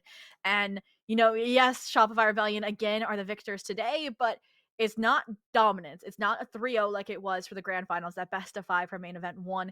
And you got a lot closer on maps you're used to losing, like Ascent. So I've said it before, and I will stand by it. This is a squad that was built to one day beat Shopify Rebellion. Yes, they might not have today, but their goal is to by the end of the season. And I saw great promise here again today. Absolutely. And the good news is for FlyQuest is that the issues that came up on that last map are issues that they will see in the VOD review and figure out exactly how to start countering. I think it's just discomfort on the map, especially given the fact that they might not be used to dealing with that team comp. Like I said, Shopify Rebellion pulled a completely wild team comp that they haven't been playing before. So FlyQuest was understandably kind of taken off guard. But at the same time, if they had been playing standard Sunset defense, I think that they would have had a slightly better chance. I think that they were going for sort of this like semi-aggressive, different sort of avant-garde play style, but at the same time, all they needed to do was commit their utility in the right way. And in a stable way, because oftentimes when the recon dart hit, it didn't give us information. When the Cypher Cam was played, it didn't give us anything before getting shot. And so for FlyQuest, the kind of answer is, all right, what is the correct positioning that was working, and what is the positioning that was taken advantage of? Because even in that last round, the placement of Sonder on A, you don't use the breach ult to counter an A push. If you're on A site with a breach ult, it's for a retake. Whereas for B, it is perfect to counter a B push. And so even just the positioning in the very beginning of the round to have the breach in the right spot would have been a difference maker, I think, probably for 4 or 5 rounds that were just lost because of misplacement. Wow. Information was the downfall on Sunset for FlyQuest Red. But that's something that, like you said, can be easily fixed by VOD reviews, by, maybe studying some other play styles of how to split up your 2 information agents like Cypher and Sova. But I know we have a particular analyst on our side who has been taking a deeper comb through of these rounds of how this map unfolded in Shopify Rebellion's favor. So I want to welcome Ash back to the desk. We had Zach, our international agent of the day, head off to sleep since it is very late over in Spain. But Ash, how did that match make you feel? Look, that match was intense. When we saw things go to map 3 the way they did on Lotus 13-11, and I saw that was how Lotus ended, I went, look, I know Sunset is going to be an intense map, and it was. It really was. Tenfold. And already I feel like we've just broken down this map as much as we could have. I mean, 7-7 is where things started to kind of fall apart, and that run of rounds favored Shopify Rebellion. What did you make of that round, if you remember it, before Ash breaks it down tenfold? To be honest, of the round itself, I think it really more is a difference of just straight up team comp, right? It's that Gecko on attack is just insane. And yeah, 7-7, things started to just get a little bit uncertain, but it was just straight up floor dominance, breach Yeah. utility dominance, Gecko doing all the work while everyone else is holding stuff. I am curious though, Ash. I want to see your breakdown. Yeah, let's go ahead and get right into it, and we'll go frame by frame on this one. This is a little bit of a longer one. So starting off right, starting off at the beginning, there we go. It already looks like the defenders here are poised to go for something out in mid, and that's exactly what they do.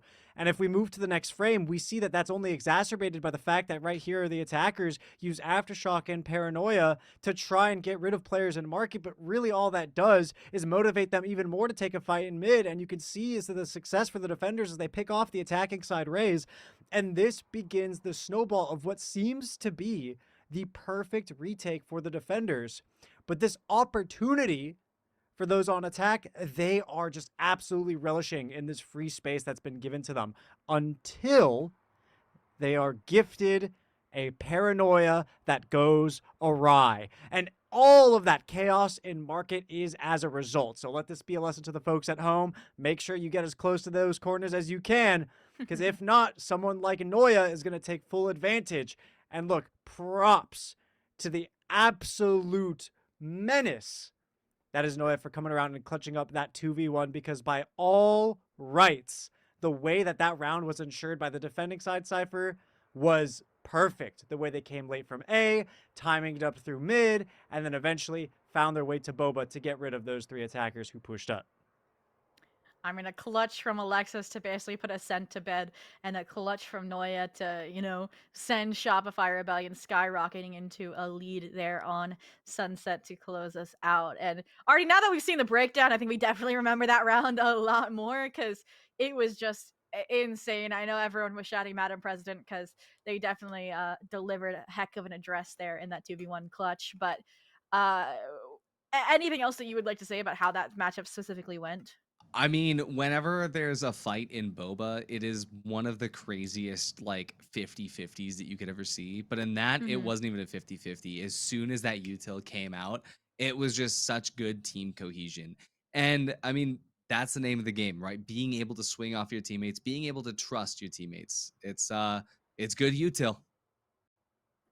And I mean, that really is just the grand finals and how it unfolds. A 2-1 victory for Shopify Rebellion mean that they will be joining Passion Project so far in the main event. But I mean, another grand finals, attendance from FlyQuest, right? It means they're racking up those points in order to qualify themselves. If they don't qualify out of the third one, that'll be in about a month from now at the end of May.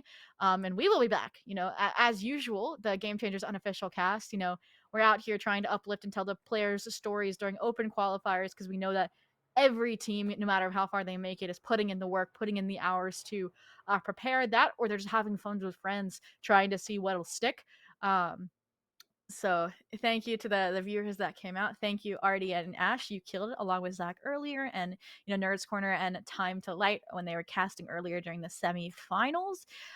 It's all of you that make this possible. It's all volunteer based, and if you're a caster, who's getting started or wants to dip their toes in the Game Changer scene, this is a great place. After each qualifier, I post the volunteers sign up form, and that's what we go off of to recruit people. Ash and Artie, do you have any comments? I know this was both of your first times appearing on the GC unofficial cast. How are you feeling after it? You go first, Ashcon. I was just gonna say that honestly, seeing the performance, you mentioned this earlier, Zobi, that these teams are beginning to equalize over time. Shopify Rebellion, look, we know that they're a titan within the scene, but for Cuties to take a map off of them, and then also for YFP to be able to bring their series so close to FlyQuest Red, those teams as well who are in the semifinals today seem like they're going to be amazing challengers potentially for the main event. I completely agree. Mises Cuties, YPX, previously known as Supernova Galaxy or SNG, they were teams that were taking off maps from Shopify Rebellion. We saw that in the semifinals, and YPX or SNG was taking maps off of FlyQuest even before today. So I can't wait to see them moving forward. But Artie, did I already ask you? It's just been such a long day of what you thought of the unofficial cast. I gotta say, I love being Okay. a part of it. Thank you so much. I've been a big supporter of the Game Changer seed since 2020, and I love to see how it's been developing. Going from a caster to being a full time coach, there's a lot Mhm. of things that I've been able to witness, and one of the biggest things is we like to call it sort of the standard denominator of development that's kind of going on throughout each scene. And the thing is, every team is improving, right? Every Mhm. team is constantly getting better, but it's the rate at which you improve that kind of puts one team above another. And we've kind of been making those allusions to the fact that Cuties did take a map off earlier, right? And FlyQuest, they're getting better and better. And I think that FlyQuest, even though they didn't get the dub today, they are definitely on track to, at the very least, be better at improving than 90% of the competition. And so, Shopify Rebellion, they definitely were going to end up at Game Changers no matter what. They were going to make it to the Mhm. majors, but it's definitely a good showing for FlyQuest. I think that when it comes time around for the next, I think FlyQuest is going to be even better shape than they were today.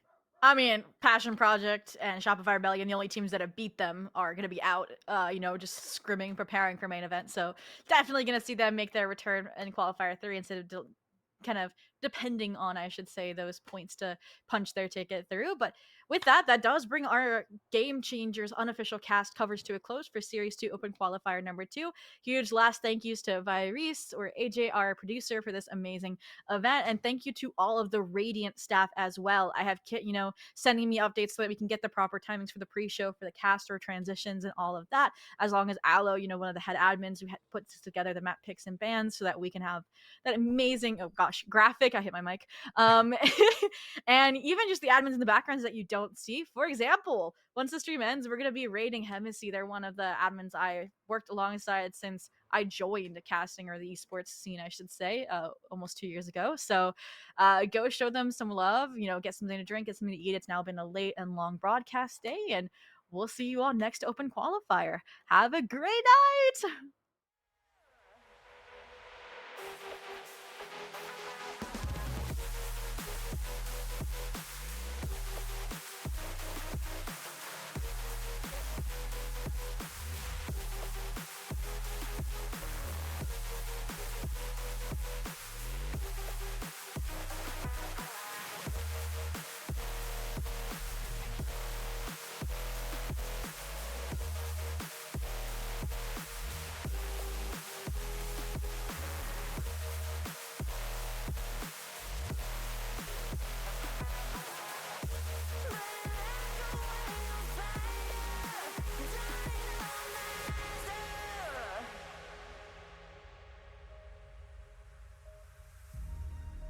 How will I know if I'm ready? The demons unleashed from your mind hold me steady. 'Cause you